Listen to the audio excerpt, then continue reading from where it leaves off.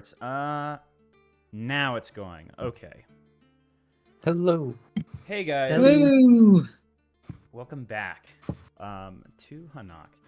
Let me know if there's anything going on weird with the stream audio, and I'll try to fix it. But to start us off, we've just gotten back from a session, or I should say, we're going back straight into the action. So I would like somebody to possibly give me a summary of the last game. I can do it if nobody wants to, but you'll get a hero point for doing it. I think I can. All right, Electra, go ahead. So we started off in the hologram room that we had finished off the previous session. Hologram was gone. We heard some creature noises outside the room, and also came crashing through a window that Ash had opened. After a little bit of deliberation, we entered a cave that was hidden under the rug in the center of the room, in which there was a hallway with ice cream and powder traps all over it. We kept hearing kind of creepy noises while we were exploring through the caves, eventually coming upon a room with target dummies that all had gauges on them. After putting our minds together for a little bit, we figured out the puzzle, and Wicker was able to also find a red key mounted in a head on the wall right before he got ambushed by something. We rush into the next room, where we find a bunch of different memorials, on which one with the engraving "The Burin." Turns out they were all old banners. Oh, is that not right? No, it was just it's funny that you remembered that. What a bizarre detail. I was taking notes during the session, so. Amazing. It turns out they were all old banner sayers, each of which were about anywhere from 1 to 3 stars. We go back up after finding the black key in that room, and we were chased by drills and dire wolves throughout the caves, eventually ascending a dumbwaiter. We were at that point hearing that Armada might be around because we started hearing their foghorns. Ari was kidnapped by a wolf and taken down to a room that we'd been in before. And eventually we were able to get the keys and save her. We opened all the chromatic doors, and then we opened all the other unlocked suit doors. And after that we heard Koeda and another talking about how they shouldn't have left all the doors unlocked. Water starts gushing from the roof, and we can't see much. Eventually, Koeda and 777s start fighting us, and they were trying to steal our money. After the fight, we kind of make up a little bit, and that's when we travel to... I believe that's when we travel to the guy's line, where Ashtaspa actually walks across the whole thing. And then we were able to sail over to the other side and meet up with her when we were ambushed by Commodore Maxivon. And then I believe we were all hiding, and that's around where session ended? Yes. That's the last thing was Commodore Maximon was like, all right, either come back or, I'm going to get sussed out. But we're going to return to that as...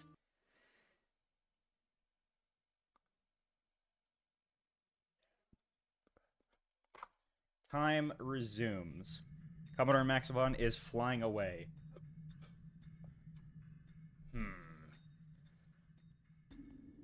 Who the hell does he think he is?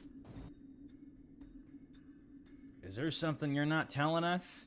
Ghoul says.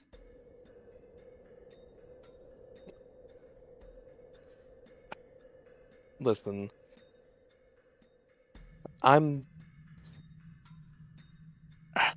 He kind of looks at his other party members for confirmation of is it okay that I'm about to tell them some things about us?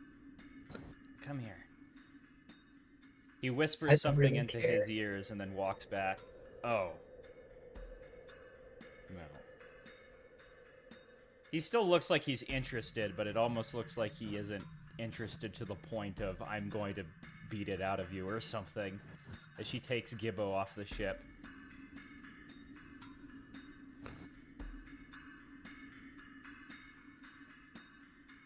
So I'm still talking to him, right?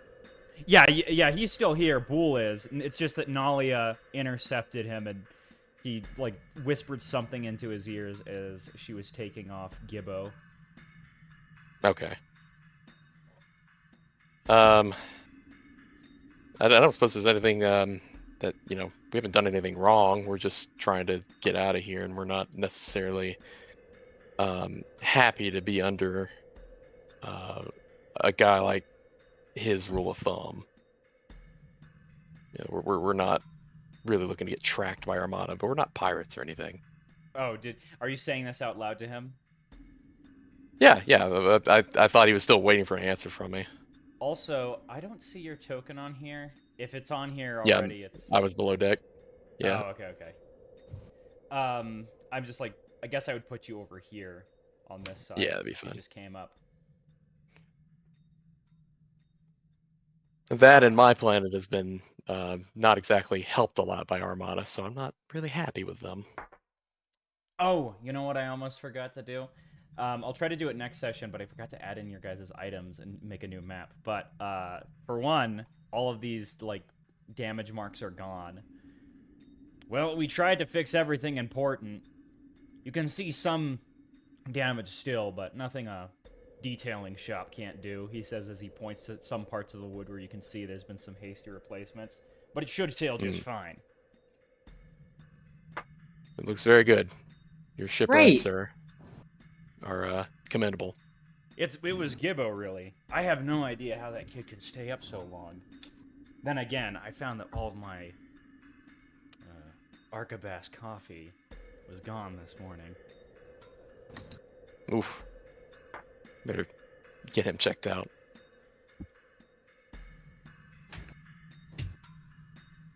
He's gonna kind of like start stepping off over here. Just give us a holler if you need anything else. It's the least we could do for y'all. We sure will. We appreciate it. And Bool steps down with everyone else. The crowd is dissipating a little bit because remember, you guys were on the other side, or the second guy monument, I guess. Mm-hmm. And so the party's now together here. These guys kind of go away for now. What do you do? Well, if the ship's working, we should sail it out of here.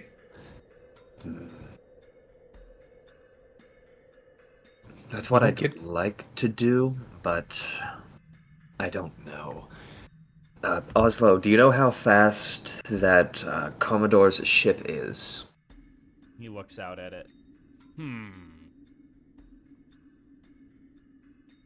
He has to think for a little while, and I actually might even want to make a check. This one is going to be blind.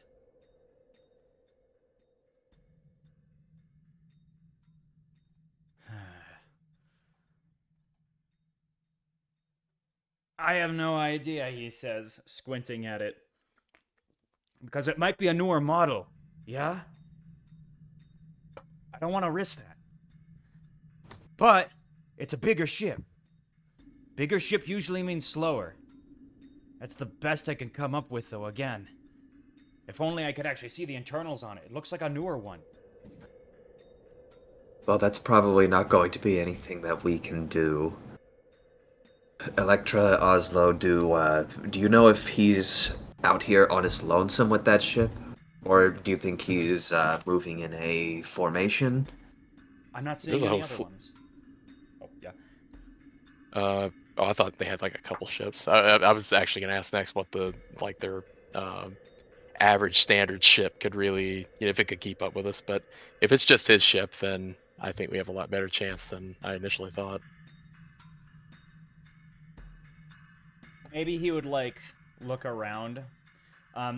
Give me a perception check. Perceive. Go, my eagle eye, go. You do remember that there was another ship that didn't look like this? and you're able to piece together maybe Electra, because you also made a perception check, that probably there is one more ship with them to patrol the planet in case the other ship is, like, you know, in danger or something like that. It usually is common that, like, at least 2 fly around together. It seems like it seems like this is a scouting party, not like a war group or something. I have a feeling if they chased us, they wouldn't chase us very far. Just make note that we did run away. Might engage in a scuffle, but I doubt we would come out worse for wear in the end. And they don't they don't really even know who we are, so I wouldn't be opposed to that. That's right, we wouldn't actually go to the top of their search list. Do you think if we used those signal flags we looted from the wreck of that one ship, that it would buy us enough time if we confuse them with them? He thinks about it. It might work. My only question is, they might ask how we got the flags in the first place. Add another charge to the litany of crimes we're committing. It's not a crime if you do it to Esperanto. He looks around. Then again, I don't think there's anything illegal about just owning stuff like that. Sometimes it gets washed up in the wreckage. At least with people I've flown with, they don't really care that much. It's just slightly suspicious if they already are suspicious of us, he says, pacing around here. Whatever. I can handle it either way. If you guys want me to run, I can run. It looks like that might be our best option. Agreed. Does anyone else have anything to say? Will we be trying to make a getaway? That If you can rhymed. If you can think up of a reason, maybe to use the flags, we could come up with a plan. I mean, so long as we just get out of here before they notice, we won't even need to come up with a lie. Oslo starts, firing up the ship. Somebody go turn on the core drive. So I'll what go are- do that and get the signal flags. And she What will are the signal go... flags for exactly? Just to Just They're to give ship to messages ship to communication. Yeah, exactly. okay. I was thinking, like, at the very least, if we did want to use them, which it sounds like we probably don't need to, but we could say something like we've lost main rudder control or something, like we'll be right back, and Yeah, maybe actually, maybe not if the you- greatest idea, but If you can make a society... Sorry. If you can make a society check, Electra, you can probably imitate that message. it sounds like we might be able to get out without doing that. Plus, I don't really have good society. Ah, okay. I could try, but I don't know if I'd really know for sure. Or if it would just be me. It would certainly be a Nah. harder With it. DC because you're not a sailor like Oslo and Electra are. However, maybe you saw it on your way out of Nureka or something. I'll give it a shot. Maybe. Okay. I'll start checking that. However, real quick, before we... Oh, man. Yeah, these are... None of you guys really can remember much about it. Here, I'll do one real quick. Give me a second. Did mine Is- roll triple? Yes, it did. Okay. I made a refresh then. Real quick, is Koeda around at all? Because this would be around the time we go suddenly do a flashback where it zooms into ours. Like, I remember that conversation, and it wibbles back to yesterday, I should say, in Gib. Oh, she would be, but we were both very, very busy, so she is still asleep, and I am don't worry. here. All right, so you're thinking about something in the past, a conversation that will happen at some point. But, yeah, okay, that's fine. I think it's about time, if that's the case, to play this.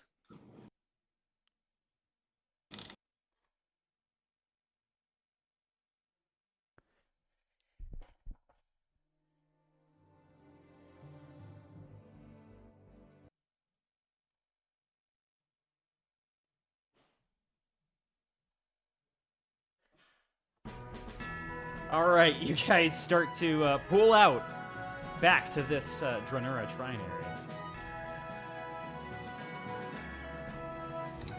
Activate. I'm going to quickly put your guys' thing on the map. As you start to fly away from Big Sickle, you can see Nalia waving goodbye and rushing back to the village. You can almost hear her calling out, "I'll try to distract them!" Oh. Though Thanks. It's at a distance where they're far away enough that they probably couldn't hear. Yeah, we Give just a talons up. we just start hearing like the Doppler effect, making it even quieter. It's so loud that it just everybody can hear. No, like she's trying to be mindful about it basically. As you guys start to float away, you start to circle around a lot on this branch. A vast expanse of Hanaq's bark stream opens up before you. You see just this endless purplish sky. As you can see that the general, like I guess you could say the general atmosphere, even though it's still looking kind of starry and night-like, it gets a lot more purple around here as you're getting closer to the sunflower in the distance. What a sight. Never gets old. The last planet had some pretty good sights. It is cool, though I would much rather be still on Godmouth. It's Relaxing. very pretty. All right. Oslo keeps looking back. They're not following us yet, as you guys get... Like, you probably, at this point, get down off of the Twigstalk and onto the, Dranura proper before you start to rotate around the entire branch. The boat is moving a little slower here. The winds aren't really that fast here, Mon. The core drive should be on now. That'll help a little. I'm going to try use it so that we can speed up out of here faster. Just not a lot of clouds right now. All right. I'm going to pull up a table. Let's see. Oh, yeah? So far, it doesn't look like Maxivon's ships even attempted to chase us. Not yet.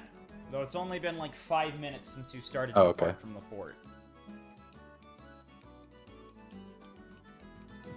Act Fair. natural. Nervously looking around. Okay. While it's calm, Ash will climb up into the crow's nest so that she can use her special goat eyes to see further. Okay. Give me a perception check, and I'm going to bank it. It'll come up sooner or later. The goat's nest. The goat's perch. Okay.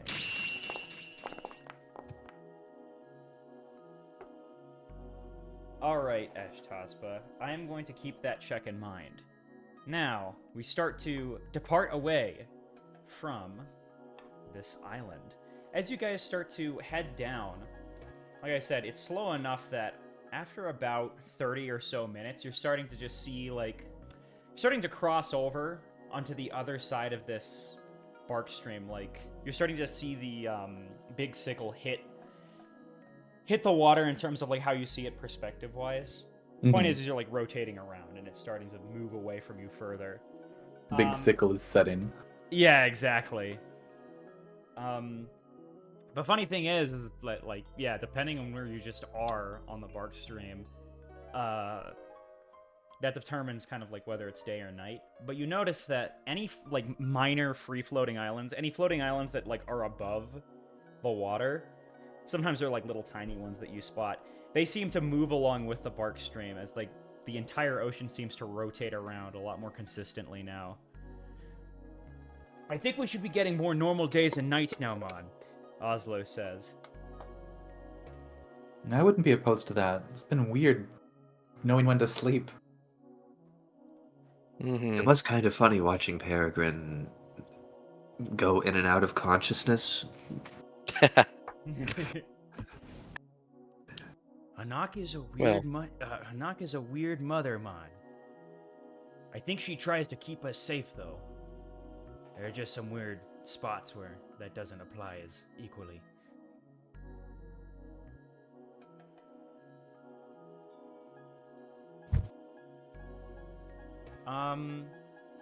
I would like somebody to give me...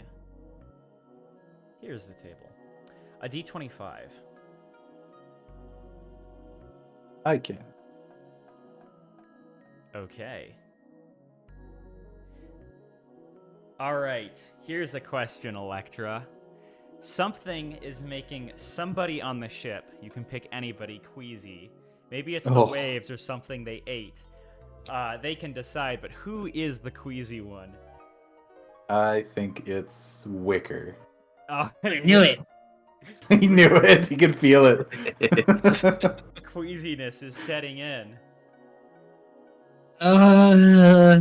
Booker's hanging out over hanging his head over the railing of the ship. You're looking a bit blue, Wicker. Is everything okay? Oh, Oh, I don't think the sailing is as smooth as Oslo says it is. Well, Is everything okay down there? Ash says from the crow's nest. We're so high up. Oh, he And actually... he starts to pull his hood up over his face, Oh. and then in doing so, it pulls it up so you can see his backside and his little bushy tail that you rarely see. It's kind of not looking like ponytails, but it's pointed down kind of between his legs. He's not feeling good. ginger. you look like you've had some bad catfish. I thought it was okay. I mean, it was okay at the time. And he starts to slowly collapse. My legs don't work, Peregrine. Don't think I'm carrying you around if you're gonna throw up on the back of my head. Oh! Being a little dramatic. He kind of lifts you up to sort of put your head overboard. So He's gonna throw me over. no, I'm not gonna. That's better. That's better. Actually, Ashtaspa raises a good point. What do we have for provisions on this ship? If you give me a perception check, you might be able to remember something, Electra. All right, let's do He this. twitches a little bit in your grasp, Peregrine. Oh, you all right?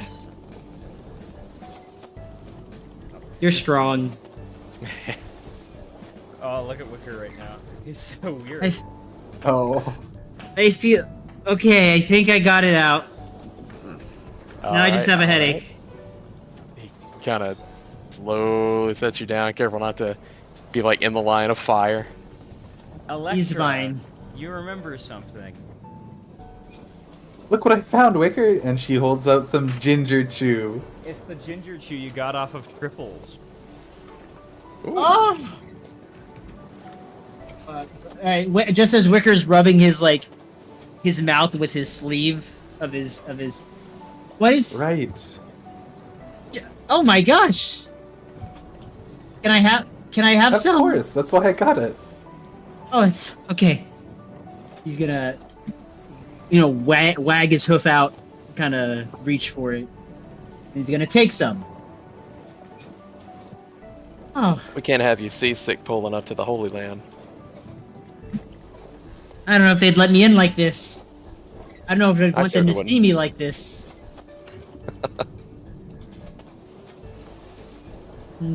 He starts chewing. All right. Okay. Sorry, how do we access the party loot again? Go to the party sheet and then click open sheet, and you should be able to click on their stash. Yep. The third tab where it says actors, Yeah. and then fair weather crew. Yeah. There should be a sheet of paper there. Click it. Oh, the think- paper. Okay. Okay. I think I'm okay. I think I'm just gonna go lay down in my room for a little bit. Oh yeah, I'm gonna move over there.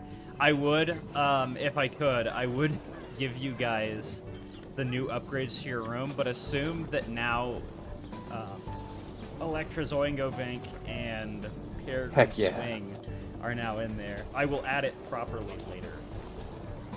I'm gonna even just God draw bless. I'm gonna draw in where they would be. There we go. Why did Electra pick me? That's just how the dice roll. Actually, It was by either the going to be way, you or Ash. Go ahead and give yourself a hero point, Electra and Wicker. Hooray! I feel better now. Heroically better. Alright, Ashtospa, on the top of the deck, or on the top deck, you're in the crow's nest, right? And seeking things out. In the horizon, like I said, as you start to see Big Sickle setting away, you notice a bit of sea that seems to rise up, which is pretty common. Like the sea will like alter in its exact, I guess you could say, it's not completely flat the entire way. Like there are parts where it just bumps up all of a sudden. But you notice that like in the distance, one of those bumps is a little more unnatural than you thought. It looks to be a giant vine. But something that really stands out about it is that there's a tiny little figure going underneath the vine. It's starting to, like, go in your direction. Can I determine what this figure is? Or is it just, like, very hard to make out underneath the waves? Well, I would probably make you do another check, but I'm going to just reveal something here. That perception check you gave earlier was a nat 20, and you quickly are able to discern Maxavon's ship has been following you secretly.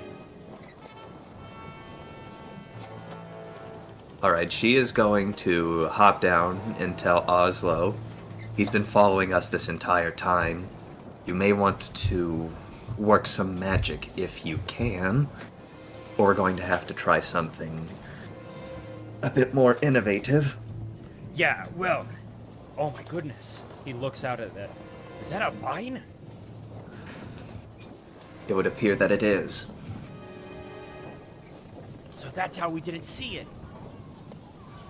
All right, he says. We're going to need to put more fuel into this. He rushes up to the steering wheel and he's going to start giving one of these. Ooh. This is actually pretty good. I don't like to use fuel unless we need to, yeah? But this is a good time for it. I agree. All right. Do you need us to load it in, or how does this work? I'm imagining, like, somebody might. Electra, you'd probably be pretty good at doing that, actually. But, it's like a pretty standard procedure. You don't need to make a check for it. And I'll say, actually, with Oslo's check, and the fact that Ashtospa got a nat 20 and warned you guys really early, you guys start to move out of sight. It seems like this ship does indeed go a lot faster. It looks like we're losing them. Ash will climb back to the crow's nest to make sure that they lose him. The tiny ship gets smaller and smaller on the horizon. And then, like Big Sickle, it evaporates across the horizon line. You guys are safe for now.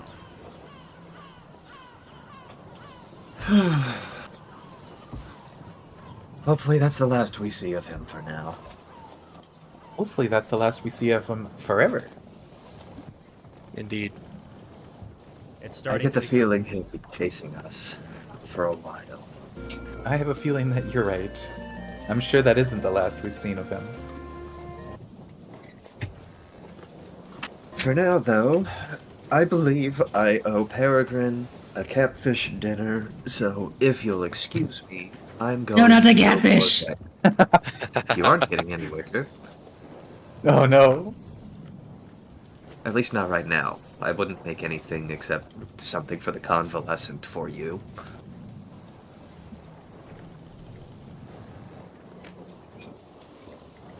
Figure that Should have too brought a talkative. fishing rod.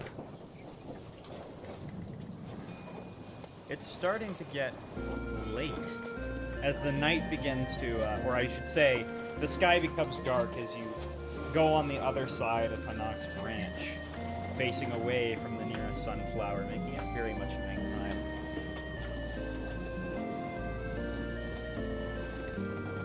Meanwhile, Peregrine's below deck, just watching this catfish get cooked, with some Tom and Jerry eyes of just complete, like, you know, cartoonishly drooling and watching this catfish get cooked.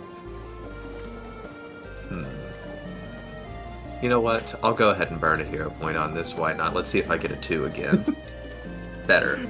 I thought you were gonna say, "I'll go ahead and burn it." I thought That would be funny. not Just you fuck it saying up. too.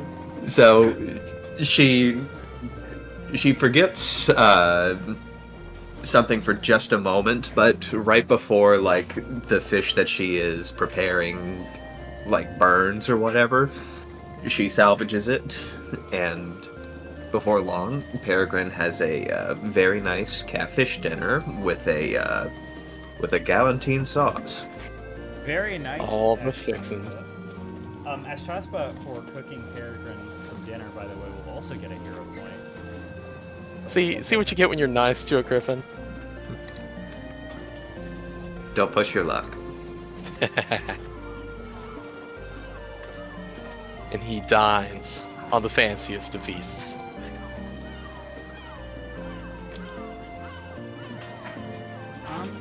Let's see. Who else is on the deck right now? Peregrine's downstairs. Electra. Is Ari still on the top deck? She's on Dranura Trinary. Yeah. She's Alright. sailing amongst the stars. I hope then. she didn't go overboard. But it's nighttime It'd be again. funny if she Ari. did. Yay. Oh, yeah, she might be up on deck then. Just kind of chilling out. Let's see, downstairs. Probably a little later, unless somebody else is doing something. Oslo might call up and say, "Hey, remember how I was gonna show you how to fly the ship? I think now is a good time to learn, man." Who, me? He's just calling in general to everybody. There were a couple of people interested in possibly learning about driving the ship. Are you one of them, Electra? Yeah. All right, I'll start with you tonight. Oslo says Okay. as he gets up to the top deck. You Oh. won't lie. It's honestly like when you get to the top deck, Electra, you notice that you are feeling quite tired just because of how much happened today. But, Yeah. this is probably a decent time to learn it. As Oslo starts looking around, he says, "Okay, let me show you the basics of this." And he starts to explain a couple of the terms. It's actually quite easy for you, Electra, to pick up on things because you already have like some exposure to the basic terms Yeah. from school. It's now just like actually applying them and remembering, oh, that's what this term means, and that's why that's what this term meant, and that's why I have to like apply it in this way. It recontextualizes a lot of it, so it's a pretty easy lesson actually. Okay. Okay. That's excellent. It is tired work being sillies, but so she's yawning through the whole thing, but still paying apt attention. Yes.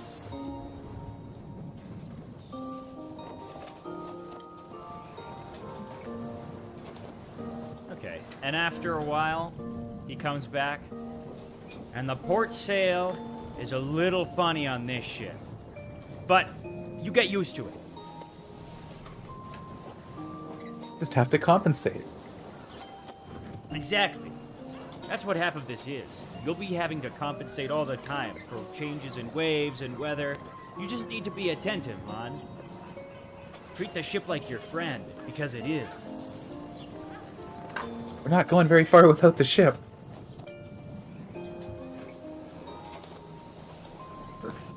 And she gives it a big old pat. The ship Pet sits Lishy. there solidly. Heck yeah. A solid rock in a world of turmoil. Alright, is anyone else doing anything tonight, or shall I call it a night? In-game. Seems like a night. Wicker's just taking it easy. Okay. So, I'm going to take up the calendar real quick and advance it a day.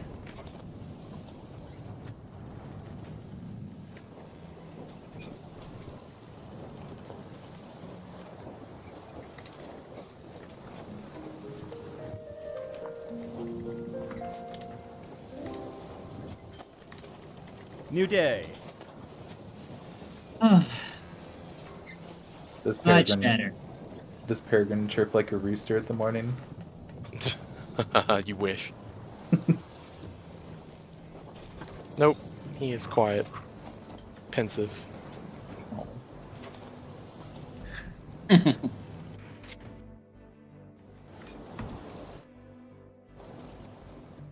Clearly not used to excursions of this length from his planet. Or at all. It's your turn, Peregrine. Didn't you want to learn? Alright, sure. Oslo May as well. calls up. He probably will now do the same thing. Let's quickly just change this back to daytime. It's a bright day, as you guys have now crossed over back onto the other side of the Dranura Trinary. Or actually, I should say, the Big Sickle Quaternary. So you guys are kind of over here. Your ship hasn't actually moved too far from Big Sickle at this point, but you're at least getting a bit more of a stable ride than you were before. Mhm. Well, I didn't crash during the night. That's something. Excellent job, Electra. This is a perfect place to practice, Mon. A lot better than the earlier spot. Oh, the waters felt a little bit smoother. So, The ginger helped a lot. oh yeah, the ginger, you haven't had anything like that ever since. And it's like, you can even still taste the pleasant taste of ginger, like the most pleasant aspects of it. It's not too overwhelming in the back of your mouth. Alright, Peregrine, you're next, he says as he... Yep. I probably would give you a lesson that's a little bit more difficult because you haven't had Armada training, but I'm going to need a crafting check. Unless you have You'd be sailing surprised. I am ex-military, after all. But I didn't really pilot the ship, just got to watch it. Sorry, what check were you wanting? crafting. Crafting, I can certainly do that. Now I'm gonna do the thing where I say like, yes, do you have Sneed lore? Yes, I'm gonna ask about that first, even though I know you don't have it. He's got I don't have seed seed lore. I do have seed lore. Okay, the first lesson is actually quite difficult. There are so many terms that like the DM would have to learn and explain, and I mean that should Port just go to starboard, show. aft bow. That should just go to show how difficult it is. There's the terms, and on top of that, this ship seems so finicky. You can understand now why Oslo is so laser focused in on piloting it. Being at the helm is like, you need to be constantly watching every aspect of it to make sure that you're being as efficient as possible. And you start I believe it. You know, you start to see just how much like tinkering he has to do with like the sails and stuff like that to make sure that it's going as fast as possible. Right. It's a lesson though that you can get through without like completely losing it. And that's how you use the rope, he says. Or actually no, I'm trying to think of a better one. And that's why you should never tie the rope on this side of the bow. Alright, any questions? Well, it's certainly not the use I have for rope generally, but I guess makes sense. Understood. Ari, it's daytime now if you're still up on the top deck. And as such, it's, you know, if you go anywhere outside without your hat on, even with the hat on, it's a little uncomfortable. Yeah. Suppose she'll just pull up in the bottom decks then, right away. Ari, What? I just remembered. Yeah. You should try to pick up some sunscreen. Oh yeah, Ari is... I bet that helped. Oh Would that prevent her from becoming salty? Uh-huh. I suppose I'll try it. Next time we're out, I don't have any with me. I'm sorry. I usually do, but I don't have any. But next time we're somewhere where we can shop, we'll have to find you some. God bless Wicker. You normally have sunscreen? Well, I mean, yeah. Sometimes I don't have any now. I'm sorry. I'm just like I'm trying to piece together the logistics of like deer sunscreen here. Just for the nose. Just for the nose. They like little. Just a dab. Do they put it on their horns? You know how deers have modeling on their back, and he kind of pulls up his robes to show the little spots on his back. Didn't know that needed sunscreen. Well, that's because you miss spots. Oh my gosh. Is that true? Yep. Oh. Absolutely. Wow, so Wicker needs like... Wicker must have pretty sensitive skin if that's the case. No Why do you wonder think he I wear needs- this ugly looking rope thing? Thought you just. No offense. I just thought you didn't have a sense of style. Oh. Oh. Ari, that's rude. How could you say that to Wicker? I don't know. Hmm. I mean, you're wearing nothing. And I look good wearing nothing too. Actually, I'm wearing my coat. What are you talking about? Is he? Are you wearing? Do you? Yeah, Have a think of a picture. what? Hold on. Oh The yeah. bottom right. The bottom right. Oh my god. I It says that I have it forgot. on his token. Never mind. I can't call anyone naked anymore. He used to be Peregrine, but now he's not the punching bag. Wicker's crying? No. I love that. Damn. I've never seen that one. Oh. Sad boy Wicker. I like Sad your robes, boy Wicker. hours. We could get you nicer clothes. I like my clothes. Are you- I'll give Well. you my hat of disguise. How about that, Wicker? At least Then you can- Ari I have one offered of it. those. But, I mean, that is his fit. It's... The Mm. Holy Land fit. Only the It's- holiest of fits. Yeah, it's holy, all right.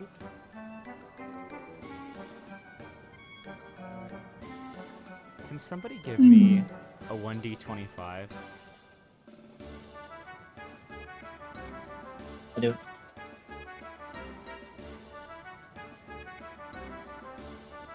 Yeah, Wicker's like, I'm not gonna get picked on again. Okay. For everybody, actually. So just the first to answer this one gets to, claim it. Somebody left a mess. Who was it? What is it? Yeah, who is it and what is it? A mess. Ari. It was. Oh. Somebody has to claim it. Like, I did it. Yeah. Oh, okay. Okay. I mean, I don't know what Ari would leave around. Like a bunch of papers, maybe. But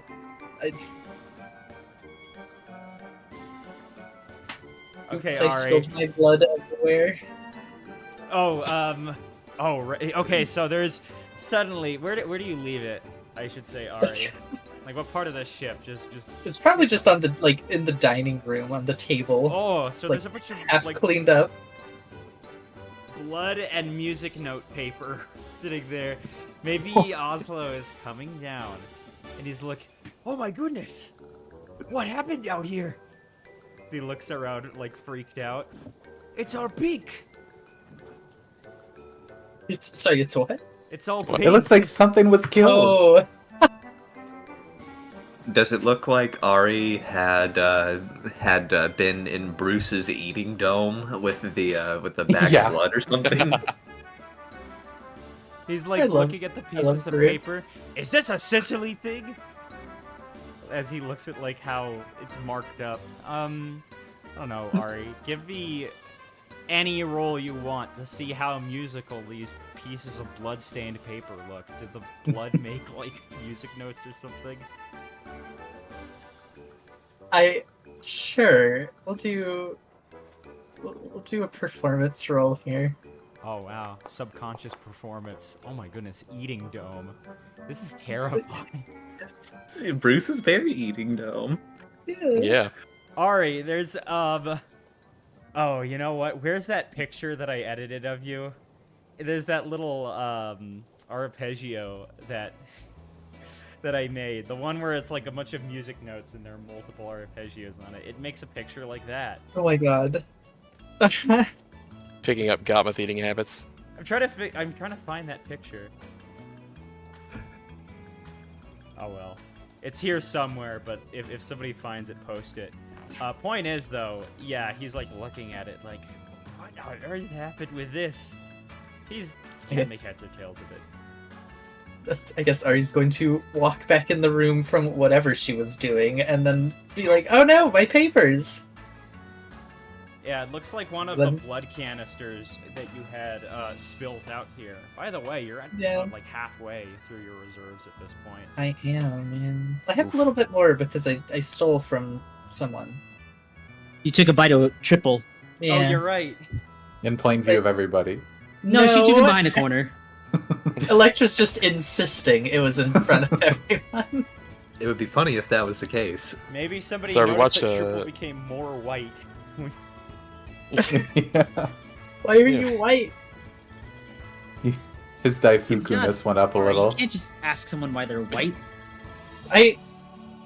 Is Ari brown enough to ask that? Is that like... I'd say so. She's more I certainly red am. than toasted brown, unless Electra casts a fire spell in her vicinity. Then she might be. Ari is kind of like a lightly toasted horse, honestly. Well crowned. What a great image. Ari, you get a hero point, by the way, for making a mess with Bruce's eating dome.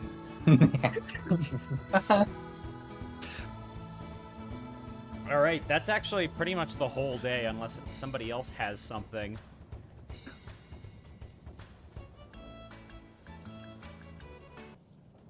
Another day passes. Where is it?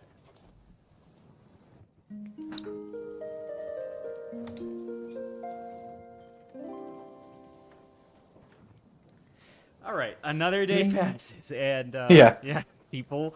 It's another same old. New morning. I think Oslo has taught both people that he wanted to teach how to do it, unless somebody else wants to also learn. If there's any more crafters in the party. I think Ash might learn both because, well, she does have some crafting skill, and it might just be a good lesson. Honestly, at the end of the day, we probably should all learn it. We have time.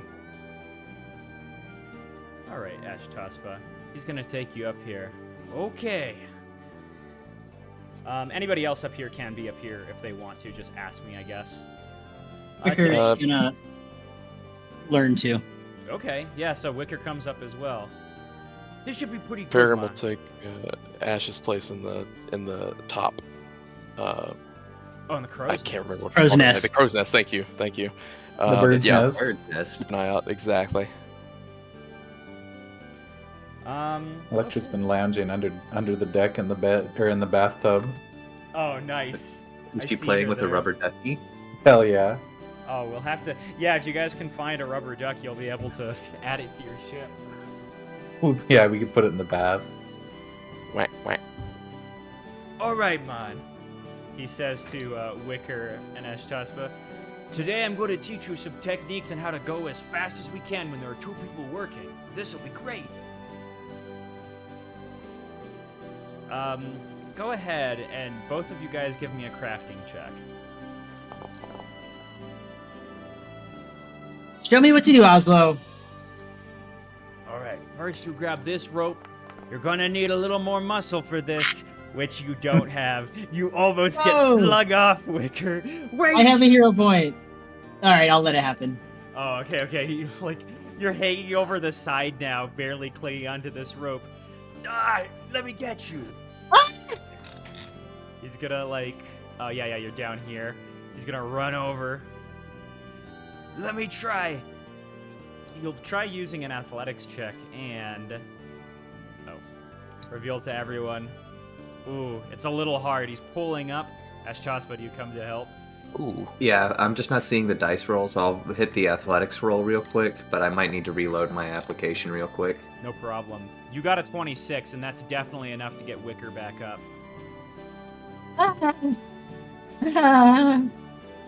You okay there? You didn't tell me the steering wheel was gonna do that. Well, he says, looking over, there was a bit of a bump back there. Remember how I told you the sea is not exactly even? There was a huge bump that you guys just crossed over, sending the ship flying for like a couple seconds. But it's... Try not to throw the deer overboard. Yeah. You gotta slow down for the speed bumps, Wicker. Yeah, that brings me to my next lesson, the topology of Hanaq. And he starts going into another lesson with you, Ashtaspa. However, I will say, with that crafting check, you were able to actually impress Oslo with how quickly you learn it. Man. Oh, it doesn't... No, it's not a New Day playlist. Man. Man, you could be... Well, if you were ever... Nah, never mind. I was gonna say, if you were in Armada school, you'd be able to do great, but I'm not even gonna try that one. I think that's for the best, Oslo. But I can tell that was an attempt at a compliment. So thank you anyways. Alright, somebody aboard the ship, give me a D25.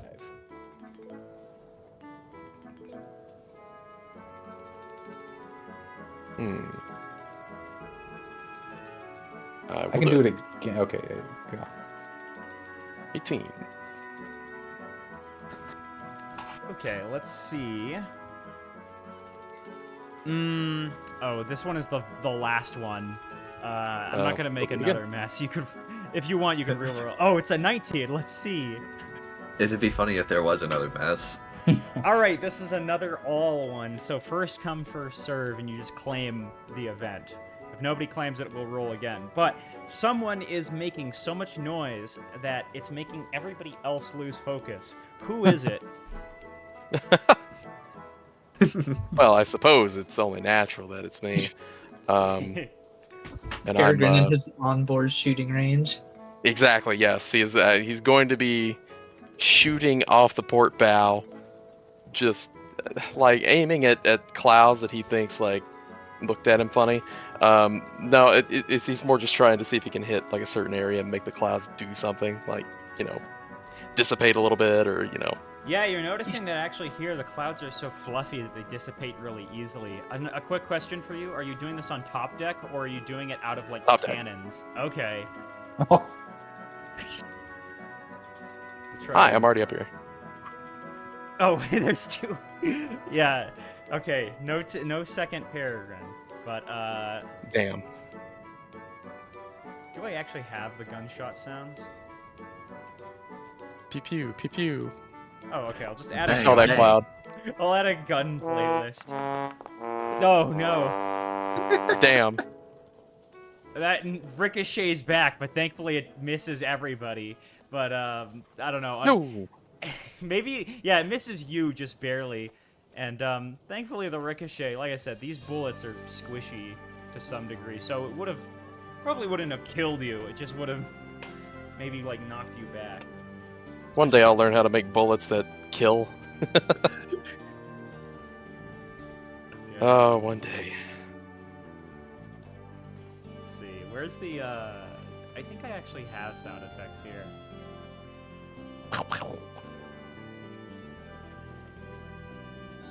I do. Okay, let's see what gun sounds I have here. Oh yeah, that's perfect.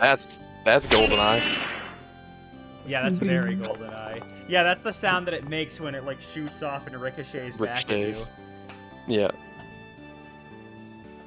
Hey, what's going? Oh, There's a lot of noise over. He sees that you're holding the gun. I'm just gonna leave him alone. All right, next. As he keeps on. Come on, going Oslo. with his No, lesson. no. Come over here. Come here, Oslo. No, you're gonna learn how to fire a gun today. What? He says, okay.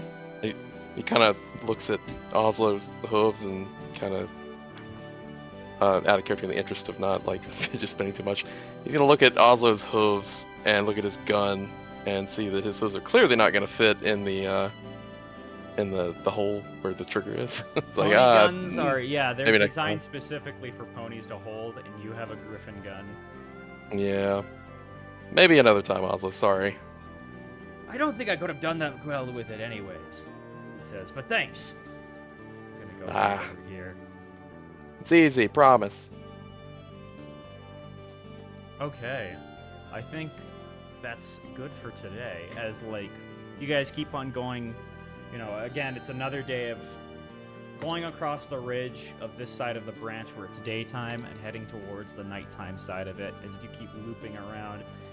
The currents just seem to naturally want to do this anyways, so it seems that you're going faster, because if you were trying to fight against it, you'd have to basically, like, constantly be trying to turn the ship back and ultimately going a little slower. That's at least how Oslo explains it. Okay. One more of these.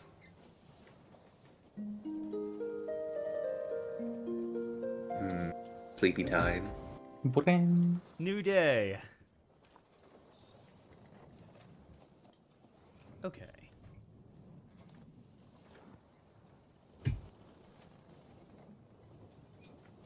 Next morning. Oslo's like laying downstairs in the lower decks.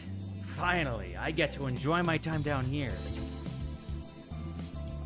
He's gonna be in his room, and he's putting up like a picture there.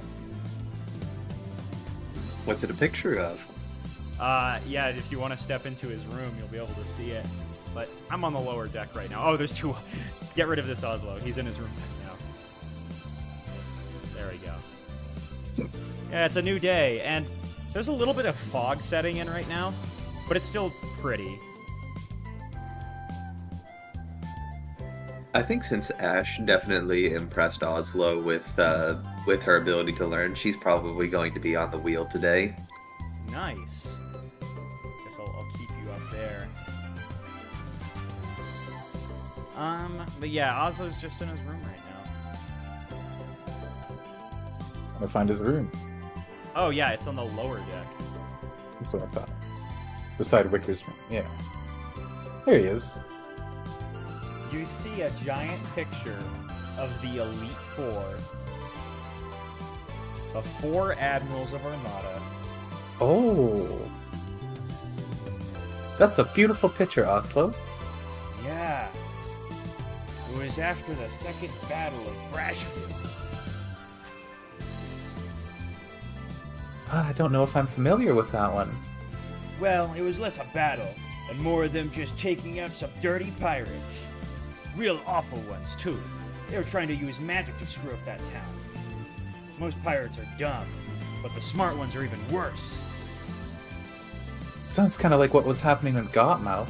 Maybe to a lesser degree, but it seems like it's quite a common theme around these parts.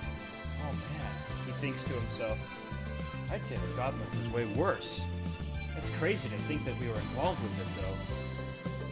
Oh, sorry, that's what I meant to say. The other one wasn't as bad as Gotmouth. It would be pretty hard to top that. Yeah, I guess it's just more that he's impressed with the fact that he's been through an event that is more impressive than something he geeked out about growing up. Hey, Oslo, maybe once all this blows over and we fix Armada, maybe we'll get a picture like that. Oh yeah, you're right, he says, looking at it. He looks at one of them, Admiral Cyclone Storm. It's a pretty simple name. Man, is he fast. Some people call him Admiral Stormy. That's how he seems to be like to call. That's what people seem to like calling him anyways. What were you gonna say, Electra? It would have been interesting to meet them, maybe pick their brains. Yeah, he says, looking down. Maybe they'd understand. He says, walking out. And she will follow him and Oh yeah. I was gonna say he's not walking out in a way that he like wants to get away from you. It's more Yeah. just leaving so the we can room like out talk the and window. walk. Yeah. And she'll continue the conversation. You know, after being on this side of Armada, I'm thinking back to a lot of the things that we were taught and wondering how much truth is really in them. There's Like, what are they gonna? Oh, go on. Like, what are they gonna say about Gomoth now? Huh? Oh, he thinks to himself. I don't think we'll be portrayed in a very good light, even though we're doing the right thing. You know, I saved up one of the newspapers back, when the things were cleaning up. With Darkhorns, and he was it the one that we all saw? Are you talking about? He's referring to this one as he pulls Yeah. out New Start Forgotten. Alchemical incidents. Hey, It seems like it's being covered up right now, but all I meant to say was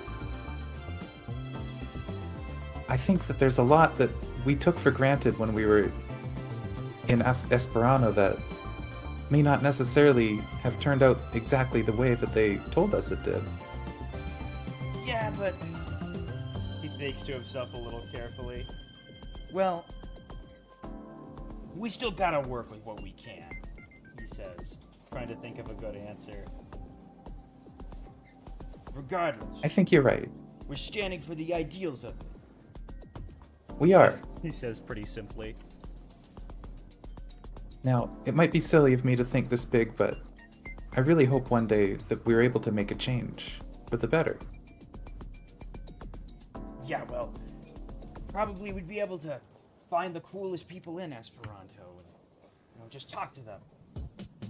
Exactly. They've got to be they've got to be reasonable people. There has to be some somewhere at least. Let's see. Can somebody give me another D25?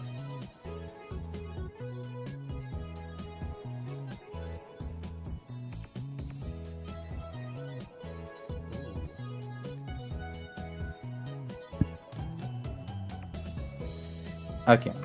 All right.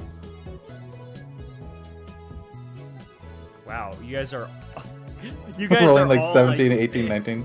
Yeah, it's just a perfect procession, though. We do have a new one for this one. Have we done this one before, actually? You catch another party member trying to fix something broken, Electra. Who is it? And they can decide what it is. But who do you encounter? Fixing something broken. Ashtaspa. Where are you, Ashtaspa? You said you were on the top. Currently deck. up. Yeah. I'll put you up there, Electra.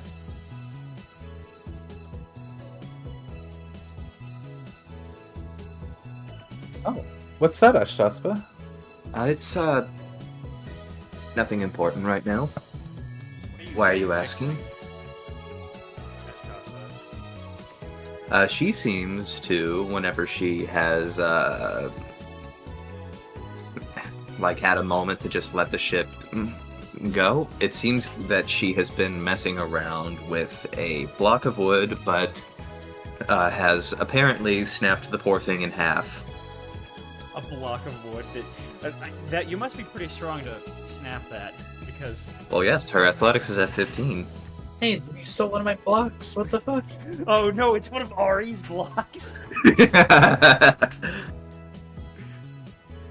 You're holding a big music block that you thought was a lot stronger when you were using it as a stress toy. Is that accurate?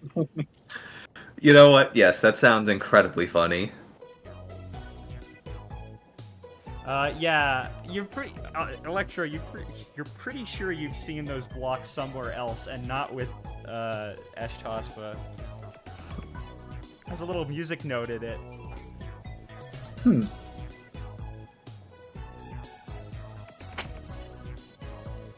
Are you sure it's nothing, Nashtasta? It's nothing you need to be worried about. Well, if you do want to share, I'm always here. And I don't feel like sharing right now. Wicker, can you give me a perception check? Yes, I can.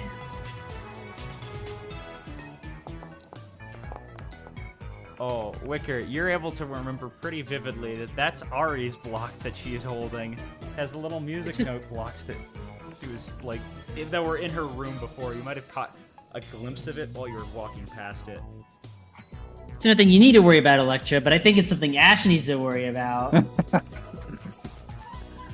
Or she might get a bite taken out of her later. That's what I was thinking. Not like that hasn't happened already. That you know of. She could be right behind you right now. And she'll like toss a glance over her shoulder to see if Ari has materialized. Have I materialized? I guess that's up to you, Ari. I've been assuming that you've been below deck during this entire time. I don't know if she walks out right about now. She's not directly behind Eshtasa, but she kind of sees them from Okay. afar. Yeah, Like- you're over here, maybe. What are you guys up to? Oh. We were just Piloting. chatting. Quick, Ash, give the blocks to me. Why? I'll fix it. There's definitely a little internal conflict in her, but she just sighs and gives Wicker the blocks.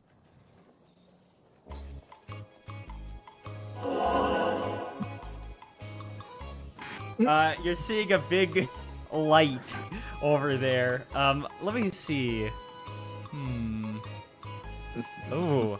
Okay, you're seeing like this gigantic light over south, but I'm going to need. Oh, I paused it. I'm going to need Wicker to give me a crafting check with this skill. With the spell. Okay. Come to think of it, actually, I'm really sorry, but I also want a performance check. Oh my god, you're trying to put the notes back together.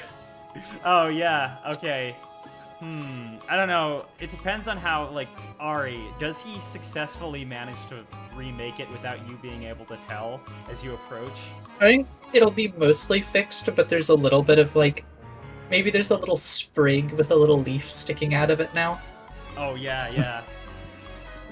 It's a little uneven, actually, because it has to be a dice still that you roll, it seems. And now it's got this little twig sticking out. As this is probably the point, Ari, when you finally reach them over here. What's going on? Did Ishtaspa scrape themselves up or something? Hi, Ari. Hi. You're not still mad, are you? I'm sorry. I didn't No. mean to. Oh. Are you sure? Yes. I don't think he was mad. I think he was sad. I feel okay now. I don't Well, think that's Wicker's good. capable of being mad. I'm with you there.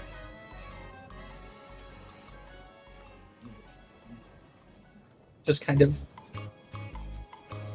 He's acting suspicious. So what is he doing? Stare at him. Well, he's Stare holding at a him block, until it he looks talks. like, with a little leaf sprig sticking out. Don't scrutinize him too hard. He's... What are you doing, guys? This isn't an interrogation. Leave him be. It was Ash. Do you leave the Never block mind. out there? Scrutinize Yes. them all you want. There's Or a he's going to pick up the little block and just sort of turn it over and just look at the little leaf. Don't bite me. Or he will bite the leaf instead. oh. Does she okay. drain the leaf of its leaf blood? No, she just eats it like a normal horse. What kind of Chomp, chomp. Nice. leaf was it, Wicker? Was it like minty? Was it just a regular tree leaf?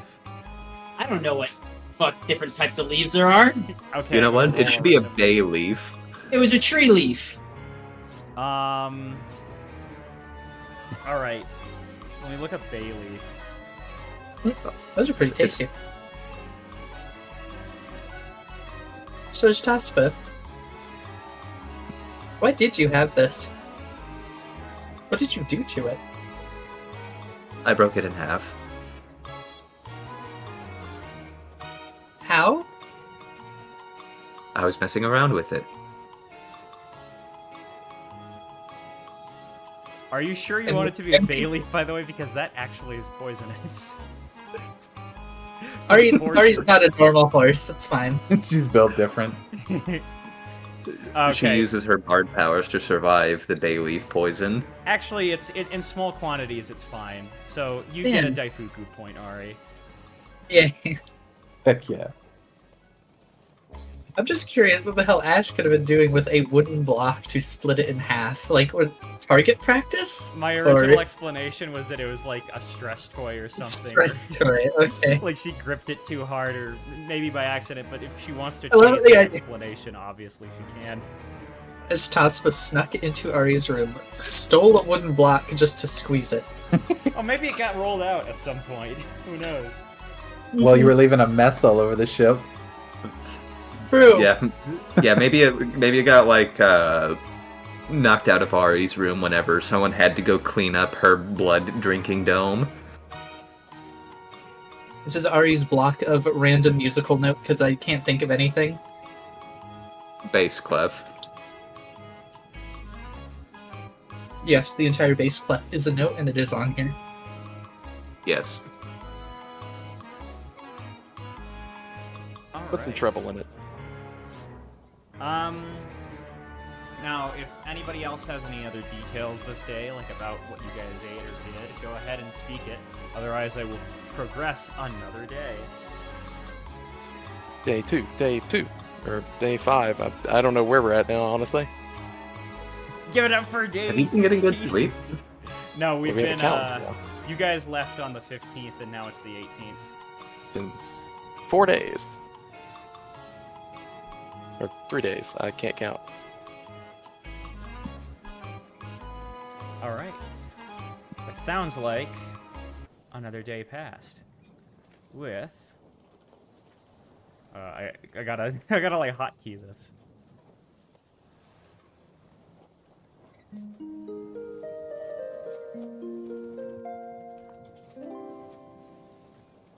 Another day passes. However, this morning, it's not like it has been for the past few days. I'm going to play a little something.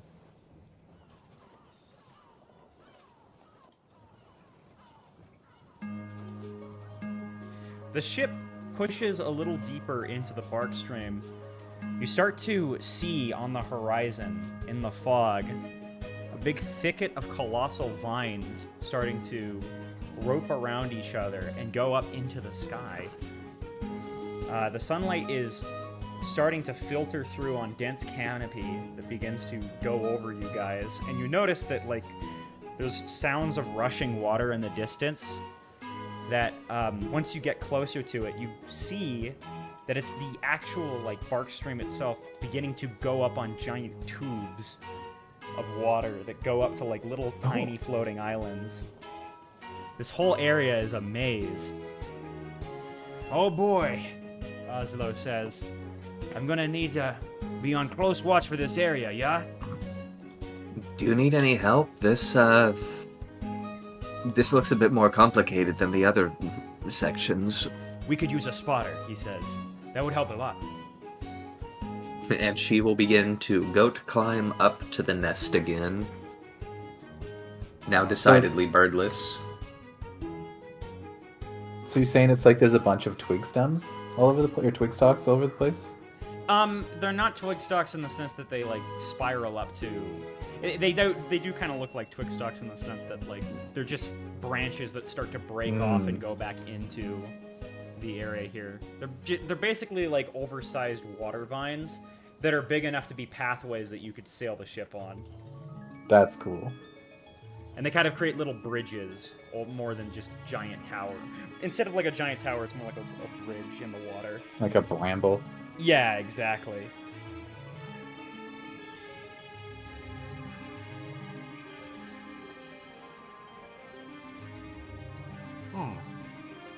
All right.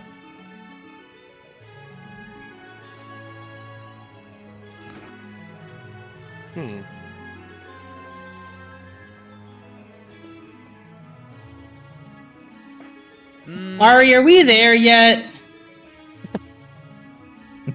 Why am I being asked? Ari, we've been sailing for like 5 days. Well, why don't you use your magic to speed it up? Ari, my magic doesn't work like that. You know Well, this. we're on a big tree, right? Just make it smaller. Oh, Got him. Got his ass. I make yeah. I make the plants bigger, not smaller. Have you tried making them smaller? I think if no, Maybe you it should doesn't try. work like. Witcher, But are I you gonna- don't have. You're gonna try to make the branches smaller or something with your magic on the top deck. If just I don't make cast the this, boat smaller. I can't do that. I can't make it smaller. Good. I don't even have anything that I can do to be funny.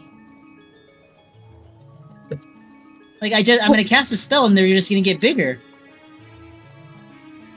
Around the ship, you see a bunch of bees start to like go around it in the water. Let me grab this. Oh gosh. A bunch of what in the water? A bunch of I hope it's bees. or shrimp. Oh. Oh no, these are good too. Yeah, there's a bunch of jellyfish that are surrounding like. They seem to be like merging in with some of the lily pads and swamp water that you see here. It's a bit of a mix between salt water and swamp water. Depends on how close you are to one of the big brambles. Do these jellyfish look poisonous?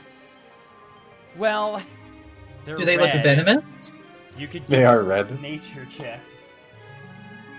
They're very red. I wonder if they're full of delicious juice. Jelly. Only one way to find out. Oh, that needs to be blind. I'm sorry. Oopsie daisies, that's okay. Yeah. Do we ever Taspa, get you're close trying to enough? figure it out. Oh yeah. Yes, she's Sorry. trying to suss out if these look bad, or These if look- they are full of extra spicy goodness, because they are red. Here, I am. Ari is very smart. Ari. Is trained in everything. So Ari, you think yeah. that these probably are completely poisonous. However, Ashtaspa, with the nature check that you did, you'd be able to find out that you could probably prepare them with like special training so that it creates like a really sweet jelly. However, you want to be sure that you don't get like any of the shocker in. Otherwise, the jelly will literally shock you. I don't know, Now that that sounds she's kinda had tasty. this big brain nature moment, she's going to go down and get like, I don't know, like maybe some nets or something to try and catch a few of these jellies. Ozo's looking overboard. Those look dangerous, man. Yes, They and do. I've already fought a big As demon. Tatsuya comes back up onto the board, already has one in her hooves. She looks like she's about to bite into it. Oh, Ari, make me a reflex save. Oh no!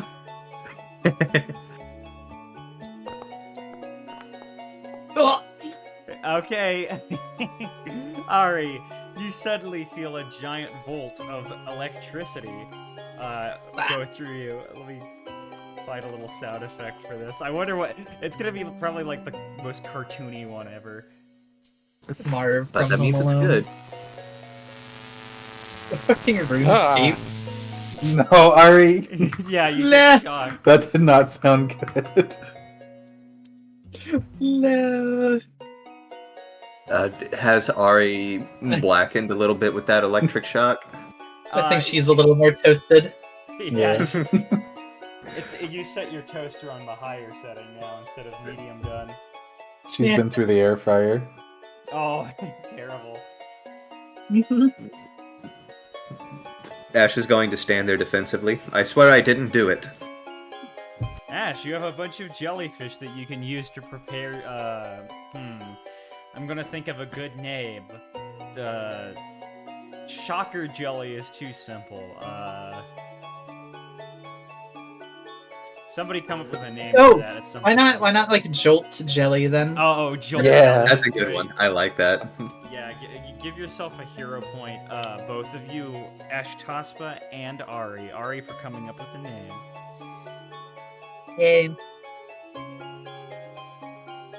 Full of hero points. Mm-hmm. It'll take a little Electra's- while to prepare it and a crafting check, but for now you have the fish. What were you gonna say, Electra? Sorry. Ari gets poked by a cloven hoof. Are you alright? Oh no, hold on, sorry. I just started eating something. Oh no. Coincidentally, that's also what happened in Hanaq. You just got shot. I was about to say, I think again. Ari is currently chewing on the jelly. she didn't stop her. She just nods at Electra. Mhm. Electra has a entertained but slightly worried smile. Alright. Look, I gotta figure out what I can eat.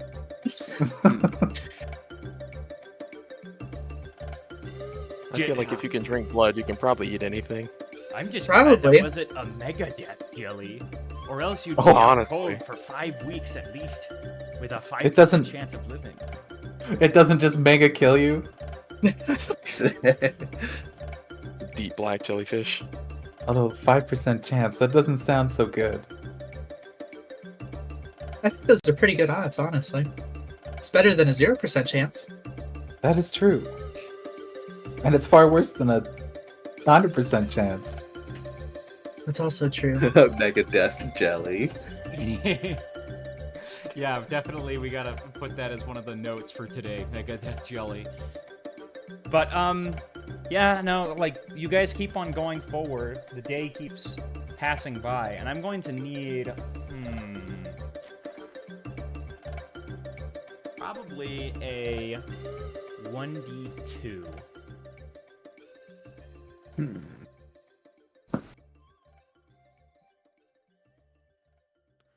Roll that dice. There we go. Oh, it's on the side, and... Alright then. Ghost.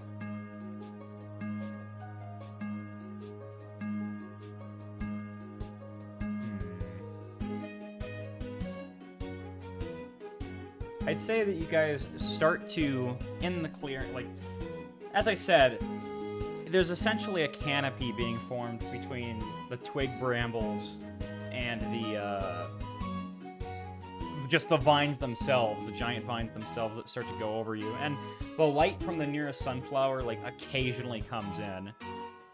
Can you give me a perception check? Just anybody. Sure thing, bossman. I will have my Perceptoid ready. You're noticing that very slowly, the plants here seem to rotate with the water, so that basically you can see that like they're moving along with the rest of Hanaq itself. This probably explains why the plants aren't exposed to just constant daytime. It seems that they move as well with everything else. Ooh, interesting. That does explain why they're not very toasty. This is a fascinating ecosystem. I wonder what kind of things live here. Well, we can definitely add the jellyfish to it. Electra's looking up into the, like, tangle. And she's just, like, looking around. Very curious about this. Hey, But there's no- Electra. Giant squid. Yeah? On one of those like big bramble bridge things that like bring the ship actually up, you see that there's a little island sticking there, and it seems to be covered in a lot of sunlight. So not too far of a detour, actually. Hey guys, look at that. And she points up to the island. Might be something interesting there, and it looks like we've lost Maxivon for a while. I suppose. Besides, we could probably use with a moment to stretch our legs and get off the ship for a minute. Works for me, Oslo says as he starts to take you guys over there.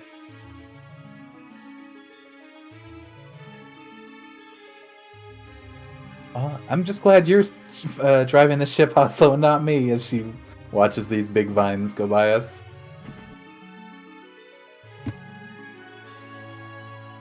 Let me see. Okay, this is perfect for it.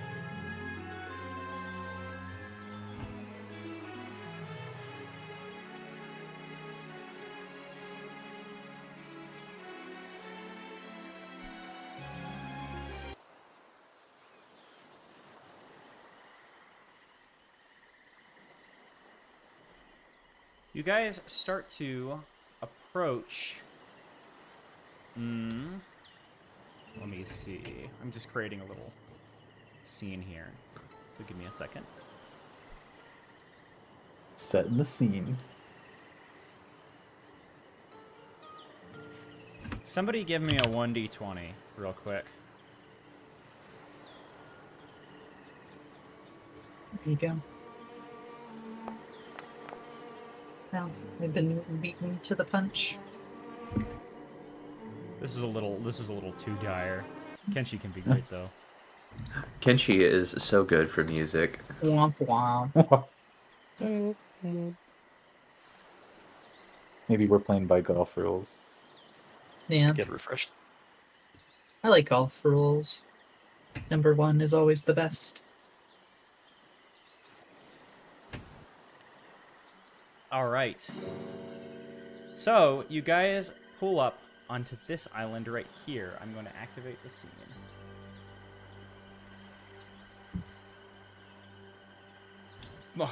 Oslo, that's funny. Okay. So the ship is pulling past here, and Oslo is definitely able to avoid some, like, rocks as he starts to circle around this place. Huh. Looks abandoned. It sure does. Like, just looking over the edge, do we see, like, this old ship wreckage? I would say, yeah, you do. What, you mean the jetsam over here? Or... Oh, I guess there's like a wheel out in the water. Yeah. Do you want me to park over there? He says. It's a little safer. Park wherever you think is safest. I don't want to end up like them. You go over here, and he's, like, getting off. He looks at the wreckage, and I think I'm going to make him do his own check. Oh. Well, it's in Oh, there we go. He squints and says, I don't actually think that's a full ship. Probably got destroyed somewhere else. And these are just parts of it that washed up over here as the bark stream is moving, man. Ah, that makes sense. Well, now that they don't need it, perhaps we can rummage through it, see if they have anything nice. And she is going to go down to here and hop over onto this piece of wood over there. Sounds fine to me, he says as he looks around over here. You guys find yourself on a small, deserted island. And as I said before, because of the positioning of this and the lack of vines over here, there's much less of a canopy over your head now. You get a decent bit of sunlight. Mr. DM, do I notice like a bird skull over here? Bird skull? Let me see. You do, actually. Yes, there seems to be a bird skull next to this barrel. Alright, is this like a, like just a regular bird, or is it like a griffin-sized skull? I would say that it looks like a regular-sized bird. Or actually, not regular-sized bird. It looks like a griffin skull, I should say. Hey, Peregrine, did you know this person? What, you think I'm some kind of, like... you think all griffins know each other? I can't identify this from a skull. Yeah, she just picks up the skull and then just, like, moves it around. I don't know, maybe thought he looked familiar to you. Can't believe it. Everyone left Ari on the other side of running water. Oh, Electra just waded across. Oh, can you not cross? Yeah. No, I Yeah, can't. she It's fine. It would be I'm funny sorry. if she like acted like vampire lore was real just so she didn't have to get wet. Ari, Yeah. I will say, though, if you trudge through that, your big MF hat starts to, like, sag, and you bump into this tree unless you give me a reflex save. Why was my hat get wet? I'm not sticking my head under. Yeah, it's like a little flow of the waves as you went in. You didn't expect it. This is for whether or not you avoided your hat wetness. What? Okay, here. Look at this. Wet hat.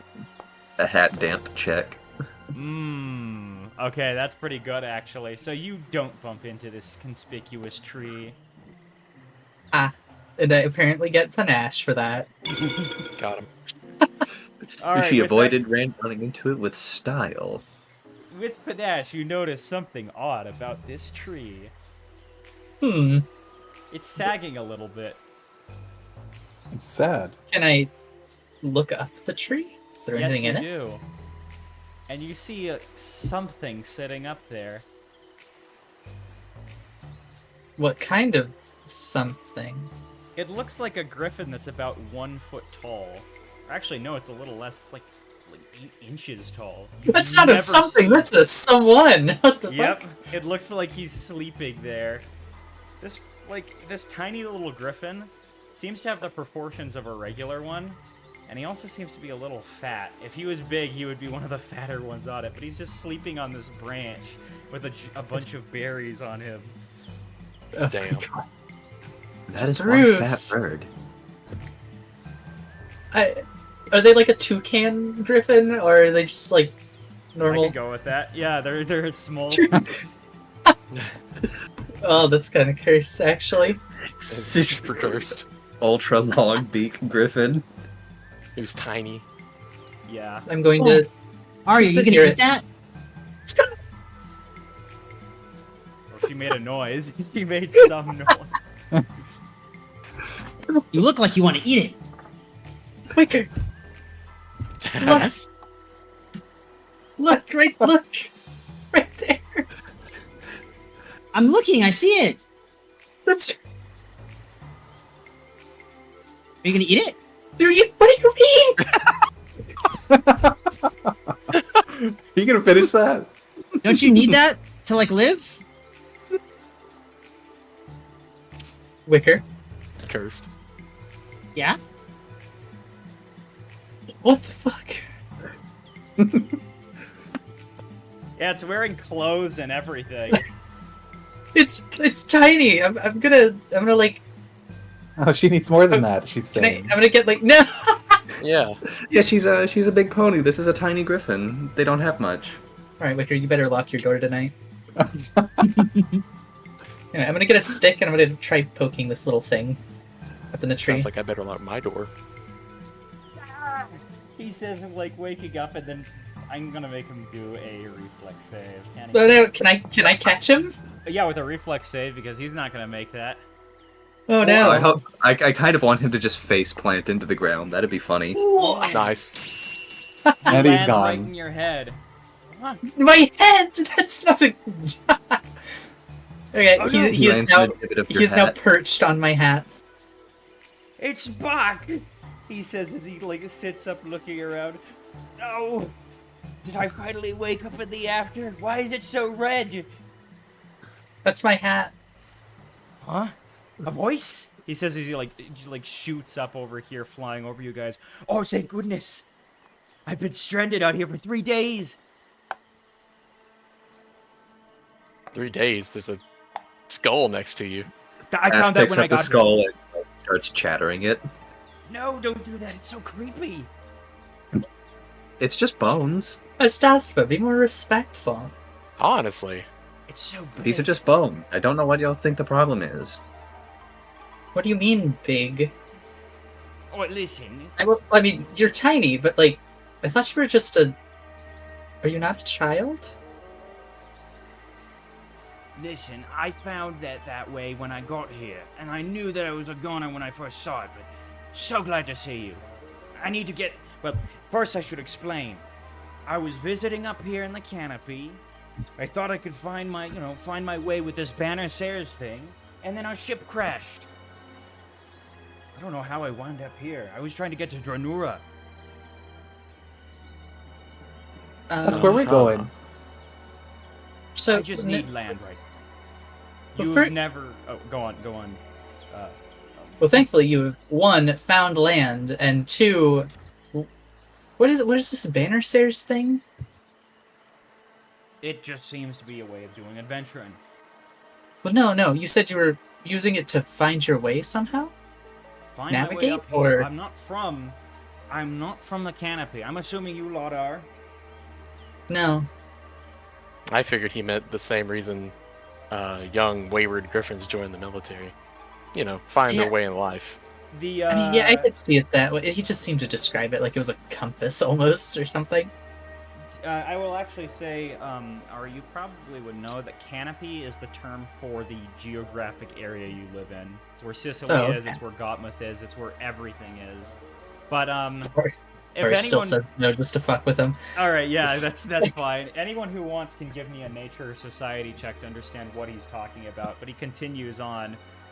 Point is, most people like me don't leave Bolo Island. Well, except for recently. But still. Or actually, no. Not Bolo Island. I mixed up one of the Beyond names Lookout here. Island. Bozo Island. I forgot to introduce myself. That's my name. Bolo. Nice to meet you. Okay, Bozo. You own an Don't island? call me That's that. impressive. He says as he lands down. I can't fly for very long, he says as he pants a bit. Peregrine, you have never seen a griffin this small. This is really weird. It's extremely weird. He didn't answer my question about why he was tiny. Like, why are he you tiny? small? Why are you so small? Everyone What from happened to Golivo, you? everyone from Golivo Isle is small. Right? I don't need to explain it. We're just small. Uh-huh. No, I think you do need to explain that. Like, everyone? Are you all birds? Yep. He says All nodding. birds. Small birds. So Who's your there's nothing ruler? else like this? We try to be independent. Though Esperanto helps out with that. We're in the trunk, see? So, going back to the society checks, Ashtaspa, one thing that you learned about when you first started to go out away from your planet is that these bark streams seem to extend all the way down to an area called the trunk, which generally was described as like the only place where Esperanto's influence really starts to wane. Peregrine, one other thing would come up with that. You've heard of the trunk and all these things. You've also heard of, like, occasionally something called warden. Just the two words are associated with each other, but you don't know much about the word warden. And yeah, he continues on. He just explains, I'm from the trunk. So maybe you haven't seen anything like this up here. Can't say I have. I've never really left Gotmuth.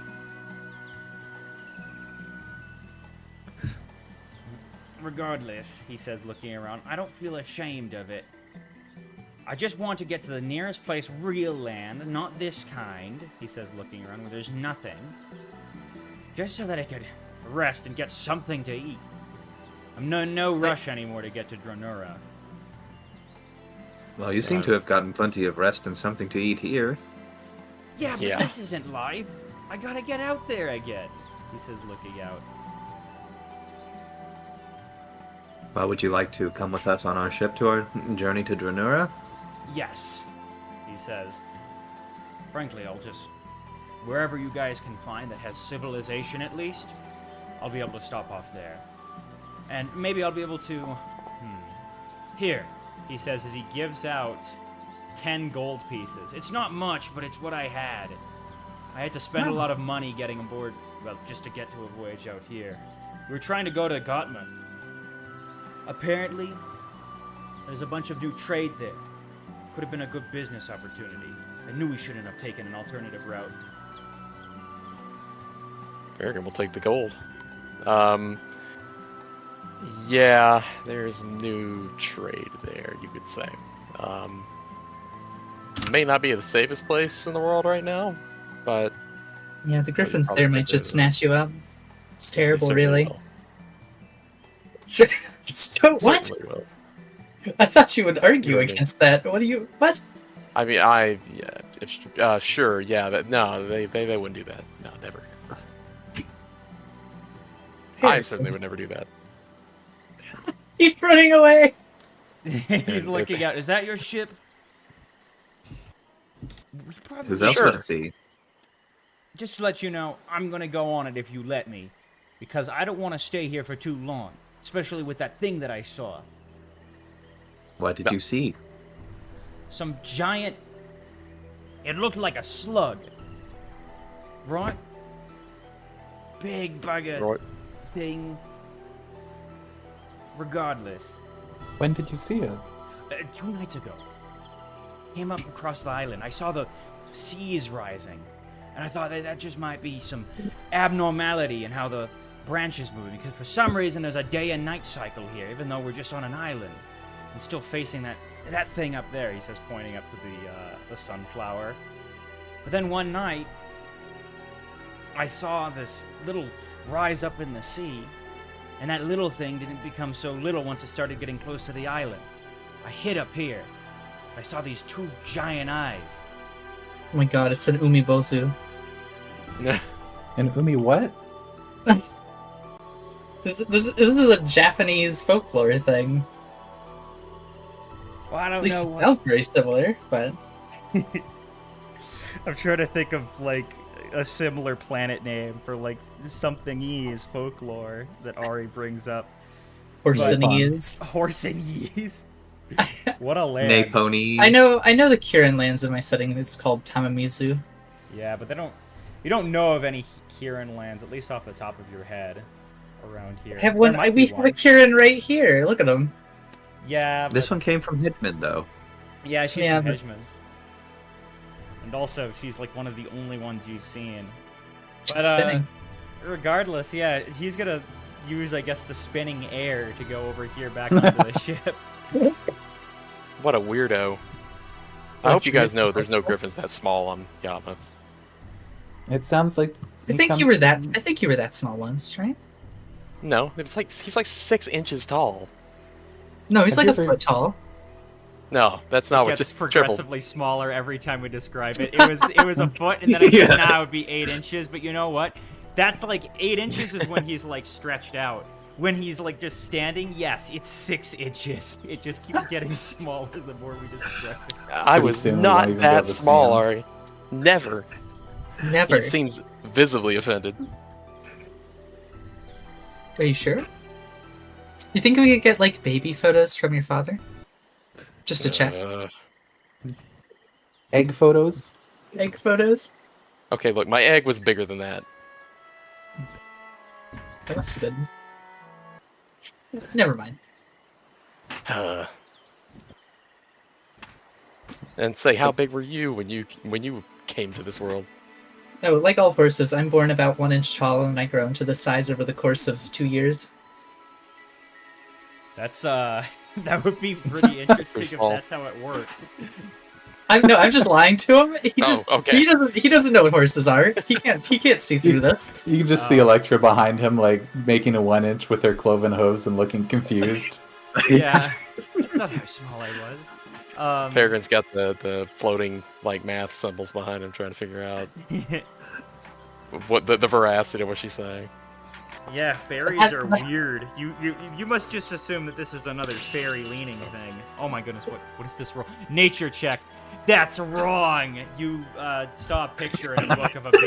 You're lying to me. I saw this in a book. Wait, you can bring You it? read a book once, Peregrine. There was a lot of pictures. Peregrine just scoffs. I'm not gonna fall into this trap. I think you already have. Certainly not.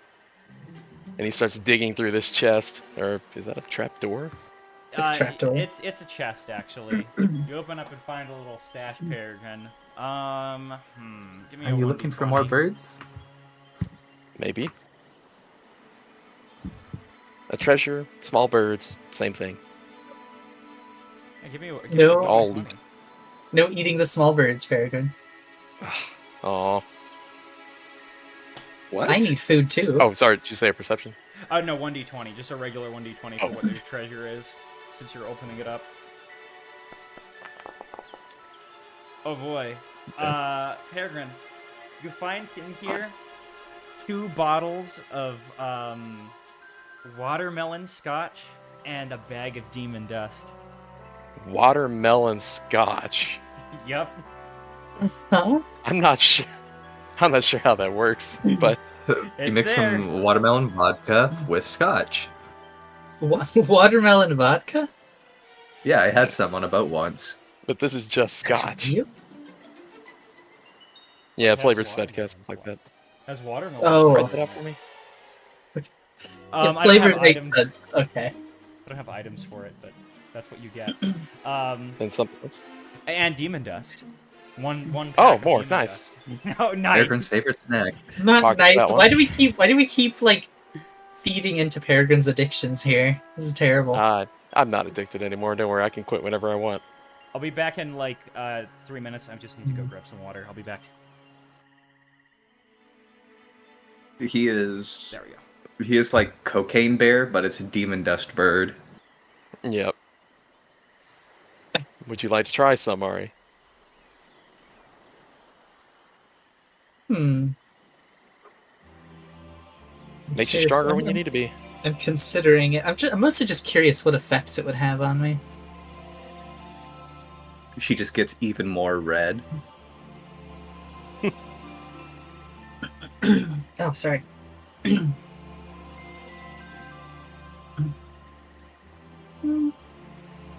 Nah, I think I'll pass for now.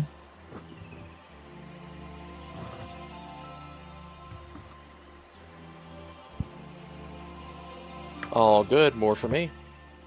It's fine. I can just like secondhand get the effects by biting Peregrine. Yeah, well, he's just beak deep in his Hanaq Colombian nose candy. It's an efficient use of resources. I feel like- Exactly. Did we have someone learn the recipe for it? Short did. Did. Sure did. Okay. I might be able to learn the recipe for it now instead with okay. Are we going to set up a crack lab on the ship? Then we're definitely going to be criminals. Hey, you gotta do what you gotta do to feed your addiction. Indeed.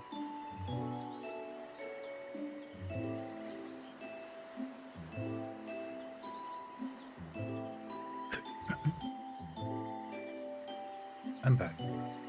Welcome back.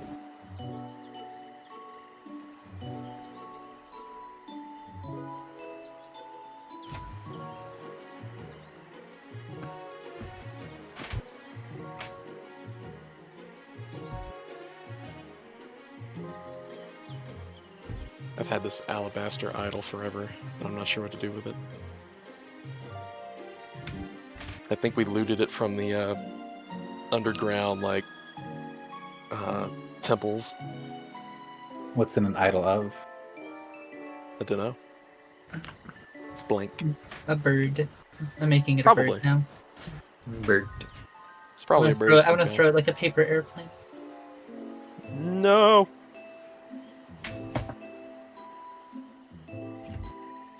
I think Ari could do that and then use prestidigitation to make it fly around.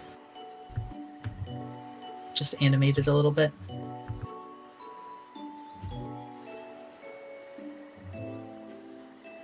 I've still got this thing.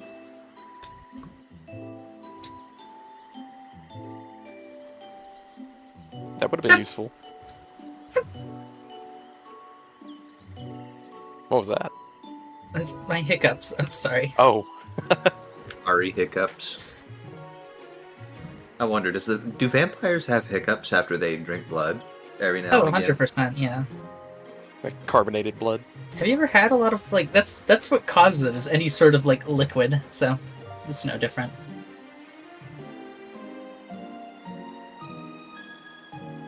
The number one, like... Oh, I was. Oh. I just had a stupid moment because I heard the number one and I'm just imagining the Count from Sesame Street like having like a hiccup like hiccup. Yeah, I imagine that's a major source of embarrassment. Is I'm a spooky vampire, bites someone, immediate hiccups, no longer threatening. It would really make stealthing hard. Mm-hmm. Could you imagine like being Castlevania Dracula, having your epic rant, but then like in the middle you're like a miserable pile of secrets. It just makes you see like a drunk with the wine glass. You couldn't use this, right? The thing we stole from Triple. We really just disarmed this man. We took his arms. Yep. No more punchy. Oh, y'all took the hand Yeah, I took his hand wraps. I'm not gonna let him punch me again.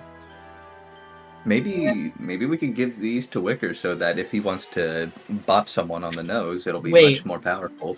So they're just wraps, right? Yep. Like, these aren't gloves. We could just wrap these around Wicker's horns. Yeah, you could have them be like little streamers hanging from his antlers. Yeah. That sounds so funny, Ari. Mm-hmm. Then he can Sounds headbutt badass. people with his horns. Like that one time, he got a crit just naturally. You know what? That's so badass. Peregrine's gonna wrap them around your horns. And put these in the stash. They're now yours. I have good ideas sometimes. Hey, sorry. I'm back. I'll try them on. Let me see how these Okay, I'm work. back. I'm sorry. But Triples, We're we have currently- to ask you an important question. Yeah. So these are hand wraps, right? These aren't gloves. So I was thinking, could we wrap these around Wicker's horns so when he headbutts people, he gets a boost? Yes, you can. Wonderful. You just have to redo them every year when his antlers fall off. Yeah. Don't forget to pick up your antlers. Also, if you smash those into things, it'll make a loud noise. Actually, I think when Wicker's antlers fall off, he can just wield them like two Tonfa. Yeah. Exactly. I was thinking that it would be like nunchucks where you could like tie them together with the hand wraps. Yeah. Hey, Swift, when were you leaving again? Well, my buddy will text me whenever he's on the way, but Gotcha. like I at just least didn't know the if we- top of the hour, and then within a range of that to the 7:30 mark. Gotcha. All right. So, if that's the case, I think we can get back onto the ship unless anyone else has anything else to do here. It just seems like a small deserted island. I might pluck this message in a bottle if it's over there, just because it looks pretty interesting. Oh, yeah. All right, so you find a little bottle, and there's a piece of paper inside. All right. You find a recipe for a food. You can decide what food it is unless you want me to come up with something. Hmm. She finds a recipe for a very, very fancy curry. Oh, very nice. It seems like And this she- also is from a trunk nation, because the language is actually different from anything you've seen before, but you're able to, like, kind of piece together that it seems to be, like, some kind of dialect of Common. It's kind of broken in how it's written out. Maybe somebody wrote this when they were learning Common early. She is doubly interested in this, and so she is going to tuck it away and prance back over to the group.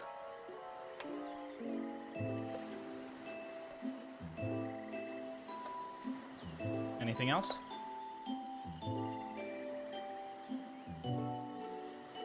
Alright. We go back out here.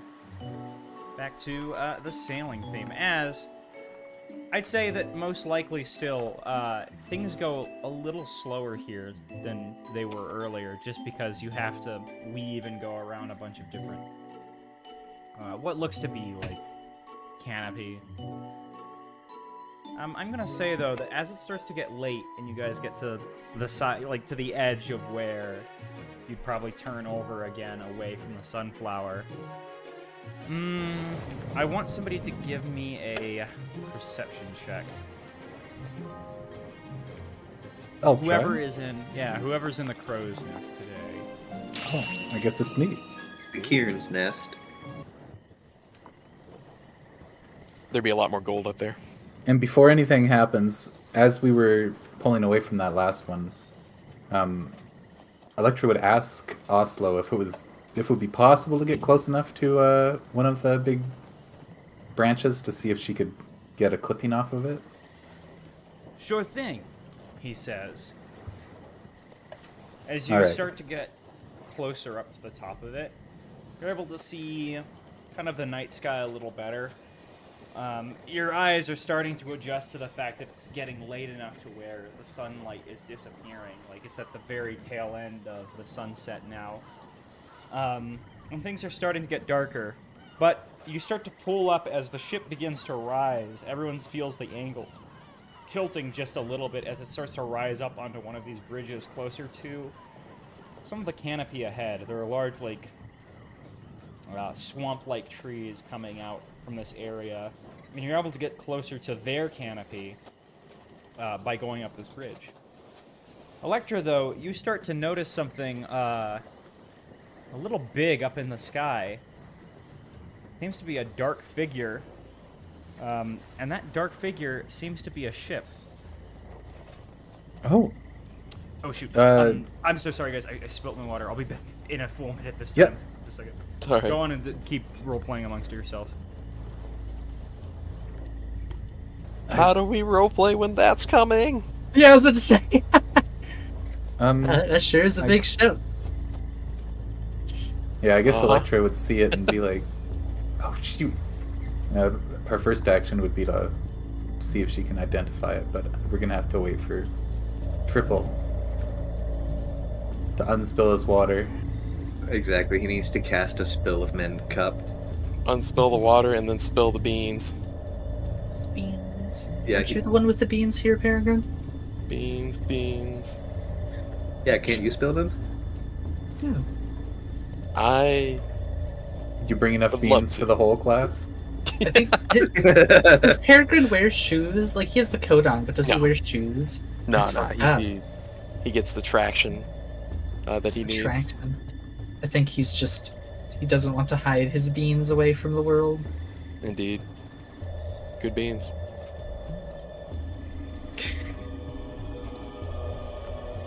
I don't know why that's so funny to me.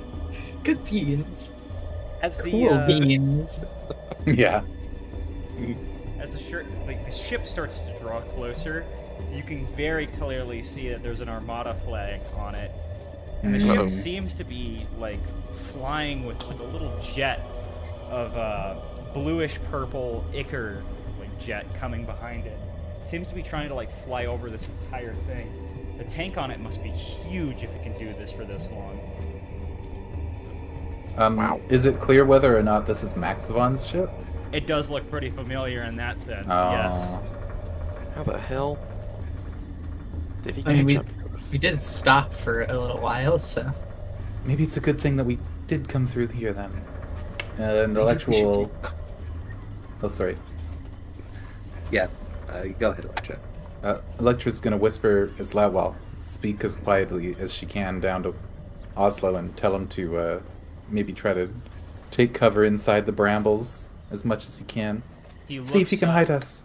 Oh no. He says, "You got it!" As he starts to like speed the ship up a little bit. "I'm sorry, I've been having to go a little slower just so that we can navigate this place," he says as he goes back down the bridge. We're gonna have to see how he does though.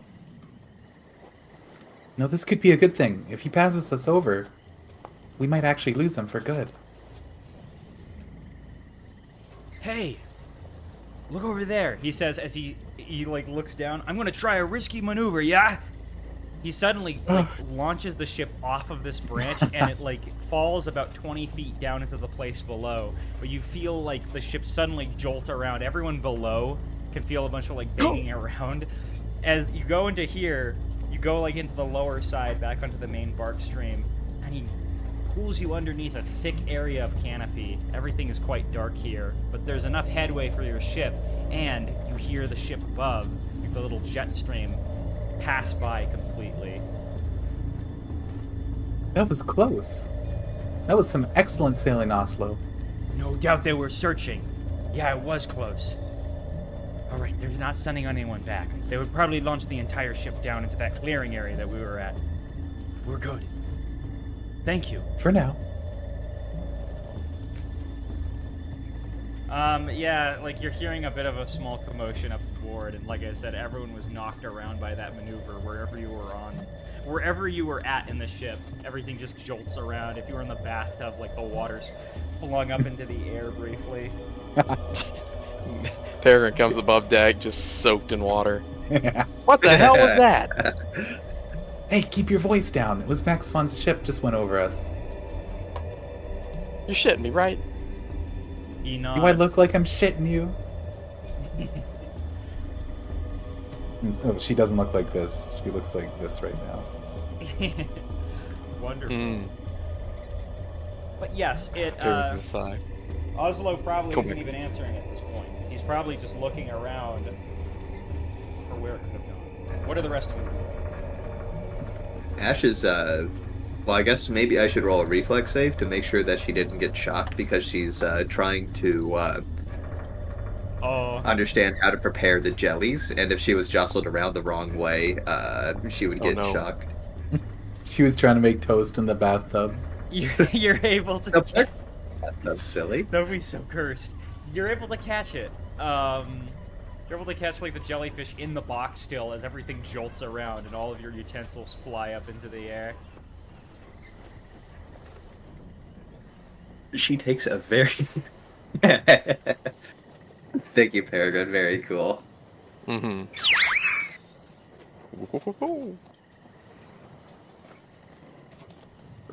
So yeah, Ash breathes a sigh of relief and continues to prepare the jellyfish because she is going to try using the jolt jelly as like the sort of like mix it in with the base of the fancy curry she found to make something really nice. Nice.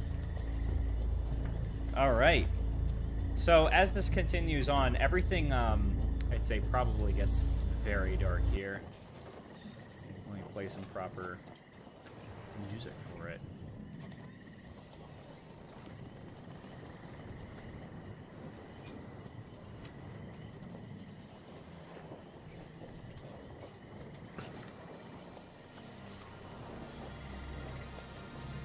Yeah, things start to darken even more as you're just in this huge overgrowth of canopy over like your heads. At this point, you can't even see the stars up above as like just your sky basically turns black. Basically a ceiling of canopy, vines, and branches above you.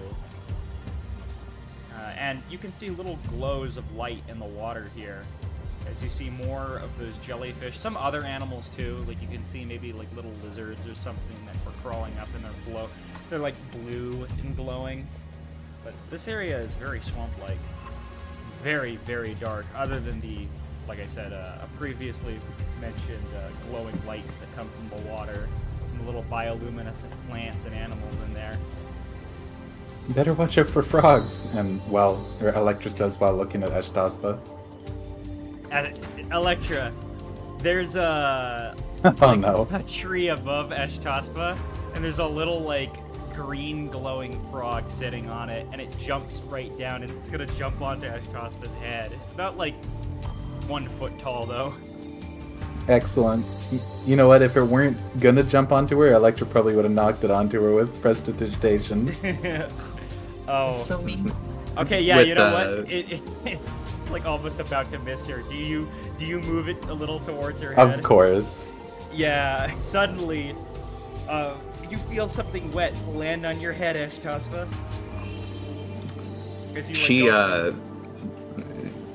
She plucks this thing out of her mane, and whenever she sees that it's a frog, she is going to just like catapult it into the sea. Oh no.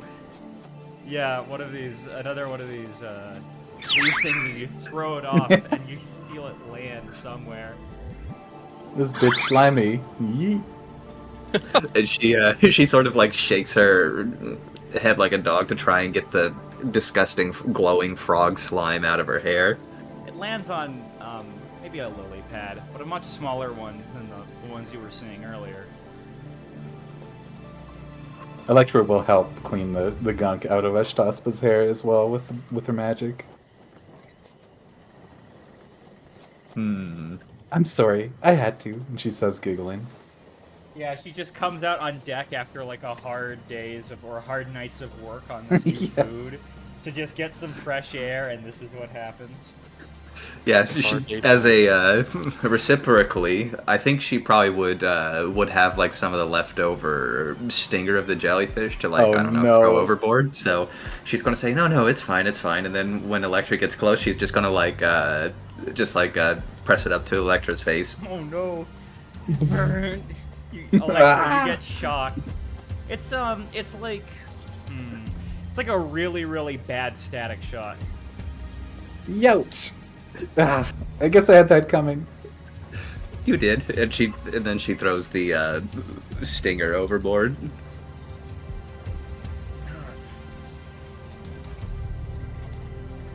It's getting kind of late. We could maybe park here if we want to lose them. Probably not a bad idea. If the canopy's Sounds this good to thick. me. Well, is there anything else anyone's doing tonight? Keeping an eye out. Yeah, go ahead. Ash is and probably give going to me... be. Sorry. Go ahead, Sven. Go ahead, Ash. I was just going to say that she's probably going to, like, after having been out here to just get some rest, she's going to, like, I guess finish preparing the curry and then just letting it sit overnight. Oh yes, for the flavor, part of the process. Yes, exactly. Probably you would see that individual from earlier, Bolo. Bolo tried to get close to it. He's probably wants a bite of that stuff. Oh, She small bird. she will like hold up a kitchen knife and say, not until it's ready. Ugh! You don't gotta do that. He says as he runs away. I don't, but it gets your attention. All right, and with that, you know what I gotta do. Hit the snooze. And I'll throw a perception out. Oh yes, thank you for remembering that, Peregrine. Whee! Where did that? Oh, there you go. Next day. It's now the 20th. Okay.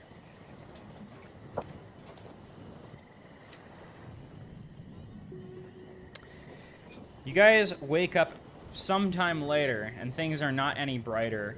Peregrine, however, you did notice something in the night.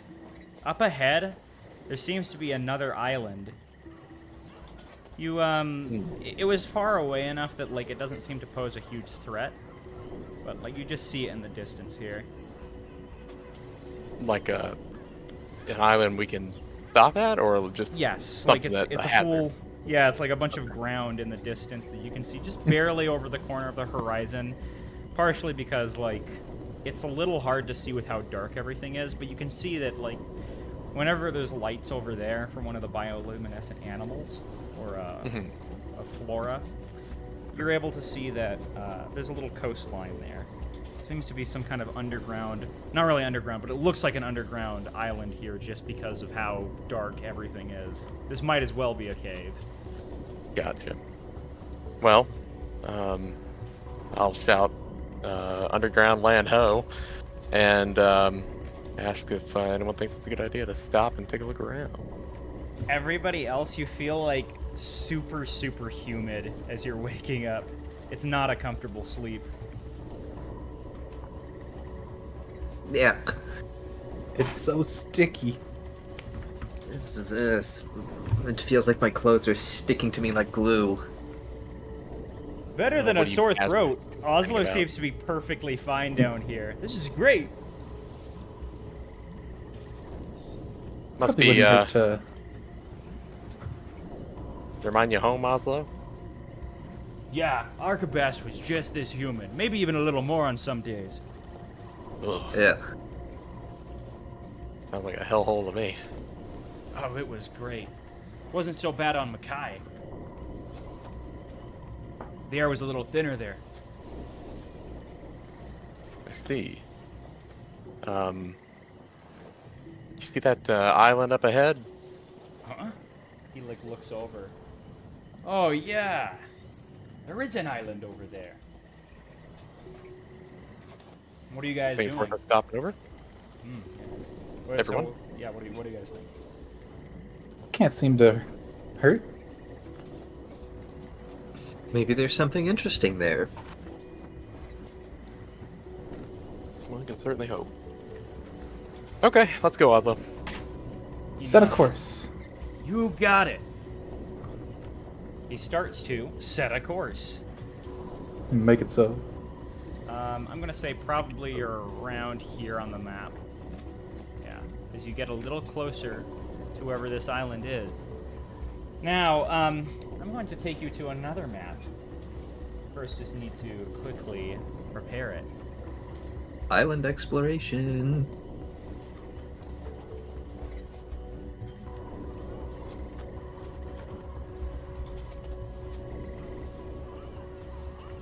Sorry, were you needing a roll? I kind of blanked there for a second. You can give me a perception check. I don't necessarily need one, but go ahead if you want to. Well, the GM asked. I would never turn him down. Oh, yeah. Okay. I would say you probably would be able to... let me see here. I'm going to set a few things up real quick.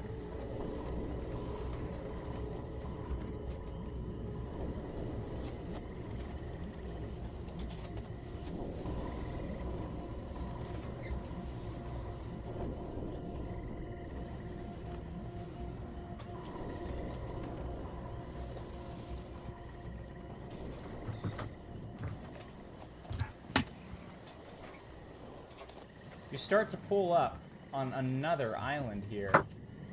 As I would say, probably, I'm going to actually dim the lights a little bit. Yeah.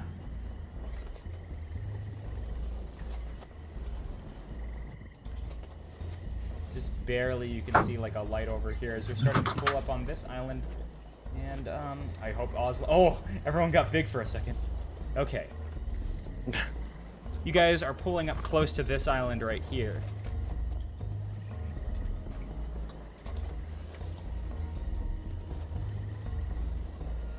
It's quite dark, even though you presume it's probably daytime right now outside.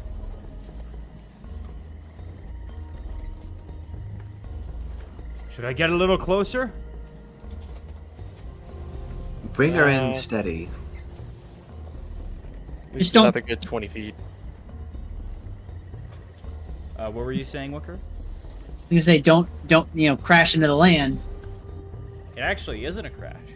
As you get to the side of this island, you hear like a little wet impact noise below as the ship goes up against some mud. It lands pretty softly here.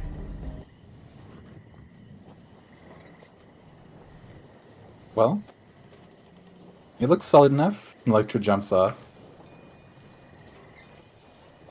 How sticky is this mud? Is it like clay, or is it just like... The mud is sticky enough that all of this is difficult terrain. Alright, so this muddy part is difficult terrain. Is this area muddy? Peregrine, as you land onto it, you would learn that it isn't. Your feet seem a little stable. It's still kind of muddy, but not so muddy that you you're having difficulty trudging through it. Gotcha. Nice up here. Ugh, I hate it in the mud. Oh, well, it's not the worst, but just sticks to you. Peregrine will help Electra out. Or unless she's... She's walking away. 4x4 Oh. Going mud. She's muck trucking. Going for a rip.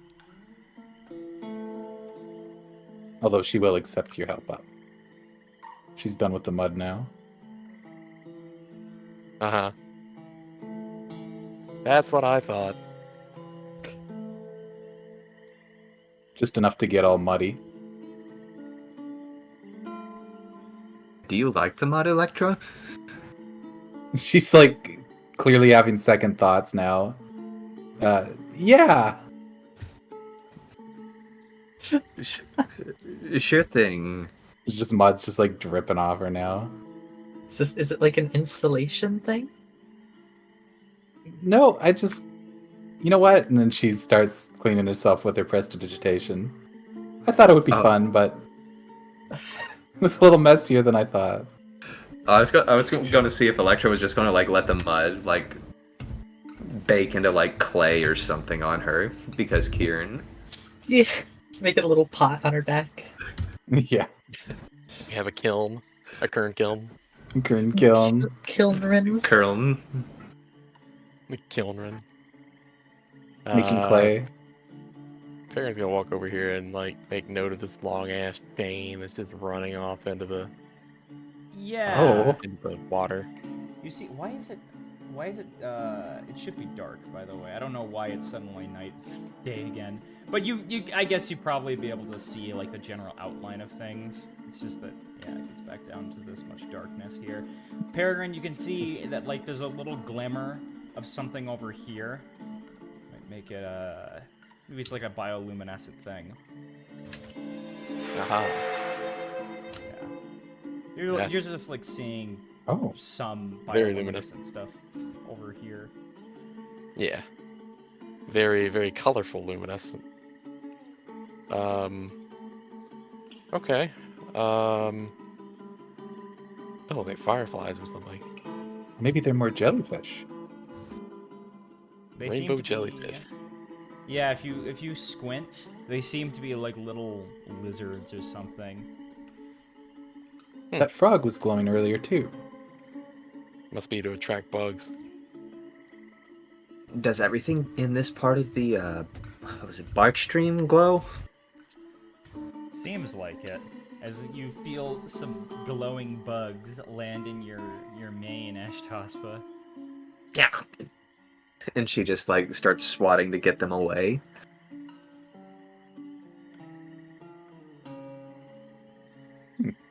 I don't like this place. Fred's gonna walk forward and try to take out that chain he was seeing. It's like a really big ship could have anchored here. Is that a hole? Hmm? Watch out for that. Ledger points at this giant maw. I didn't know if it was a hole or if it was like a big pillar or something. What is that, Triple? It does appear to be a pillar to the south, but this is indeed a giant hole.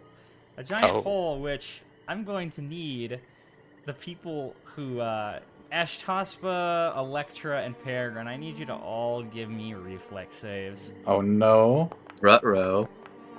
Oh! Nej.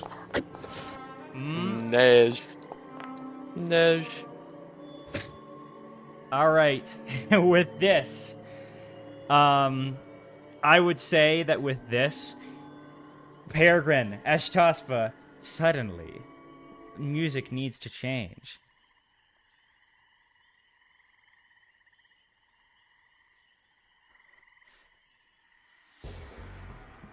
A giant, like, wave of water starts, like, splashing out here, and you feel this huge wake, this, like, big tide wash over you.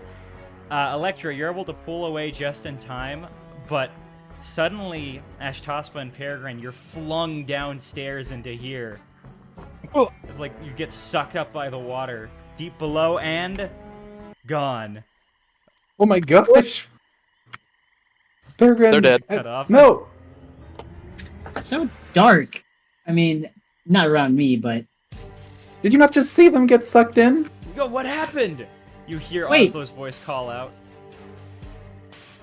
who? Ashtospa and Peregrine just got sucked into this hole. Some water came out. I think Ari's just gonna go run and jump in. Okay. Cannonball. Yeah. Oh no! Hey, real quick, the rest of you two, Oslo's like freaking out at something over here. Look at this! Oh, I thought he was saying no about them getting sucked in. What's, Where are you, uh, Oslo? He's down here as he like turns on a light. Look over here! Oh, that would have been helpful. There's a light over there now, too. Yeah, he's pointing in this direction, and you see that there's another giant hole. Oh my god. Can I see what's in the hole from here? I would say so. Can you? Yeah. Do you know? Are you able to see it? I can. Yeah. Out of character. Yeah. In character, you see it too. As that's what Oslo's like a little worried about. It's filled with bones. We gotta save them. And Electra wastes no time and starts climbing down this big chain. He like gets a little bit close. I'll be here next to the chain, he says as he starts to yank it over in this direction. That way it doesn't get sucked down in the hole again. Where do I help? Up or down? Up or down? Up or down? 2. Down it is! Geronimo. Oh, you fall in. That's terrifying. I'll be okay, I'll be okay, I'll be okay. Are you jumping? He already jumped. Oh, I thought he was climbing. Sucked down into here as I'm going to toggle that. I'd like to imagine Electra's just like climbing down and she just sees a blue blur just go like yeah. Boom. Right by her. Some kind of blue blur.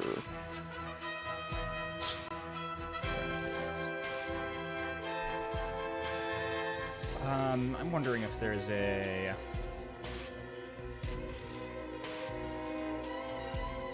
Trying to think of a... Yeah, underwater cave, sure. You guys are sucked down into this huge cave as water is rushing around you everywhere. I see webs. I don't like that.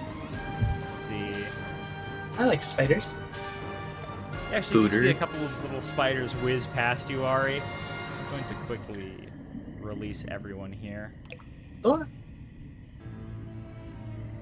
So who stayed above? Anybody? No, only Oslo. Oslo. I know the water is so loud. So wet. You guys are like, water. your voice can echo down here. Oslo is an yeah, who were the first ones to get sucked down? It was Ash Cosmo. Ash and Peregrine. Yeah, and then Ari jumped down right after. Ash and Peregrine, you're already like way further down in this cave, as you can see like the chain whiz past you. Going a little We further. don't see anything anymore. Yeah, you can't see anything right now. As you get to this entrance right here, seems empty. Things seem a little quiet, but you can hear some weird shifting, some like goopy sounds. I don't like that. Meanwhile, back, this happy music is playing because you guys are going on a water slide down here. Yeah! Woo! Oh, going for a run! I'm running! Oh no, he's going off into space. There we go. He's going so fast he's crossed a different QPU. Oh look, it's the chain. Is this the same chain? It appears Yeah. to be. Yes. It's down here. Why don't I have light? I'm a unicorn. This is bullshit. I will say the light is a little dim here. Real quick, I just want to grab a... Can't see shit, Captain. We gotta follow this chain, I guess. I wonder what this was supposed to chain up. Unfortunately... Or if it's like an anchor chain? Unfortunately, it doesn't look like you're getting much of a chance to grab onto it. You just keep rushing past it. You're going at a very high speed down these rapids. Probably to climb back out if I had to guess. Ash just draws her sword and like stays back to back with Peregrine, trying to like keep as much vision as she can.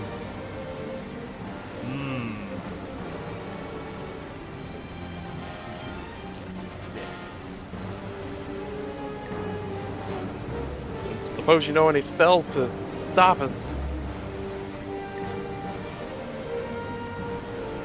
No, all of mine are about hurting people. Same here.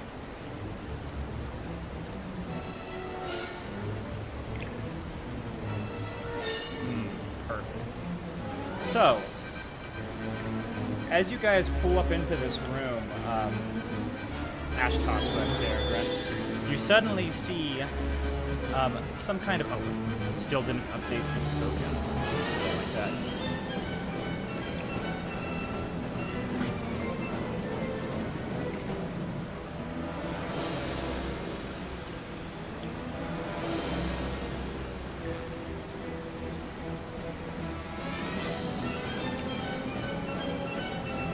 wow. It just doesn't. Okay, I'm gonna show. It's gonna show the default PF2 token, but I'm then going to show you what it actually looks like as this giant thing appears in front of you over a bunch of bones below it, which you guys got a theater of the mind. But this is what it actually looks like. You see two glowing yellow eyes come out of the water as you see some kind of giant snake-looking thing.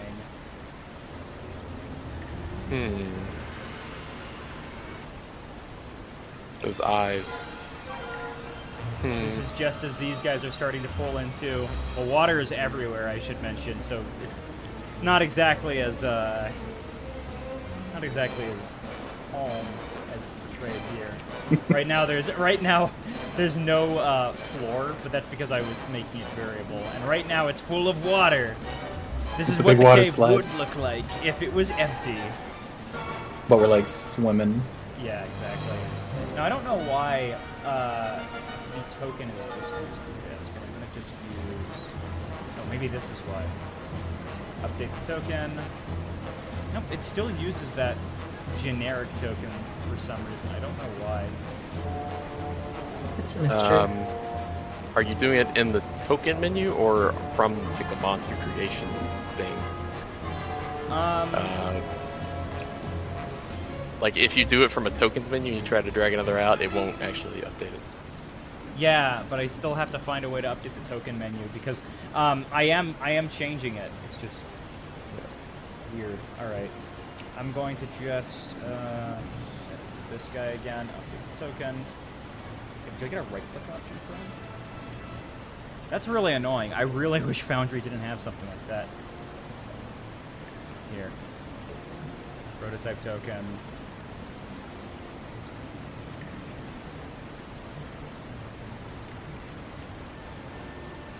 So let me turn down the rapids a little bit.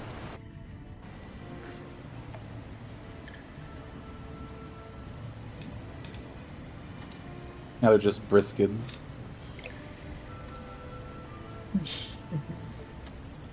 Yeah, that's a I little... think I had that at a grill once. Oh well, it'll just use the, I guess it'll just use the generic one for now, but you guys know what it looks like. I'll post it in chat, what it really should be looking like. That's so annoying. I hate Foundry for that, but here you go. Okay, so this is what you're seeing. You see this giant snake coiling up in the center of the room, filled with water right now. It's not filled with dirt, guys. It's water, I assure you. But you can't think too hard about what it would look like if it was filled with dirt, because you're swirling around with a bunch of wood here. Little wooden platforms. As you start to draw in closer to this guy at the center of the room. You're just flung in. We gotta get out of here! Yeah, so we are like neck deep in water, right? Like we're swimming actively. Yes. Now, Okay. something you notice, Peregrine, is that there are a couple of little platforms of land, very small ones here, that start to appear. About 3 little platforms of land that are made out of, like, old boxes. Maybe it was, like, the side of an old box, or a plank of wood that's really big that you could stand on. There's 3 of them in the room right now, and they're swirling around with you. I guess I will take combat state, because this thing is going to probably try and attack you. Oh gosh. Yeah. Ooh, Huh? nice roll on your initiative. Boom. The 220s? Huh? I'm gonna roll like dog shit for the rest of combat, don't worry. Wicker. I'm just hoping that I'm getting my bad luck out. Rolling.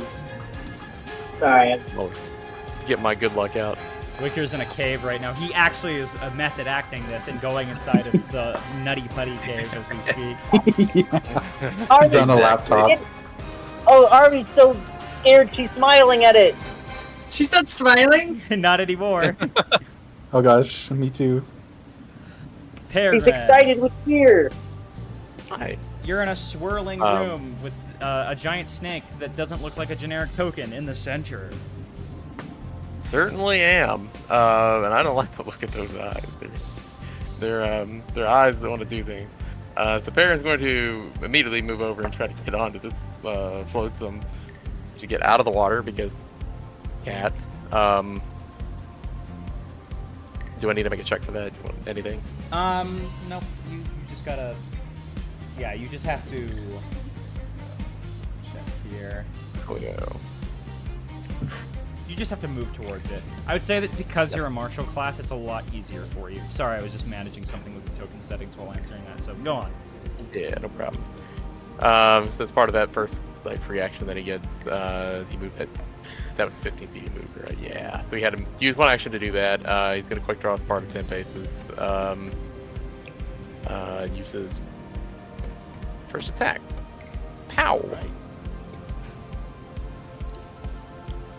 See what I mean? Fair point. Yeah, the water shifts rapidly. You feel, I would say that you would feel the water beneath you suddenly jolt so that you miss your shot. It's almost as if it was planned. Yeah, and yes, you try to be really careful with your aim. You probably would have hit if it weren't for the fact that the water just shifted around like crazy. Damn. Okay, how about this then? He's going to... he's gonna quick draw a bomb. In particular, he's going to get his... Oh, I need to do my daily crafting. Hang on. Also, get a little closer to your mic. I can't hear you too well. Oh, I'm sorry. He's going to quick draw one of his frost vial. Actually... Actually, no, he's going to draw a necrotic bomb and throw it. He equip that because Founder's weird if you don't equip thing. Throw. Critical miss. It like goes along into the water and you feel like a big flash that everyone gets driven back by. A big wave that's forming from wherever it exploded from. Yeah, just takes 2 splash damage and that's it. Alright. That's his turn. Okay. Electra. It's your turn. Alright, the water is going, like, counterclockwise, right? Or is there a preferred direction to it? Yeah, it would be counterclockwise, where you're seeing. Alright, so I guess she's just gonna go with the water a little bit. She's gonna try to get up on land, but Peregrine's already gone up on that one. So Probably would be swimming at like half speed, but I'd say that since it's swirling around, yeah, that would be interesting. You probably would move by yourself, like to here. Same with Peregrine. I'm just gonna say is still on a platform. We're gonna use. I'm gonna use prone to indicate whoever's still in the water. Actually, good idea. That's like statistically around the same. Okay. You know what? She's gonna cast haste on herself. First of all. Okay. And then probably use another action to see if she can get up onto. I guess. Is there anything, do you think, within range that I could swim to and grab? With an athletics check, I'd say that you could probably swim to the nearest one and start climbing up onto it with a second action. I will attempt that.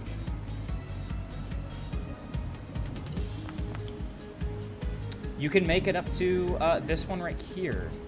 All right. Though it takes a lot out of you as you get up onto a side of a box. Alright, so that was my move action. I've got one action left since I was hasted. And she's gonna... You know what? She's gonna raise her barrier shield on her little flotsam. Alright. Here it is. Bop. Wait, no. Bop. There. Alright, and that is her turn. Okay, so this title master, or not a title master, you feel like you've read in a book somewhere that these things are called Tide Masters, as it suddenly pulls your box a little closer into its range. It's going to do this to you, Electra. Oh no. You feel a big wave-like appendage come out seems to be its tail, as it smacks you in the face like this. The dice are blind. Flat fucked. Yeah, that doesn't even... There's no way I could mitigate that. With the second thing, it flings you back into the water, Electra, and you're flat-footed again. Like, smashed away as... Oh, I'm sorry, it's still blind. But you take that much damage. I think Kieran's knocked out. Boom! No. She might the be dynamite. on. Yep. Yep. So Did you raise as your the... shield? I did. It had hit me by 16. Oh. So it wasn't... Yeah. Yeah, but so doesn't it... Don't you doesn't have mitigate. the ability to shield block? No. No. Look, no, look, Oh, if you you can't use scroll shield up and block, look at barrier. Oh, sorry. I cast Martyr's Intervention. Yes, what does it do? It keeps Electra at 1 HP, and then the remaining damage I take instead. So I Alright. normally have 48 total. Okay, so you take 1, so I'll take 13, 14? This is about right to me. Alright. But that's its So turn. as she gets hit by the tail, does she get knocked into the water again, you said? You are in the water again, despite Okay. still being alive. Ari. Yeah. So I know you said they're little land masses, but There's another one here. yeah, Make no. another athletic check. The thing is, can I still like poke this thing in the water? What does getting You on the can. landmass do for me exactly? If you're in the water, you're flat-footed to it, and you basically move at half speed. Okay. It's kind of a alright.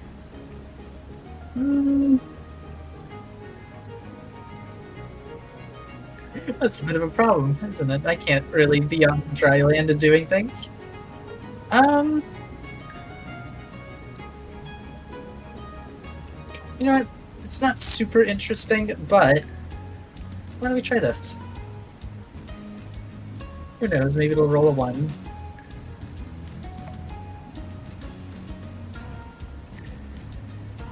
Alright, calm. Let's see what he can do. Well, Nah. That's a success, unfortunately.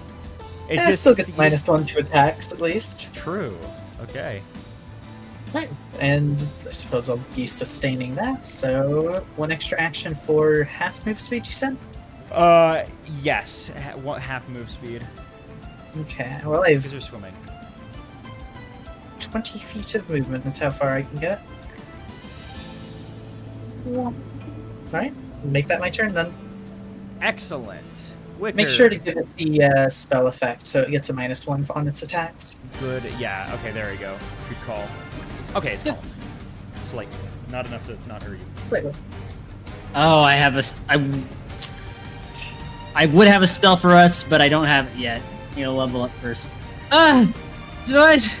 In the his coat, his big bag sack thing is kind of weighing him down as he's trying to stay afloat. Hoods! And he's like spitting water out of his mouth, and then he Electra. Electra's gonna- like coughing at this point. He's gonna try to aim a hoof at her.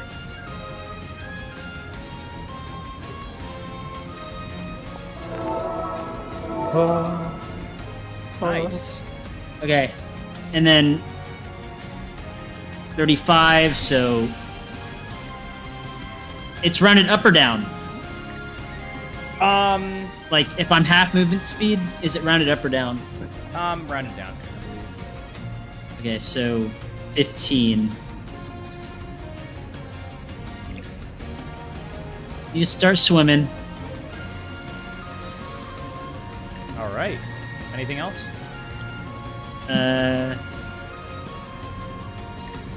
Yeah. I mean, no, I'm out of actions. Ashtaspa, it's your turn. All right. Is there a little piece of flotsam or jetsam that I can climb onto? Nobody has climbed up onto this one yet. All right. So if that's easy enough for me, I am going to spend an action doing that. Yep. Remove that prone condition. Now I need to figure out what I can do. I would use Lightning Bolt, but Ari is now in the way, and I would probably Kerflogonize her with it. Oh no. Maybe she's underneath you still. I would say Yeah, I'm in the water. elevation. Yeah, you're in the water, so I think you could Okay. actually do it and not hit her. Okay, so I will cast it. Let me just draw the line of what I'm doing here, You're right. just to make sure I'm not going to like zap Peregrine. Yeah, we should be golden. Ow.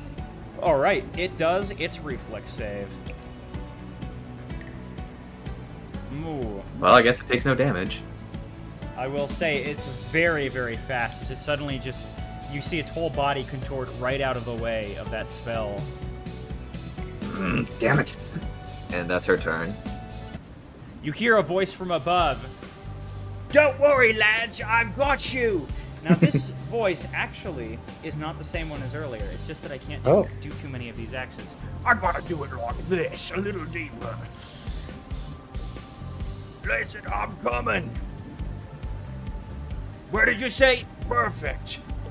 You hear Oslo's voice up there too. Don't worry, guys. There's someone else up here. All right, Peregrine, your turn. This is just Armada up there. I think- I'm going to explode. It's Maximon. Yeah, Max. That's what I was afraid of. That'd be It's very funny.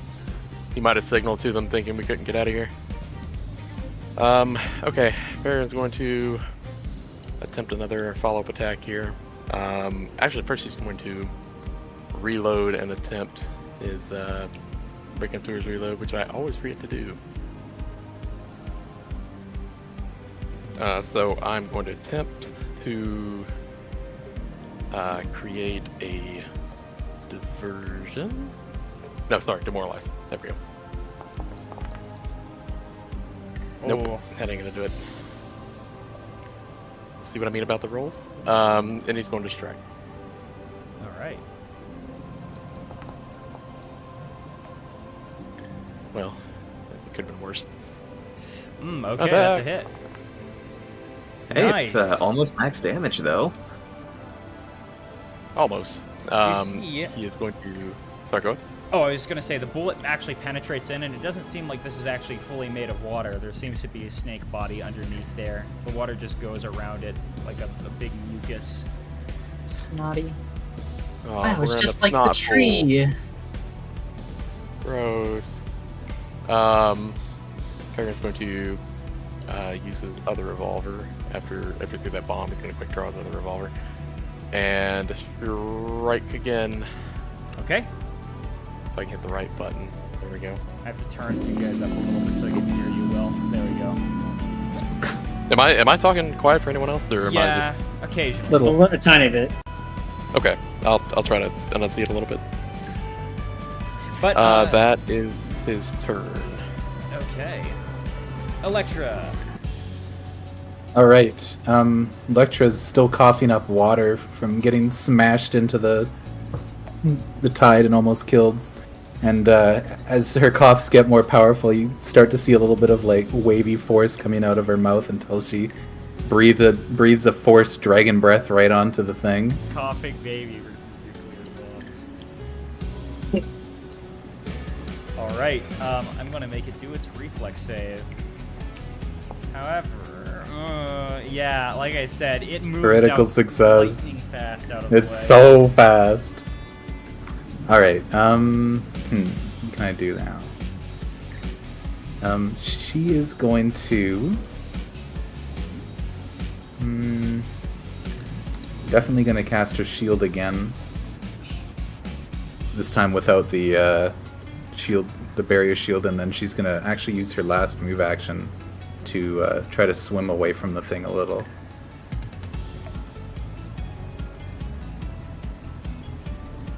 Alright. It's this thing's turn again. Oops. Oh. That was Sorry. a bit of conniption. Alright. Is it gonna pull in closer this time? I think it's gonna pull in Ari with one action. No. Wait, yes. And it's going to then try and smack her with a wave-like tail. However... Sorry. Oh yeah, that's God hit. damn. Now, real quick, I'm gonna want you to make. I think it's gonna make a athletics check with no modifier because it has an ability for that. However, it does not push you. Let me double check what's your fortitude save. No, actually, that barely meets it. I will say that you just get spun around in the water here since you're already in it. So you just get disoriented around. It's like you spin around with this giant hit. Ow. And that's its turn. Ari. Yay. Okay. Ooh, I have an idea. This... No, it should be able to be moved. Why don't we try... I'm gonna try dragging this a little closer towards Eshtasva. See if I can help them actually get some hits on it. We'll do this. Okay.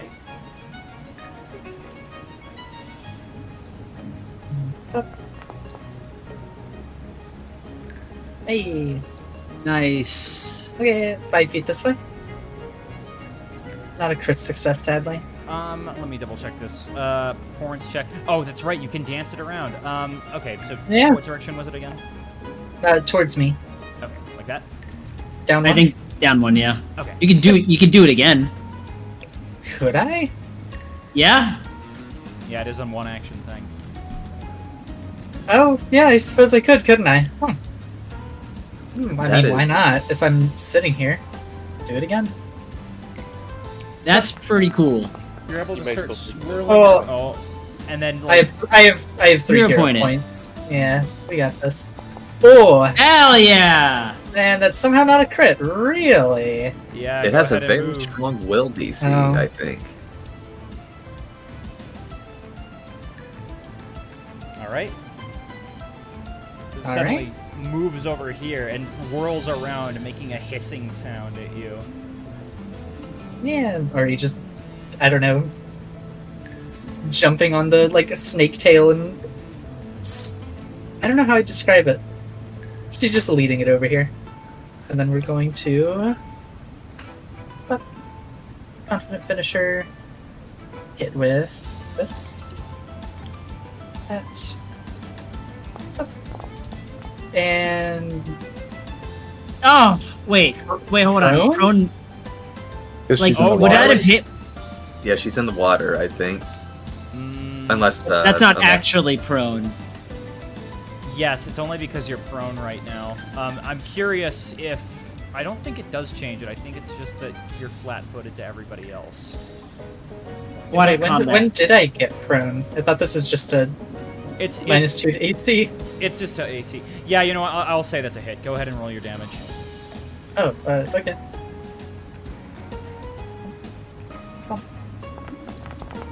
We're kind Wow, of that's a abstracting lot it, of but- ones. Okay, you take a. It's a Wow. -2 to attack rolls for bludgeoning or slashing. So if she's It's piercing. piercing, then it's good. Yeah. So it takes more damage as it gets pierced in the side. Maybe it makes Yeah. this kind of face at you, Ari. As yeah, No. it still Oh. boils back a bit. Shoo! Get out! Okay. Go! Go. Wicker. Go! Leave! Wicker's gonna okay, hold on. Sit still. Yeah. And he's gonna pull out his what is it? His healer's tools. Hey guys, I'm gonna just touch you up real quick. He's gonna battle medicine while we're swimming. Oh yeah, you're right next to her. Ooh, you Damn! can- Alright, I'm gonna hero point that. Okay.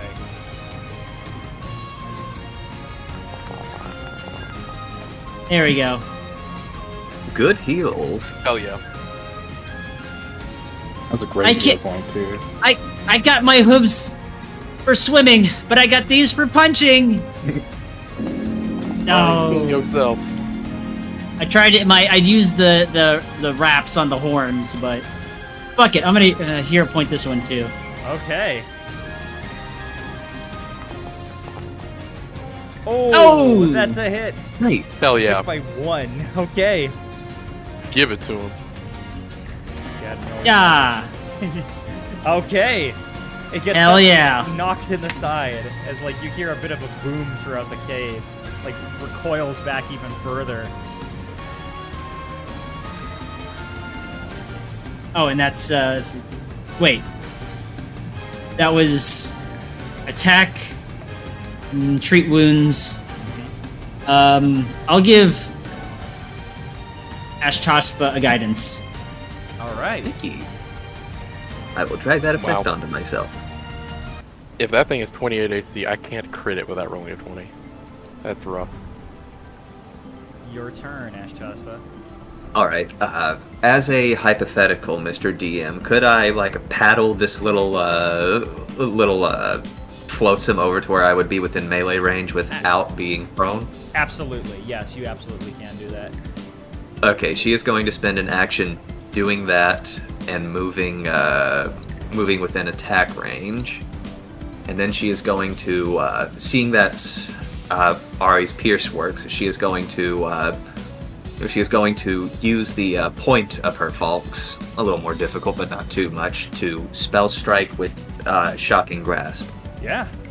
All right. All right, let's see here. Ooh, and that's a hit. Nice.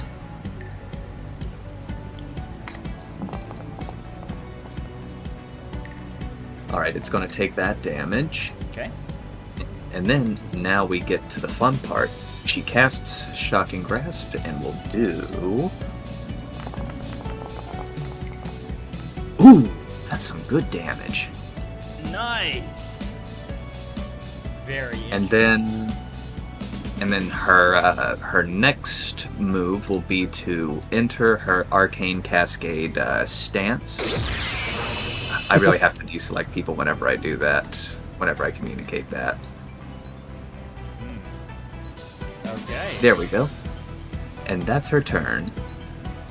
Yeah, you hear like a bunch of, you hear this huge like electrical surge throughout the entire thing that I would say probably lights up the entire cave for a little bit with how much damage was done there. All right, before we get to yours, Peregrine, I want to quickly roll somebody else onto this. Sure. Okay, your turn. Okay.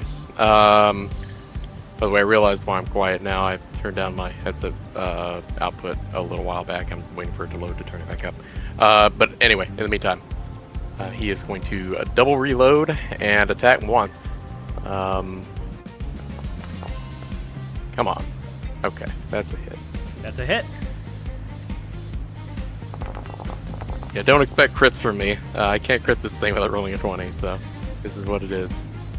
And that's his turn. Starting to realize that now it's becoming surrounded. Electra. All right.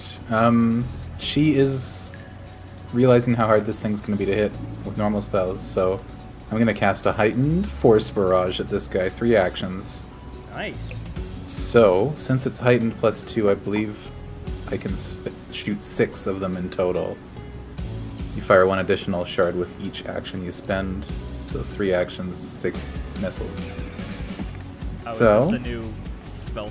Not spell strike. Is this the new magic? The missile? new magic missile. It is, yeah. That's why I wanted to use it. Okay, so I guess I'll Magic just roll missile it might 6 be times. Is there a way I can just get it to shoot 6? I'm fine with either. All right. 1, 2, 3, 4, 5, 6. Wow, those are some good. Wow. Yeah, that's really good rolls. Yeah, you're starting to take. I got advantage. nearly maximum damage with Yeah, that. this thing is getting pelted. Are we just watching it like get hit as though someone's like taking a sledgehammer to it every few seconds? Yeah, bang, bang, bang, bang, bang, bang. Do, As it do, do. recoils back, it keeps making that face. All right, and she's gonna use her last move action to attempt to crawl back up on her flotsam, if that's possible. Absolutely. Can you give me an athletics check? I sure can.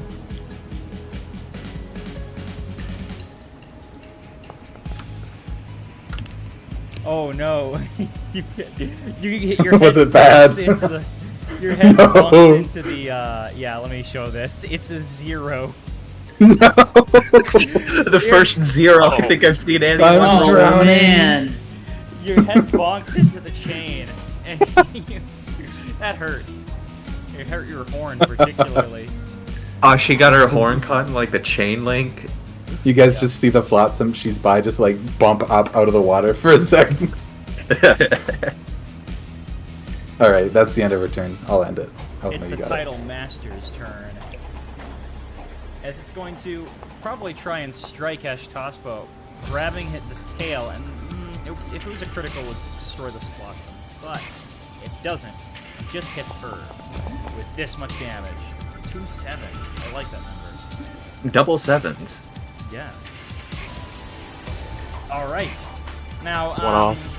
not to be outdone with that, I think it's going to try and push you off with its little ability here. Athletics. Let's see if it can get you. That would get me. Yep, you're flung off. For its last action, at a -10, it's going to try and bite you, Ari. This is actually a piercing. Oh my goodness. Yeah, let's see. 27 versus Ari's. Yep, that's enough. It's going to do... It's not going to do 2d8. It's going to do instead... I'm just going to write this out. Or I should say 2d10. It's going to do 2d8 plus 8. Ari, I'm going to need you to make me a reflex save. Not a reflex save, a fortitude save, as it does this much damage to you.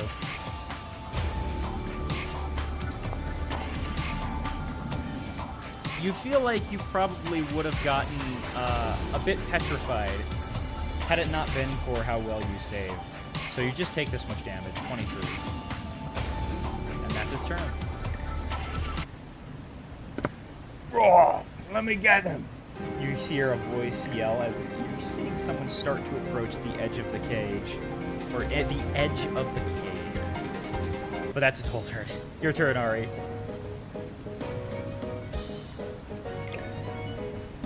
Is Ari here? Sorry, I was muted. Hello. I'm silly. I was saying things. Yeah, no, I got panache for saving that, so that's fun. Nice.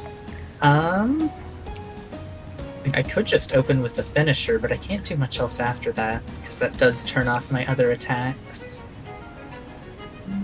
Why don't we start with a feint? Nice. Go ahead and give me a deception. I think I should be able to...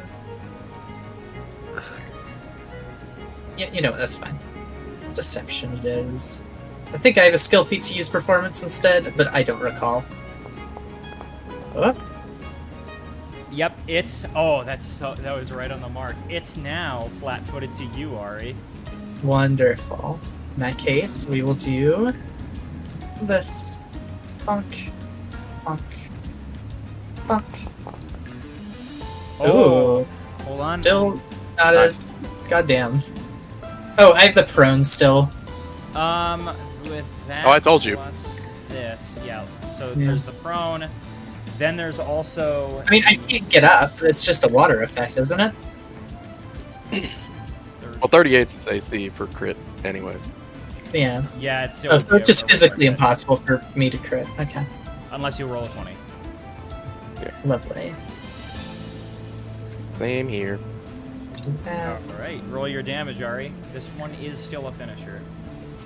I should have the ability to... Here, we'll do this first. Alright. Nice. Let's see how much... Ooh, it's very close, Ari. What do you do next? You still have an action left. I also have, as part of... Here, let's just link this. No, do not delete that. Link it in chat. Thank you. Oh. Yeah. Let's So see. DC 21 Fortitude. Ooh, Wow. But let's see. 21. Yeah, no, it just barely is able to make it. Though, I don't know. Ari, if you want, I'll give you this, just for the sake of time.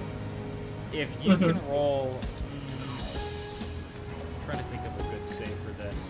If you can roll me a good nature check to see exactly where to hit, I'd say that would be enough to finish it off because it's very close. Sure.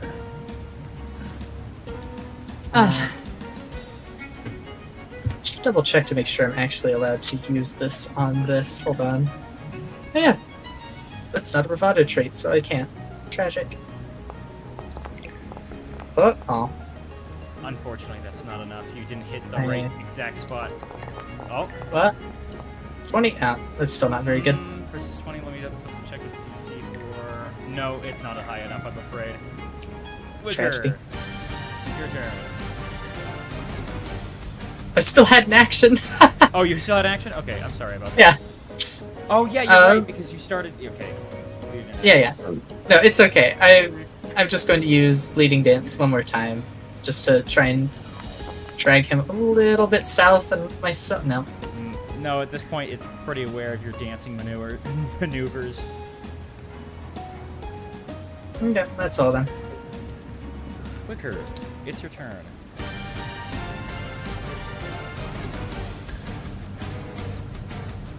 Wicker! Yeah, is he here? Wicker wind Wigger. of the west. He might have left with his friends, because I think this is around the time he said that he was going to get going. Yeah. Okay. Yeah. I'm going to go ahead with Ashtaspa's turn, and if Wicker comes back, we'll come back to him. Go ahead. All right, so she's going to spend a turn climbing up onto the. Let's see here. She's going to spend a turn climbing onto the flotsam, and of course she's sputtering and hacking now that this thing has knocked her off, and now she is going to, with her recharged spell strike, go at it again with another shocking grasp spell strike. Okay. That's a hit. Okay, damage roll. Get him, goat. And then I will cast the spell, even though I'm pretty sure this will kill it by itself. Oh yeah, it does. Yeah, so just to finish it off in a cool, sick way, this thing is going to, this thing and the whole cave are going to light up brightly with the lightning strike as Ash pierces it through the middle, right through its most vital snake organs. And it just, Snorgan. yeah, it just snegmarves and explodes. Yeah. Like all of the water splashes around everywhere, and then you see it fall back into here. Yeah, and I would say that the explosion is enough for it to... Yeah, I'd say it probably would just fully explode at this point, just because that was just a huge amount of damage. Blow up. Oh, crikey. Oh. And suddenly, you're back into here. The room starts to grow a little dark again until this guy holds up a lantern. You guys are able to orient yourself where I'd say that pretty much everyone can get up onto a flotsam if they share. As the water suddenly starts to kind of, I would say, it starts to stabilize, and you start feeling it lower and lower out of this chamber. There's a little hole in the center of the room where now the snake, or what remains of it, lays.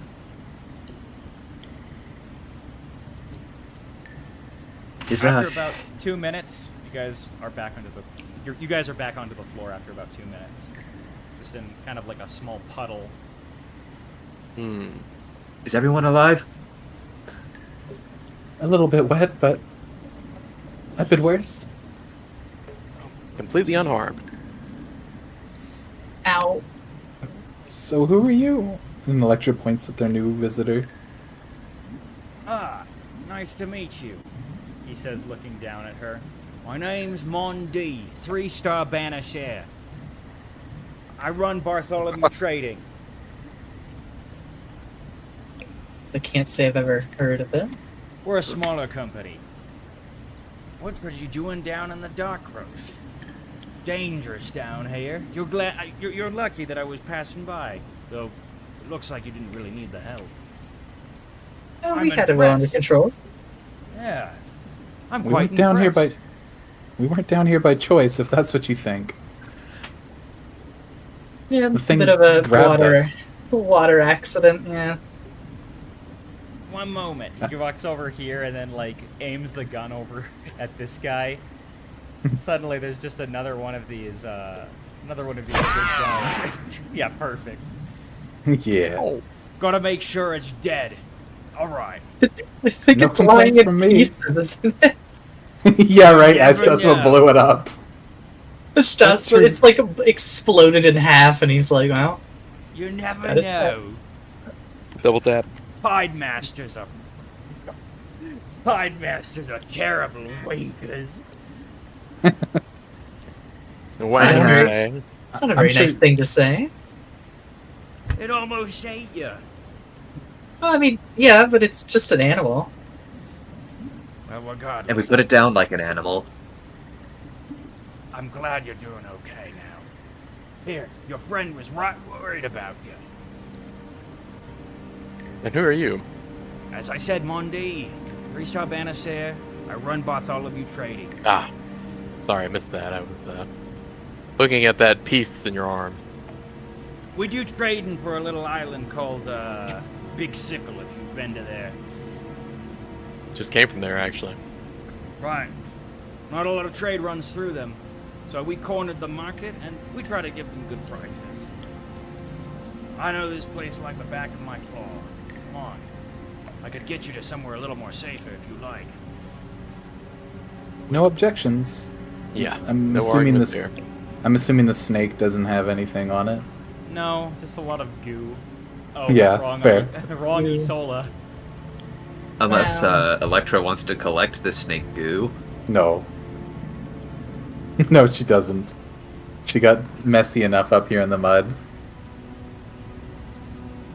No more mess for Electra. Thank Muddy goodness. Kern. Oh. You still see Oslo is next to the side holding the chain. Oh, and not her. Him.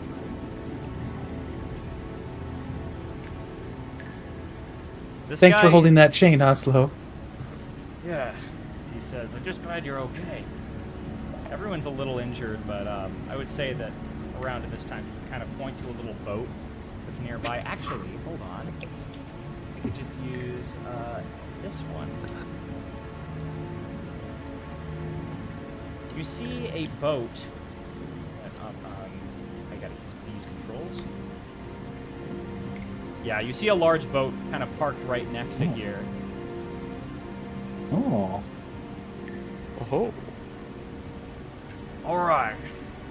If you guys want to follow, I can show you a place that's a little more livable than this area, right? Electra looks over at the giant pile of bones in the hole. Lead the way. Alright, if you guys want, I can take you back to the larger map. And I'd say, let me double check the time, this is a perfect time for our break. Yeah. Ballin'. I've got about an hour and a half, I think, left, but just to let you guys know. But, alright. Blue is kind of exploded. So. Blue is definitely exploded, but Yeah, like he I was. said, unless 2 people are gone, I'm going to continue the session. Yeah, I think depending on how long the break is, I might go get some food because I am a hungry boy. Yeah, same with me. Don't worry, I'm like 5 minutes away from a grocery store. Let me double check where the last. There's another ambience playing right now. Huh.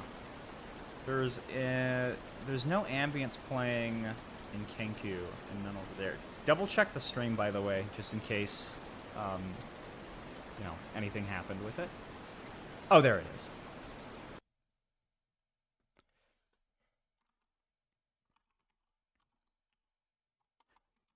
Somebody, so I'm going to leave on this AFK banner. I have a tendency to forget about it, so just in case, remind me if I don't take it back down. I shall, Will if I do. remember.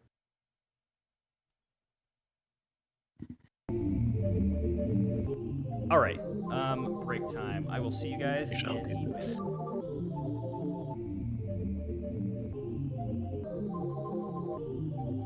Ah. Oh, I can take you back to that map, actually. Sorry. I was wherever you're gonna be, like whatever map you're looking at. I'm just gonna write AFK on it. That way you remember. Oh, okay. I put you back to Isola too. See you in a minute. Away from Kern. Yep. Away from Kern board. Wow, that ship is full of guns. Now he really wants to go with them. This is my kind of ship. Yeah, this guy strikes me as somebody. He knows about the Tide Masters, so He's Crocodile maybe Dundee. he's like a hunter. Yeah. At least that's what I got from the accent in his name.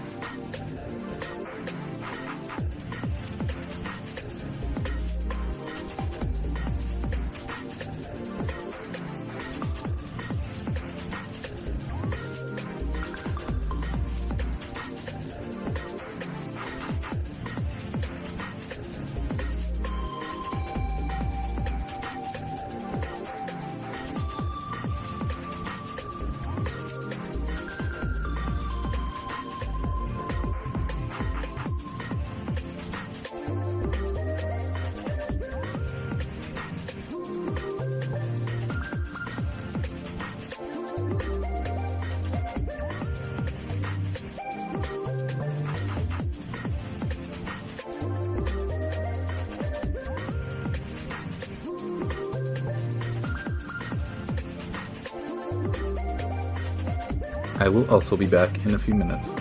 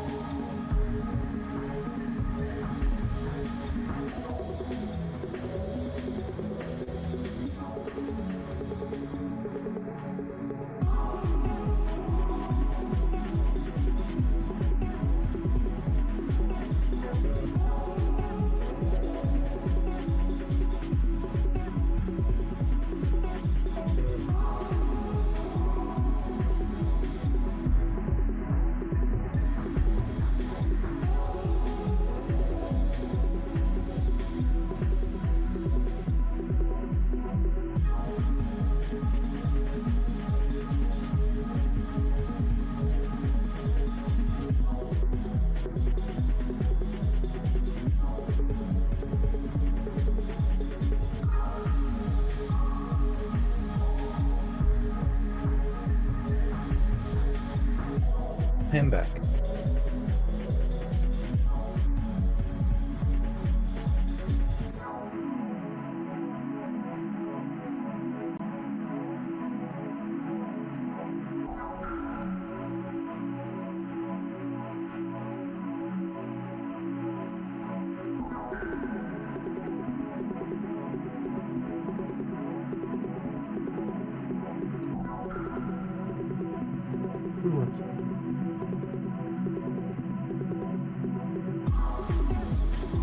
Okay, back. But we still Welcome got back. a few more minutes before the break. So, hey, Ohio.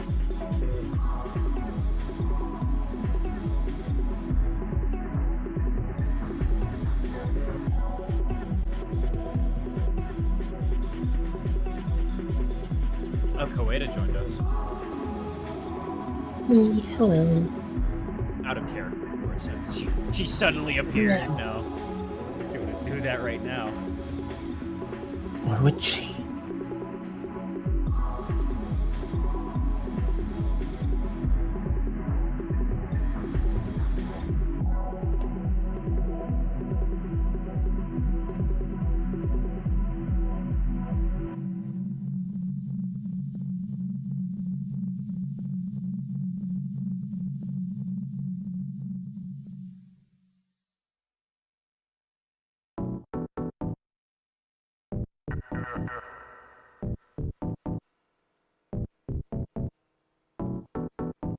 I like how this ship is just absolutely loaded with firearms.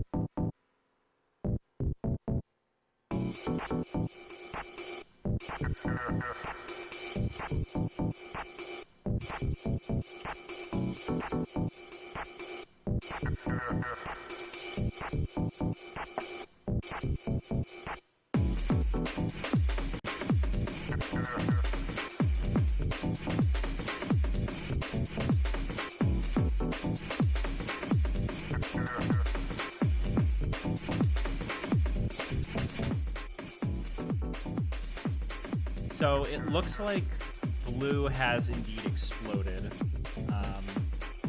Yeah, he said I've got to go now. Towards the end of that fight.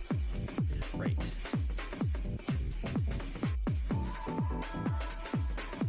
But we have everybody else here, so should be good.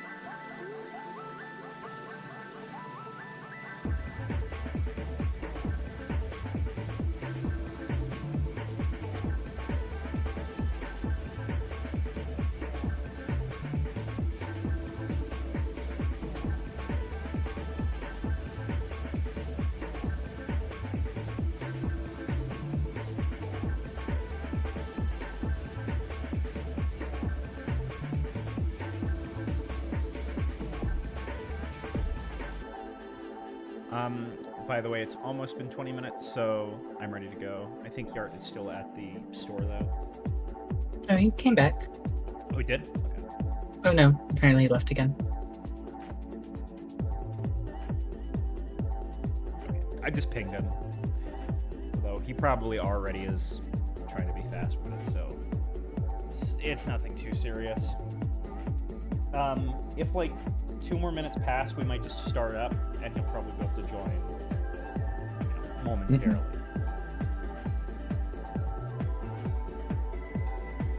Okay.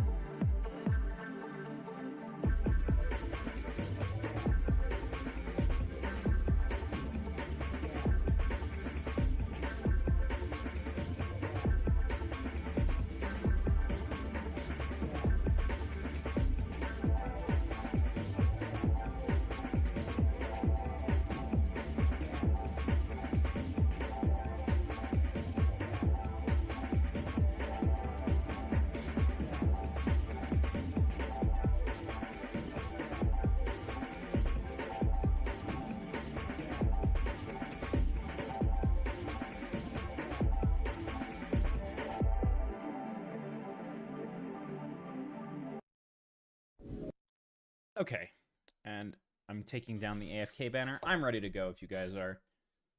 All right. Works for me.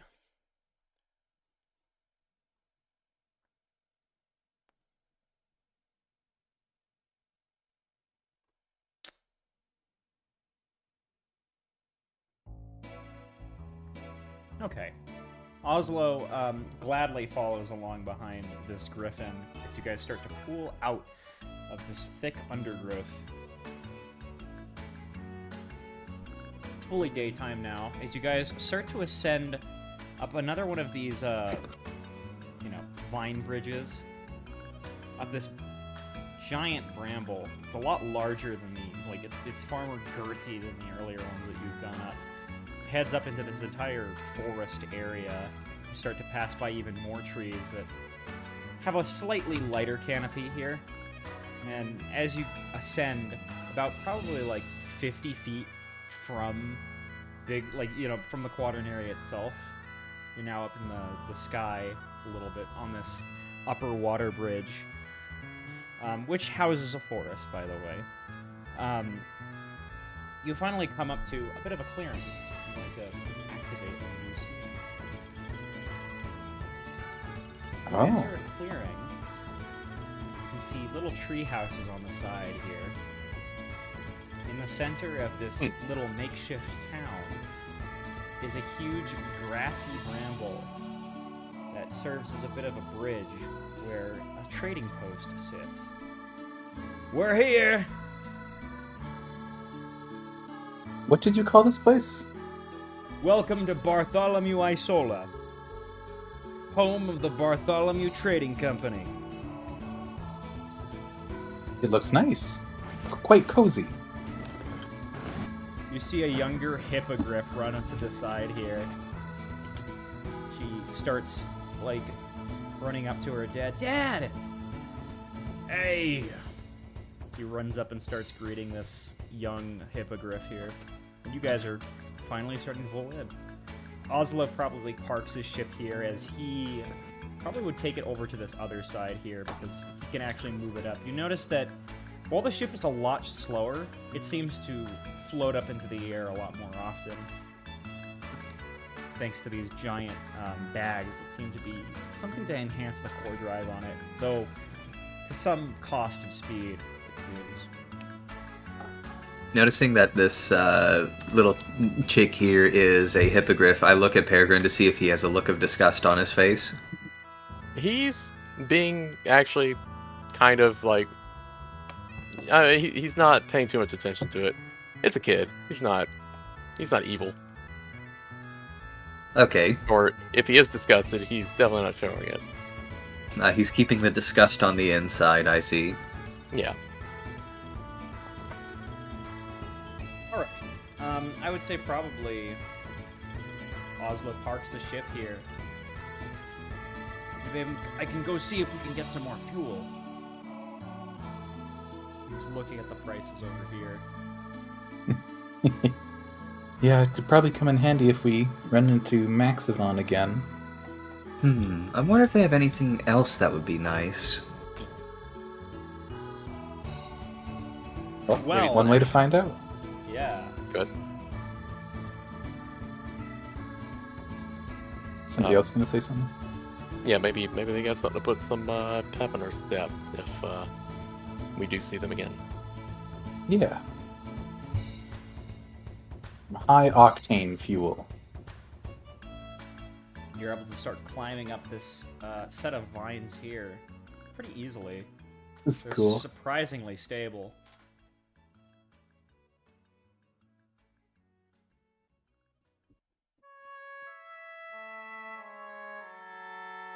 Is it just the Mondi two of you here? turns to you.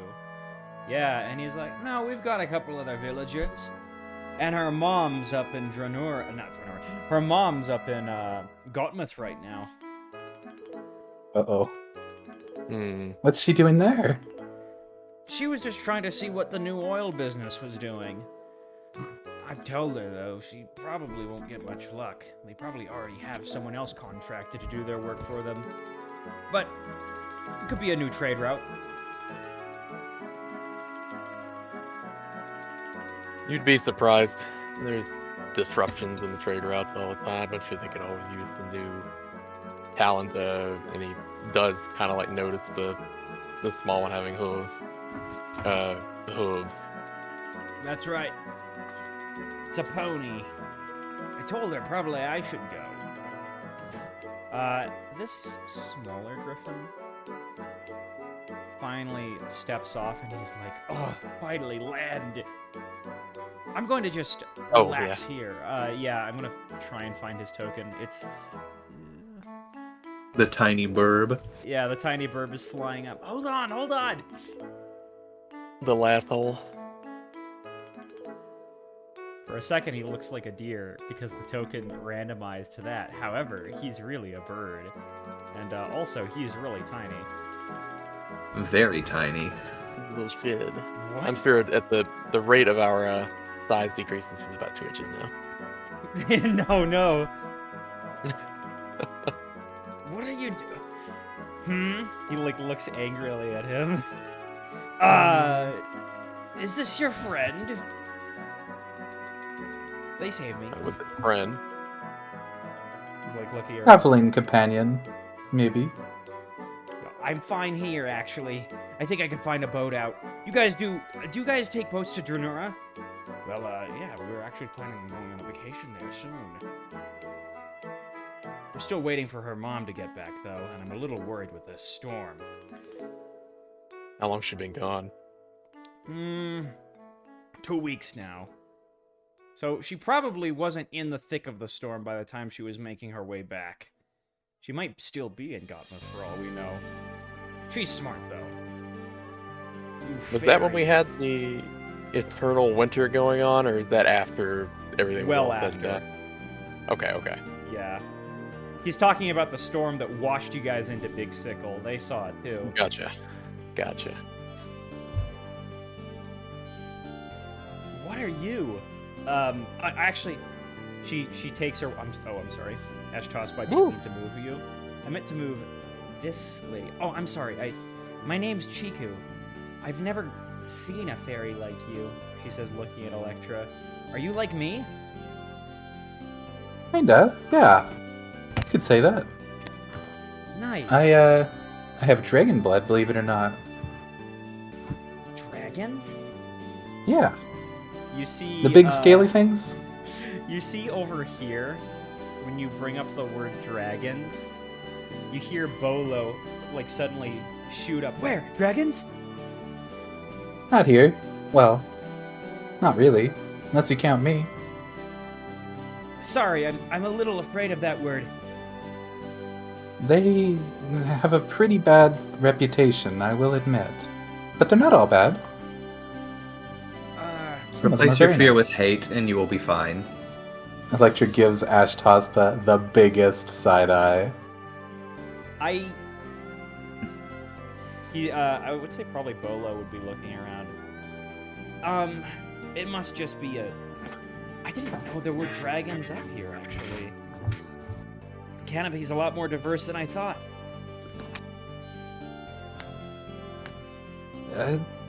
Yeah, I don't think there's any dragons around. I haven't seen any. Oh, you meant... Oh, I see. The whole canopy. Yeah. Esperanto and the dragons have quite a disagreement, but they are around, scattered. I guess you probably would know this, but that word earlier that Peregrine might have remembered, I don't know if he verbalized it, but I'm pretty sure you would know it, Electra.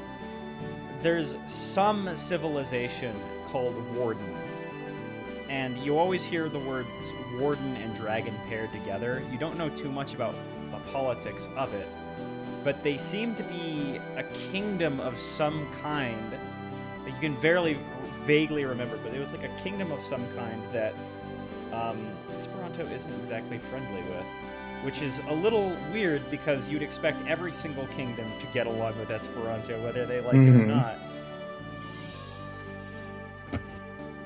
I guess say that weird, we say activates unsurprising. neurons.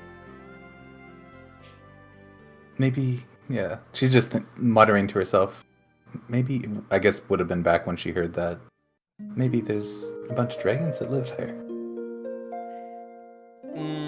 Let's see. No, a day didn't pass. Peregrine looked at Electra. Maybe you came from there, or I know where I maybe came your from. parents came from there. Well, that's possible. Warden? Oslo says. Have you heard of it? Well, It rings yeah. a bell for me, but I'm not sure. Warden is the biggest impeders of progress, he says as he looks down a bit. Or actually, no, I don't think he would look down, just because it's not like he's actually looking towards where it is. But he kind of, I don't know, gestures out into the air. Listen, man. With Armada and with Esperanto, you've got people who are trying to work together. But when you get Warden, you get a group of people who only want to rule just for ruling. Or they're proof that Esperanto isn't just an empire. Because if you want to see what an empire looks like, it's Warden. It sounds like to me that you just don't want to accept the truth, but we can move on from that conversation for now. On the other hand, maybe he is accepting the truth, and they're even worse than Armada. That's not impossible. I can attest to that. You hear over here. Oh, you're familiar with them too? Are they, anywhere near, The only Shoot, where reason did why he we say aren't a this one? protectorate under them is because of Esperanto, he says. And even then, they might be attacking us eventually. Haven't you heard the news? You talking about Golivo Island? He nods. Yep, Golivo Island. Only recently did we become a colony of Esperanto. It's the best thing for us because it was either that or being a part of Warden, which is so much worse. Now, out of character, does this, what he's talking about, have anything to do with the upheaval? Not necessarily. Oh, which are you referring to? The incursion. The incursion. Yes. Yes. You probably would need a society check to pick out relevant information of that, but it does have to do with that. Okay. She'll try it. Who knows? Maybe she was awake during that class. Or just cultural osmosis from being on. Yeah. All you know about you can gain vague details because you don't strike me as a big historian, Electra. No. The incursion was just a time when Armada, and not Armada, but Esperanto just in general, and Warden nearly went to war, and they almost didn't. But still, a bunch of other stuff happened. That's all you know. Either way, they don't sound like they're all good, despite it being one of the enemy of my enemy's situations. It might not hold out this time. Well, let me tell you. In Warden, you're not even allowed to leave. When you become part of a protectorate, you stay on that island forever, under your protector, he says in quotes. Slavery by another name.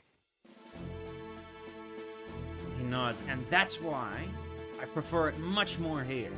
Because I don't even want the risk of that if Warden invades.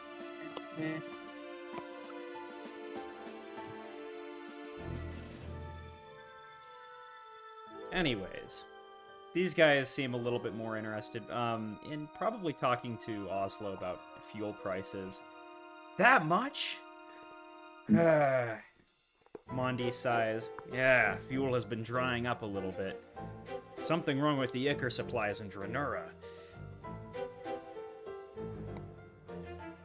Wonder if that's got anything to do with what happened in Gotmouth. He shakes his head. No, this is just usual Dranura. Chiku looks down a little bit angrily. It's probably more... Ash will whisper over to Peregrine. Do you think we can try and haggle some better prices if you know who to put them in touch with on Gotmouth? It's not really all that useful, I believe. It's not like they have better access to Gotmouth than here. Well, Dranura is just such an accessible port. It is. A lot of trade goods that come to you guys at some point went through Dranura.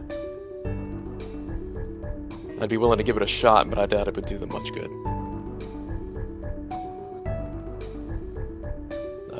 And Peregrine will make mention to them. And the trust that even if they told Armada or anyone that we were here, they probably wouldn't be believed. He will let them know that he is the Crown Prince of Gotmouth, and if they can, help us out here, I'd be willing to get them in touch. Okay, give me a diplomacy check. Not his strong suit, but let's go. Diplomacy. Oh my god, I thought I had it trained. Yeah, and I'm the Queen of Gotmouth. Or not, no, I'm the Queen of Dranura. My wife? Mondi says. That would be a little weird if he said the Queen of Gotmouth. I'm the Queen of Dranura. In this case, I think my sister? Gotcha. Okay. In that case, what was that? I assume it was like a 1. 12, okay. Fair enough. That's actually probably better than I thought I was going to do. I got nothing else. Listen, until that blasted KLF stops doing things to the oil supply, as they usually do, things will be this high. I really wish I could help you on this. Who is this KLF? Yeah, you remember a poster with the KLF, but he shakes his head. Extremists.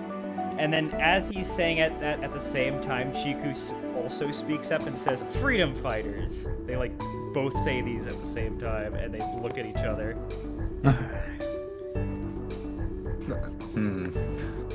Are they fighting for their freedom against Esperanto or something?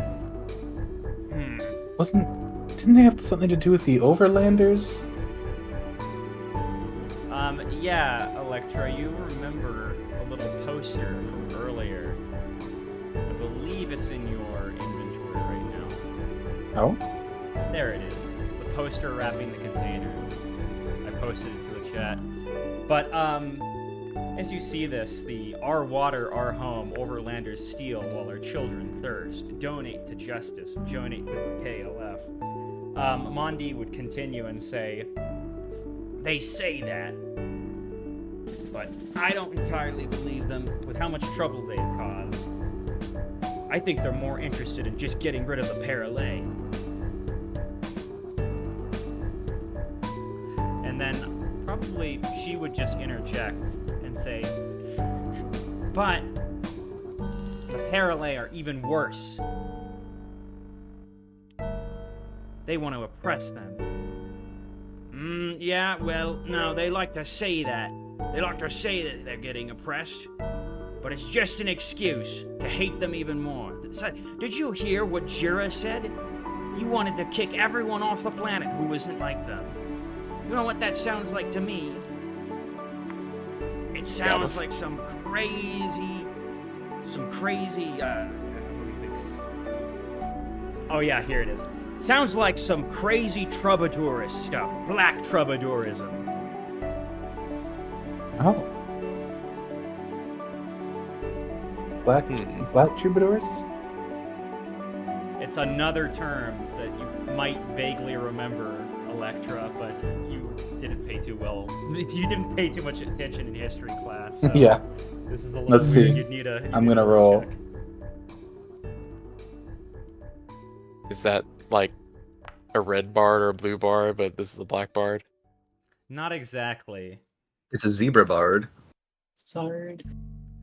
Electra, there was once a political movement called the Troubadour.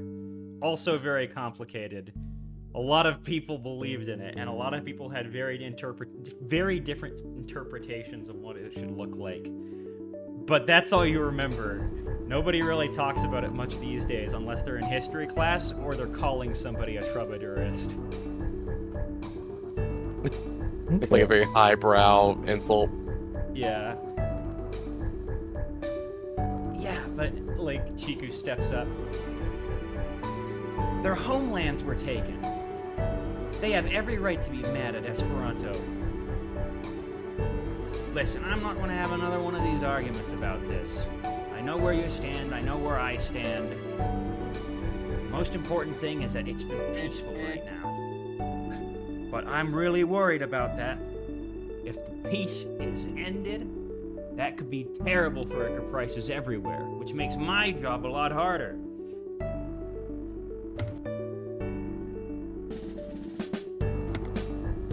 So right now, the KLF, are they in charge over at Dranura? Chiku, like, looks back at you. They're a political party. Dranura has a kingdom and a parliament.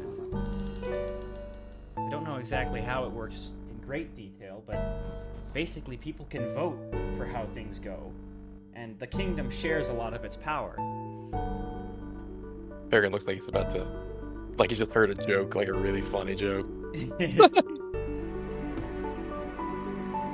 But it's hard, she whispers out of earshot of Mondi, because those extremist GA, that's the other party. They call themselves Greater Aliu. I don't know what that means, but they're trying to make it so the planet is just for them, while sidelining the original inhabitants of it. It's terrible. And worse yet, I'm pretty sure there are corrupt elements of Esperanto that help them out too. I don't like them one bit. Electra You're probably says correct on that. Electra remarks under her breath, it's probably got something to do with the Coven. Coven? She tilts her head. I don't know much about that. But all I can tell you, looking up, like, in the general direction of where Dranura is, where you guys can start seeing the planet in your periphery, because you're getting pretty close to that area. She just kind of squints in that general direction. All I can say is that it's hard for peace to keep on going on when the GA wants to keep expanding their land. That's all they're interested in. And I'm assuming they're in opposition to the KLF? At this point, Mondi comes back in. The KLF and the GA have been at war with each other for about 100 years now, on and off.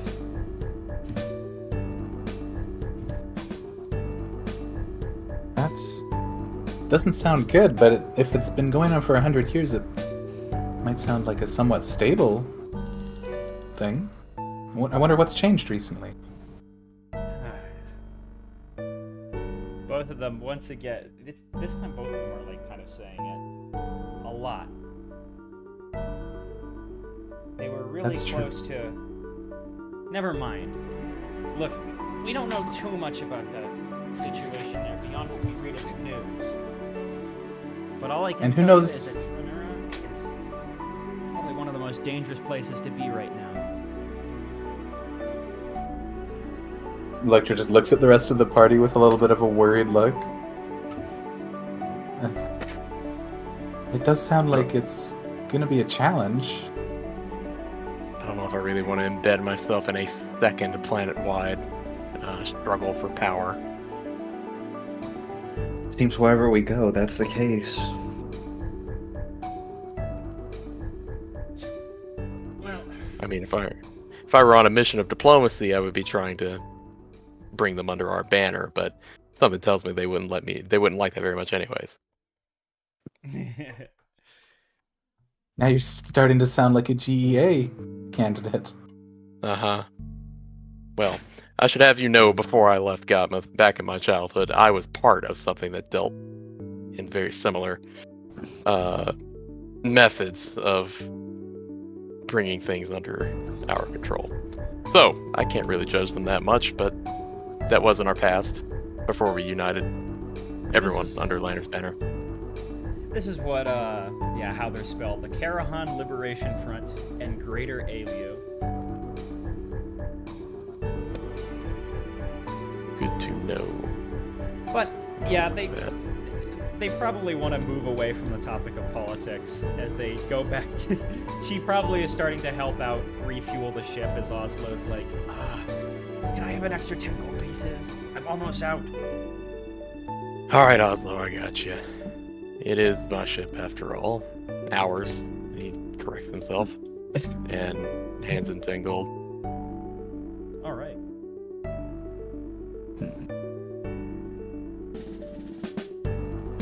I guess while they're doing that... Oh, you go. Oh, go ahead, Electra. No, you go first. Okay.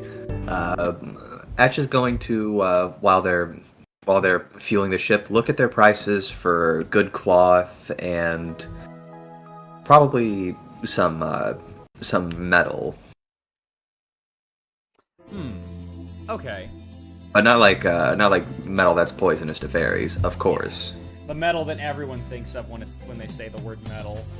But Adamantine. I don't know. I think there are market prices for that in PF2, and it would just match that. Yeah, I so just she'll make you. For raw metal, yeah. Never mind. It would use the same price as steel rather than adamantine because in this setting, adamantine is way more common. Yeah, adamantine was the that'd be stupid expensive. So she'll probably just buy like maybe a few bolts of cloth and a little bit of metal. Okay, we can resolve that in between sessions, but they probably would have plenty of that available. Quick question. I don't know if we ever discussed this, but for posterity's sake, are hippogriffs beasts or fae? Hippogriffs are beasts. Both. They're mixed. So they Okay. they have slightly more reddish pink looking blood. Okay. So does that mean they're weak to everything that both races are weak to, or strong against them? You wouldn't know without testing it, but you've never had the chance. Kerrigan looks to the right for a second, and then shakes his head. No, never mind. No. Looks like, probably... I keep forgetting his name. Probably Bolo would be staying here. He's quite satisfied with just coming into town later, because he's mainly just curious about... He's mainly interested, I should say, in relaxing right now, after being stuck on a deserted island for a while. He's probably also just being guys seem to have plenty of. Check There are it a out. couple of other villagers, but they just kind of look like the old hermits living up in their tree houses.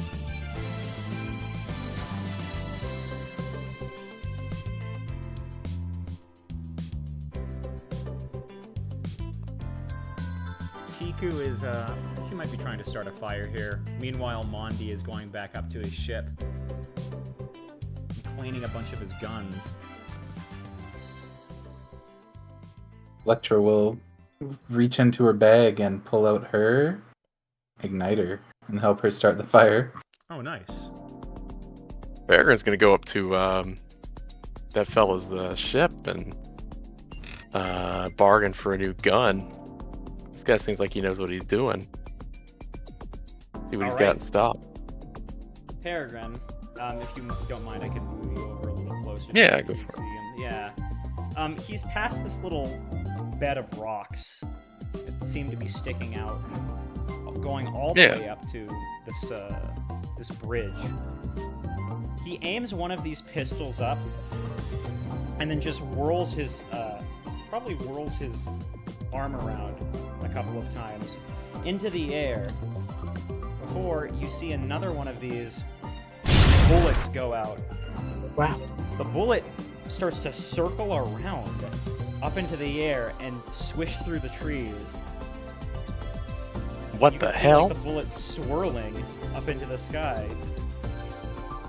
Nice. Okay, now I'm interested. What's that you got there? Oh. Care to give it a try? He says, passing you the gun. Why would I? And Peregrine will load one of his dueling pistol rounds in it and fire up in the air. And It just fires normally, straight forward. He grins a little bit and leans up next to this table. Want to try some of the ammo? it has specific ammo. Well, either works. It's just a standard pistol.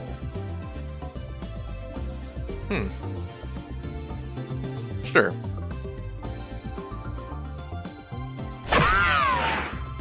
Once again, it's just a normal gunshot, even with the new ammunition.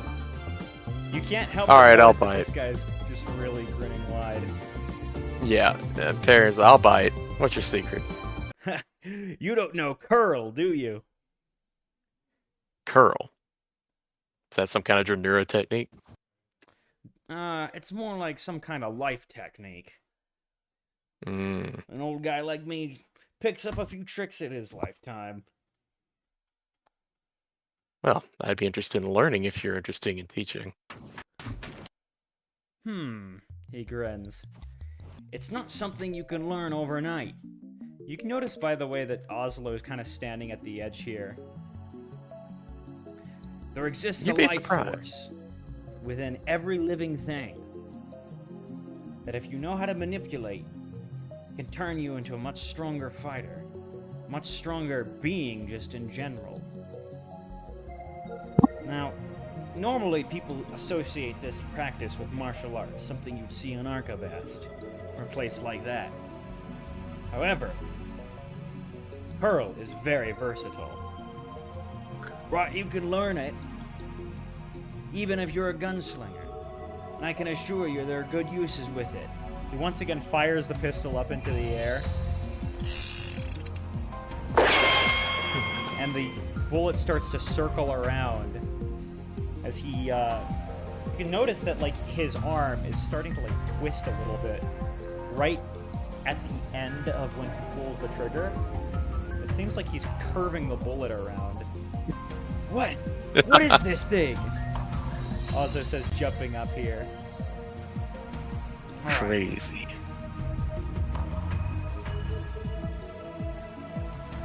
I could show you a few of the basics of this, but it's probably not going to stick.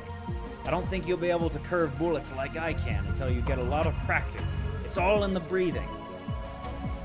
That's fair enough. But I'd always be interested in learning how to at least attempt it. Very well. Now, Let's start with that grip. He's gonna walk over. Actually, no. Put the gun down for now. We're gonna focus on your breathing. Can I? Yeah, you can learn too, Zebra. Hey! Now you guys can start learning this stuff together. But that's going on up there. Meanwhile, let's go back to the rest of these guys. What are you guys doing? Well, I would have gotten fire going, or at least started, and then probably just sat back and started chatting up with. Sorry, what was her name again? Chiku, I think. Chiku, yeah.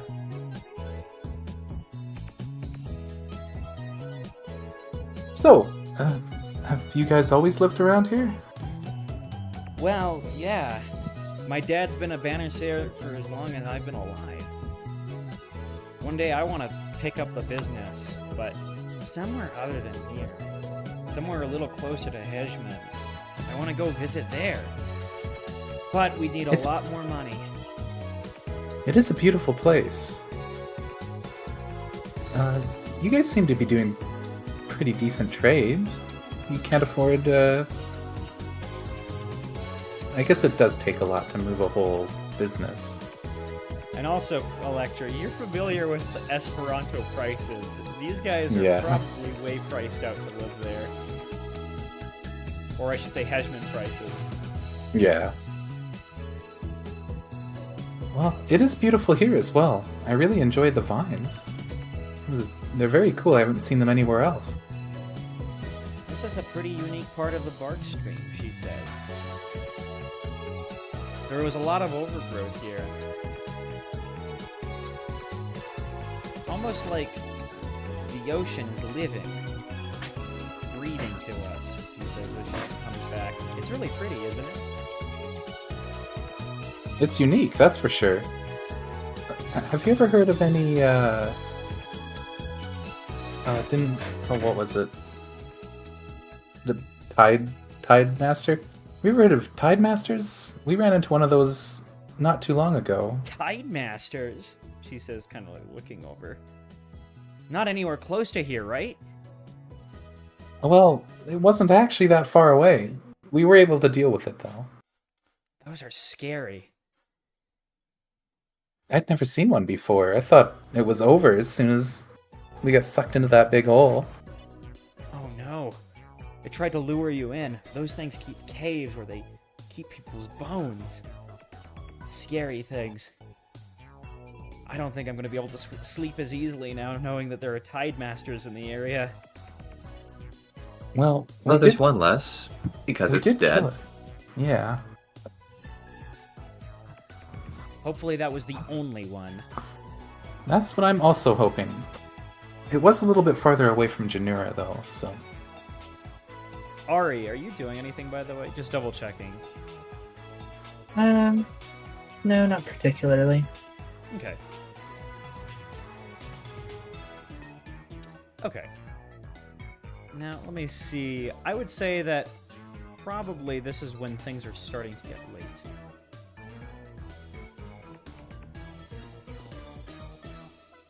Late.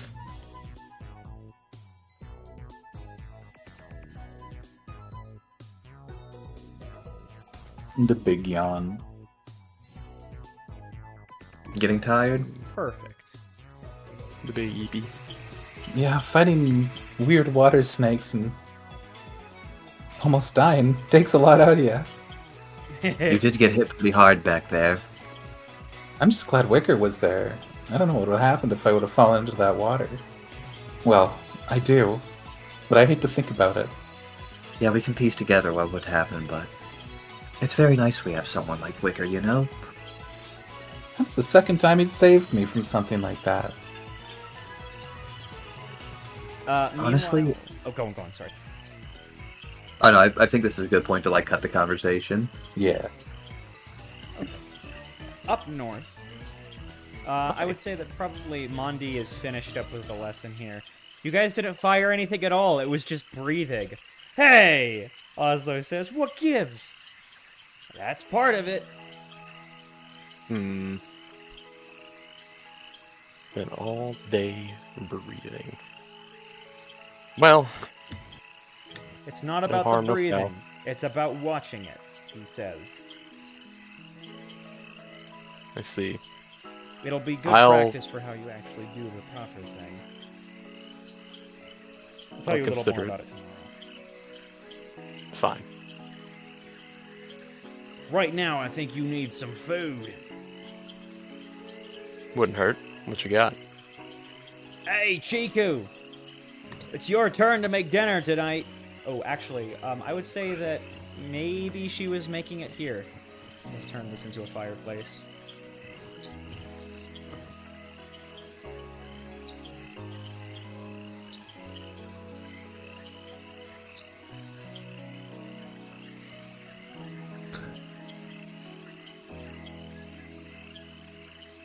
It's a pretty calm night tonight. Chiku's already probably made some. Let me think. What would be a good dish? Probably roasted blippums. Yeah. Blippum wings. Is it like little Blippum nugs on a stick? Yeah. All right, Dad. Chicken with them wings. Breathing. How am I supposed to get better than this? Oslo still is looking a little bit frustrated as he sits down. All right, time to eat. You sound exasperated. Have you been breathing all day? How did you know? It was a hunch. Practically hyperventilating. At least he was. Oh, you too. Long story. Trying to curve bullets. That's not possible. That's what I thought. I saw him do it. Oh, Definitely not something they taught at Gabas. Not in the military academy, anyways. well, you pick up interesting tricks everywhere you go. So it seems. And Oslo, don't get too upset that it isn't happening fast enough. If you want to be stronger, that's something that's going to take time, effort, and a lot of fighting. Yeah, that's about right. Mondi says as he walks past, like eating 5 of these at once. Ash will take one of her Blippum nugs on a stick and like bite it off with some of the stick and just eat it. Ari! Huh? Food! Arya's Oh. just staring over here. Yeah, she's Yeah. just in Daifuku staring off into the distance. She's just been writing. It's fine. Electra's roasting her blippum like way past where it should be done. Is she making a little charcoal briquette of a nug? Yeah. Well done. Thank you. Then she Well. eats it. Not that kind of well done. I think Yeah, that's okay. more than well done, Right. Peregrine. That's probably congratulations. Yeah. Mhm. I'm glad you like it, Chiku says. We used some of the spices from Dranura, actually. They make such good spices. No, we'll have to pick some up when we're there. Maybe if we're coming back this way, we'll be able to drop some off. Yeah, she says, her eyes lighting up a little bit. It would be nice for us to go on another trip there. It gets a little exhausting just staying here, he says, motioning around to this area. You get used to it, though. I've been in this business for 20 years.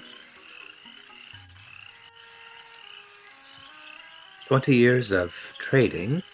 And fighting. It seems like Sounds the two like go. keeps you busy. Oh, we were gonna say Electra? It seems like the two go hoof and hoof around these parts. You have to if you're gonna be a banisher like this. Some people just do it for the status. That's how they stay 1 star. He flashes the I bet badge. that little 3 griffin- stars. We're gonna That's say pretty Peregrine? impressive. Oh, Oh, I was just saying. What were you saying, Peregrine? Oh, I was just saying, I bet that little griffin is only a 1 star. Or did we get his rank? I can't remember. Yeah, he says, holding up the 1-star banner Sarah badge. Well, we could go bring that up, maybe give you some employment. I just want to rest for now. Thank you, though. I also have a badge, Chiku says, pulling it out. It just helps us, you know. If you show your Bannersair's badge around to a place like a bank or a restaurant, the higher the rank, the better they usually treat you. Oh. It's a sign that you can handle yourself, and that you have more to lose if you start breaking things. Was it fair? Armada has something kind of like that on Hedgeman. If you show them that you're part of Armada. Yeah. He scratches his head. I thought about it, but it's too much commitment. I want to do my own thing. I can't recommend signing up with them right now. Anyways, they've got some issues, but hopefully that'll change soon. Huh, wait, so how much do you know about them? He says, leaning in. You got a relative? Electra. You can see Oslo behind you kind of like doing the little neck like cut the motion. Don't tell them that you're X. Yeah. Well, yeah, I do have a relative. It seems it pays off to know a lot about Esperanto and Armada in general when you have dragons in your family. Aren't you still wearing a modified Armada uniform? That's what I thought. It's like pretty modified. Yeah, it's Yeah. scientifically modified enough that people could wear as Parry. So we just have to put a hat on Electra and they'll know, is what you're saying. She ripped off her little epaulets no, the scarf. and the It's sleeves red. and yeah, instead of green. Take off the scarf. I guess it's a Take little off the better than scarf me. and people go, wait a minute, you're Mm. X-Air Faye. Kern Kent.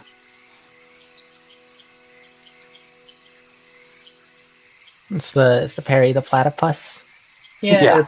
That's exactly what Triple said. Do you guys want to? Well, it's not like if you put on a green one, it would be like Electra the Armada Airfay ensign. Yeah. Real quick, He's the mascot.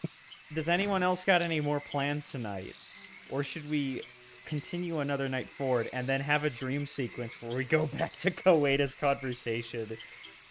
Ooh. Yeah. Because Koeda's here now.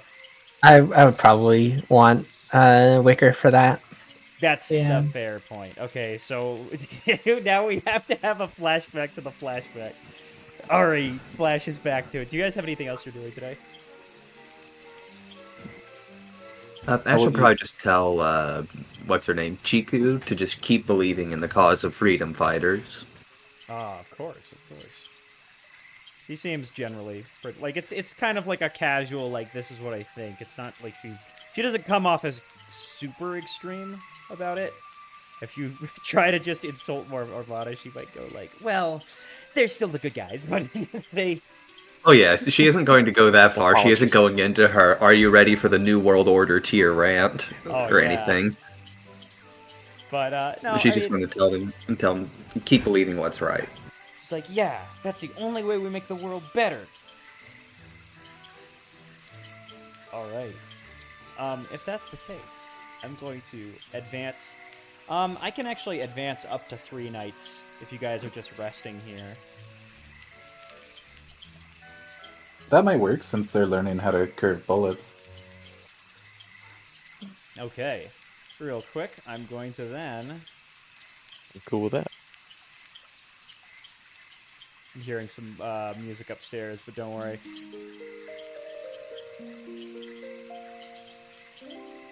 Yeah, I don't think it picks it up. 3 days advance. And now we're on... not more than that.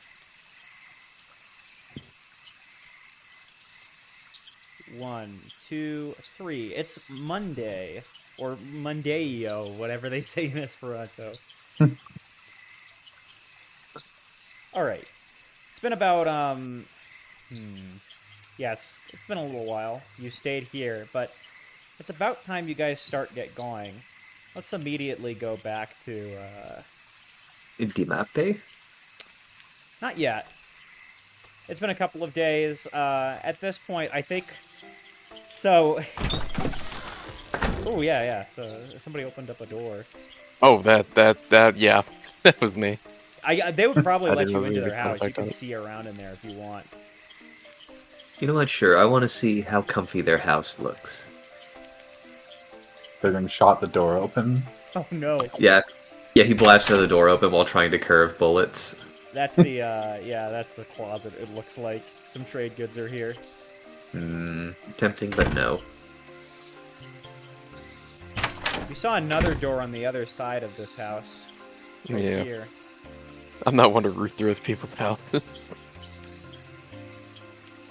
It's an RPG. You can just enter people's houses without consequences. Yeah. Yeah, so long as you don't take anything or don't show up in the middle of the night where they go, I don't know you and I don't care to know you, over and over and over again, it's fine. Oh my gosh, you live like this? Kind of cramped, but honestly, not the worst. You notice something interesting about this main area? See how there's like light coming through? In the main living room, there's still... Yeah, I forgot a door here, but in the main living room, it's actually just open air. Where if you go to this other room over here, it goes back into a full house, and I'll just make this... Just like no roof? That's cool. Yeah, no roof over here, but then it becomes a roof over in that other area where they actually sleep. So it's like a little courtyard. Yeah. Where they cook and everything. The canopy, the only problem. or actually I would say probably it's Chika who's saying, who says she's cooking something. The canopy gives us a pretty good coverage. We don't get much rain through here. And if it is, it's a sweet drizzle. It tastes nice even. Wow. That's There's really cool. something kind of like that back home, but it's not a flavor sort of thing. More like lights. Really? She says. What are you talking about? Something called luminous rain. I don't think you've ever heard of it before. Luminous rain? What was this place? A world a little bit out from here. It's probably not the safest place to visit right now. She nods. There's always a lot of crazy stuff going on around Hanaq. I wonder when the next newspaper is going to show up. He says, probably going to have to grab that the next time we go to Dranura. Maybe. You know, maybe we should start delivering those. Probably could make a lot off of it. I could see it working. I imagine being an Esperanto mail ship would definitely be somewhat profitable, so long as you keep the schedule. Not sure what the newspapers guild is like, but they probably are good. Meanwhile, Mondi is teaching both you and Oslo this still, and still no curving bullets. Though you will, I guess, Peregrine, give me a acrobatics or athletics check. Oh, hell yeah. Let's go with acrobatics. Yeah! Oh, okay.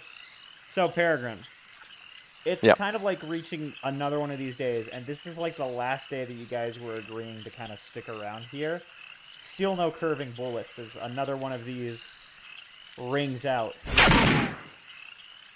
There we go. Oh, I'm going to move you guys up to this ship, because you're probably doing the training up here. Hey, Oslo says, looking around. I'm starting to wonder if you're messing with us, man. Nope. It just takes that much work. Though I will say, you've got the form down. You just need to get yourself a little more steady here. Try and focus on your absolute channel. What was that again? He says, shaking his head. Channel. Your body is filled with channels. I'm going to quickly put up this. Unlock Every my limb fifth of yours chakra. has a channel. And I'm going to... The fifth gate. It's this one.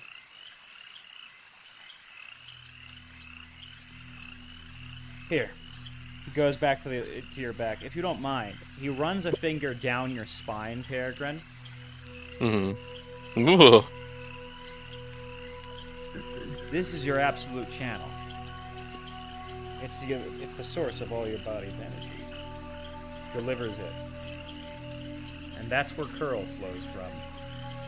You're not harnessing the energy. You're just redirecting it so that the force, the current of it, runs in the way you want. You can extend this out. Think of metal, its sheen. Specifically, think of water forming on it. Close your eyes and think of it a little bit. He will do so. Now, do you see dew forming on that metal? I think so. Those are the bullets. Imagine them. Now imagine you twisting the metal inside of you, this hard and rigid thing, and using it to direct it to wherever you want. You are the metal. And somehow, with your breathing, however it feels right to you, I want you to imagine yourself redirecting this little ball of water anywhere you like. All right, man, I can try, he says as he closes his eyes over here. Don't force it. You can open your eyes. I think I understand. I think. Give it another shot.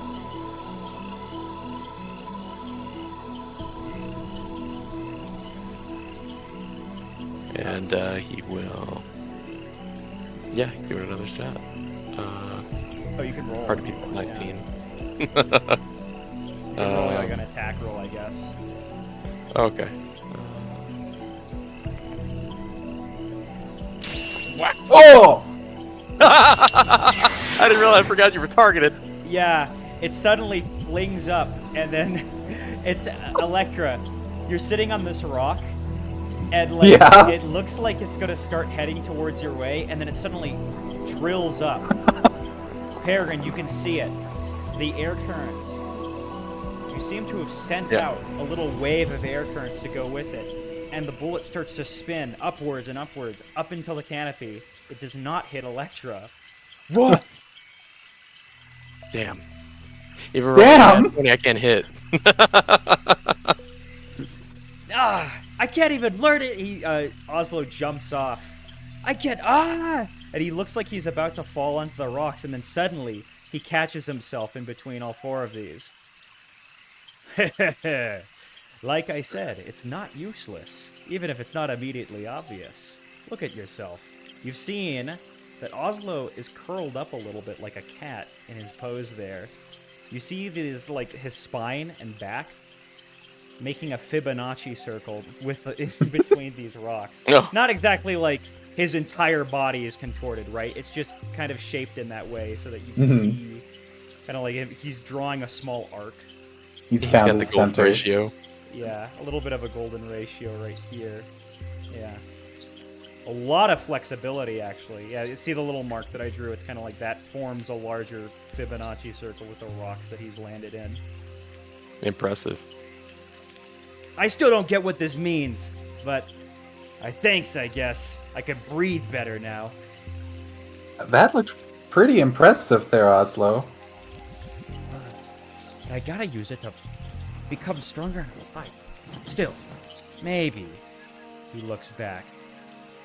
I don't see why you would just make it up. But it seems like something you just put as a joke. Whatever, man. I guess I got what I can get out of it. Well, Peregrine seems to have picked it up pretty good, so maybe you could continue practicing with him once we leave. Yes, he says, looking back. Peregrine, now if you try to replicate that again, the funny thing was I was actually planning like it only is possible. It was only possible that you did that on a nat 20, but you did it. Try it again though; it's a little hard. He's like, it's still gonna take a while for you to get it down pat. Yeah, that took a lot out of me. Thank you for showing me though. That was One something more- else. And One more thing before you go. See those targets? He points up to the air and you see like a couple of different targets. I'm gonna try something. oh, But it's unfortunately a big miss. Well, wait. she's Electra.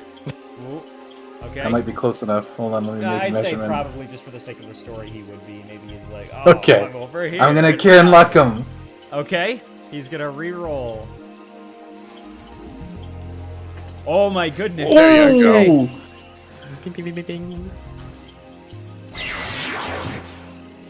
And you hear right after that, like you hear first that, and then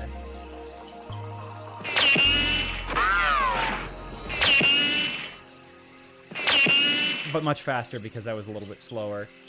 Like it hit multiple targets. Yeah, they were in completely different spots.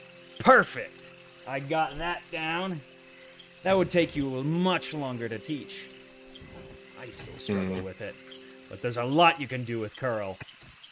Is there anyone else I could learn this from? Any strong fighter is gonna know it at some point. Usually. Well, that means I should become a good teacher someday.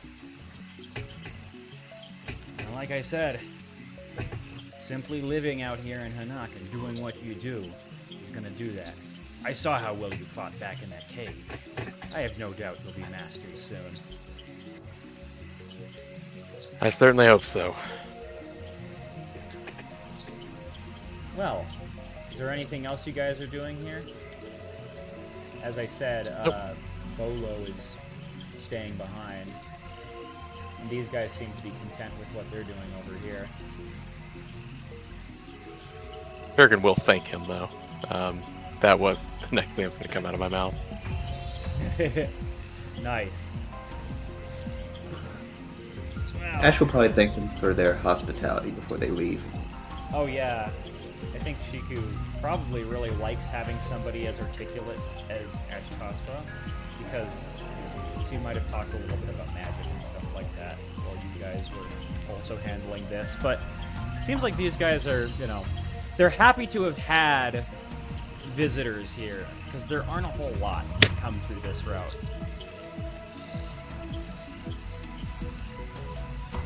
Electra will compliment them on their cooking and remind them that if we do come back this way, we'll try to bring some Dranura spice.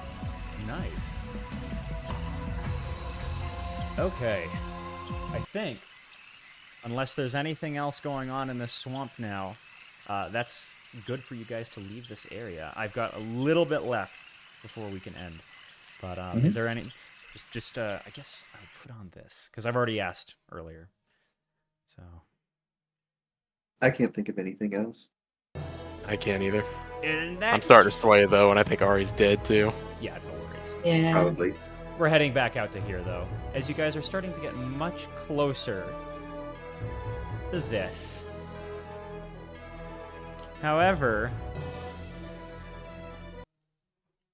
I'm going to actually just show you a little preview before we end off then, because I think I want to show you one thing.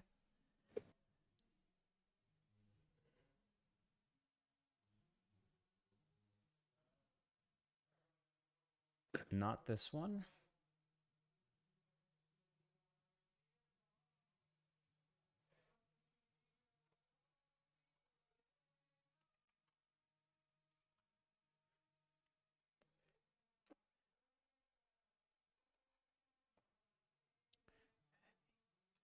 You guys start to...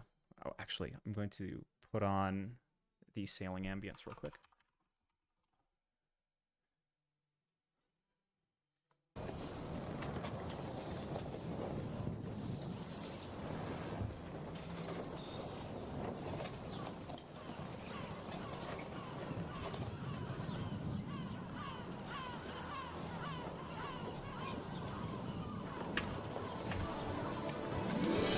Look! And now after sailing for a while, he points up. It's Dranura! You see a massive planet ahead there's a bunch of clouds that seem to attach the main bark stream, the planet ahead. This isn't complete because you don't see the cities on it yet, but this is the general outline of the planet. And the thing that sticks out the most, a bunch of glowing lines on the bottom of it. Oh, out of character. I know what those are, but I'm gonna roll a society. Would that be? What do you think? Probably society, yeah. Even if it's an ancient thing, yeah. They look ancient. I'm glad you know what they are. I don't. I don't know if Electra knows what they are. She's seen them before in picture books. Ley lines. Yeah. Those are, like, ley lines. They've got, like, powerful magic, I think, if I remember correctly. You're not exactly sure about that. They might have powerful magic, or they might be decorations. You don't know exactly with that roll, unfortunately, but you just know the name of them. Would it be possible for me to figure out if I did a Arcana check? It still probably would be society here. Society or... yeah, I would say just society. Okay, I'll roll my society. Very nice. Unfortunately, though, that doesn't get you much more information than Electra did. They sure look interesting, though, as they seem to glow very brightly. As you go closer to this area, the daytime is a lot more consistent. You're not in, like, the atmosphere of one of these planets right now, so it's still kind of like a night sky, but it's bright. It's bright enough that, like, you can see everything getting close to here. And also, things are getting really hot.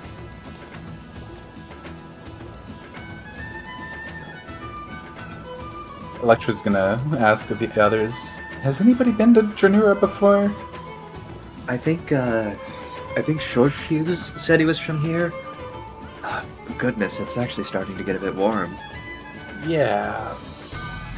I'm not really dressed for this. She looks down in her pack. She's got her Armada uniform and cold weather Oh, yeah. cold weather clothing. Actually, that's what she was wearing. Not her Armada uniform's in her pack. Could you imagine wearing like a big fur coat, but in like Florida humidity? Yeah. Yeah, she's gonna change to her Armada modified. You guys are getting a little closer to what appears to be the Twigstalk. This one not being made out of water, but completely of clouds. Wait! Look alive! Oslo says as he looks over the bow. You can see it again. Maxavon's ship is to the north. And he's quickly closing his way in. Oh no. We better get in there as soon as possible. Well, it looks like you guys have reached Dranura. However, this is only beginning. What will happen with this mysterious planet? Find out next time in Explorers of Hanaq. And that's the session. Yeah. Damn you, Maxavon. I think I know who the BBEG is gonna be. We never know. Watching. Goodbye. I'm just shutting off the stream now. See ya. Goodbye.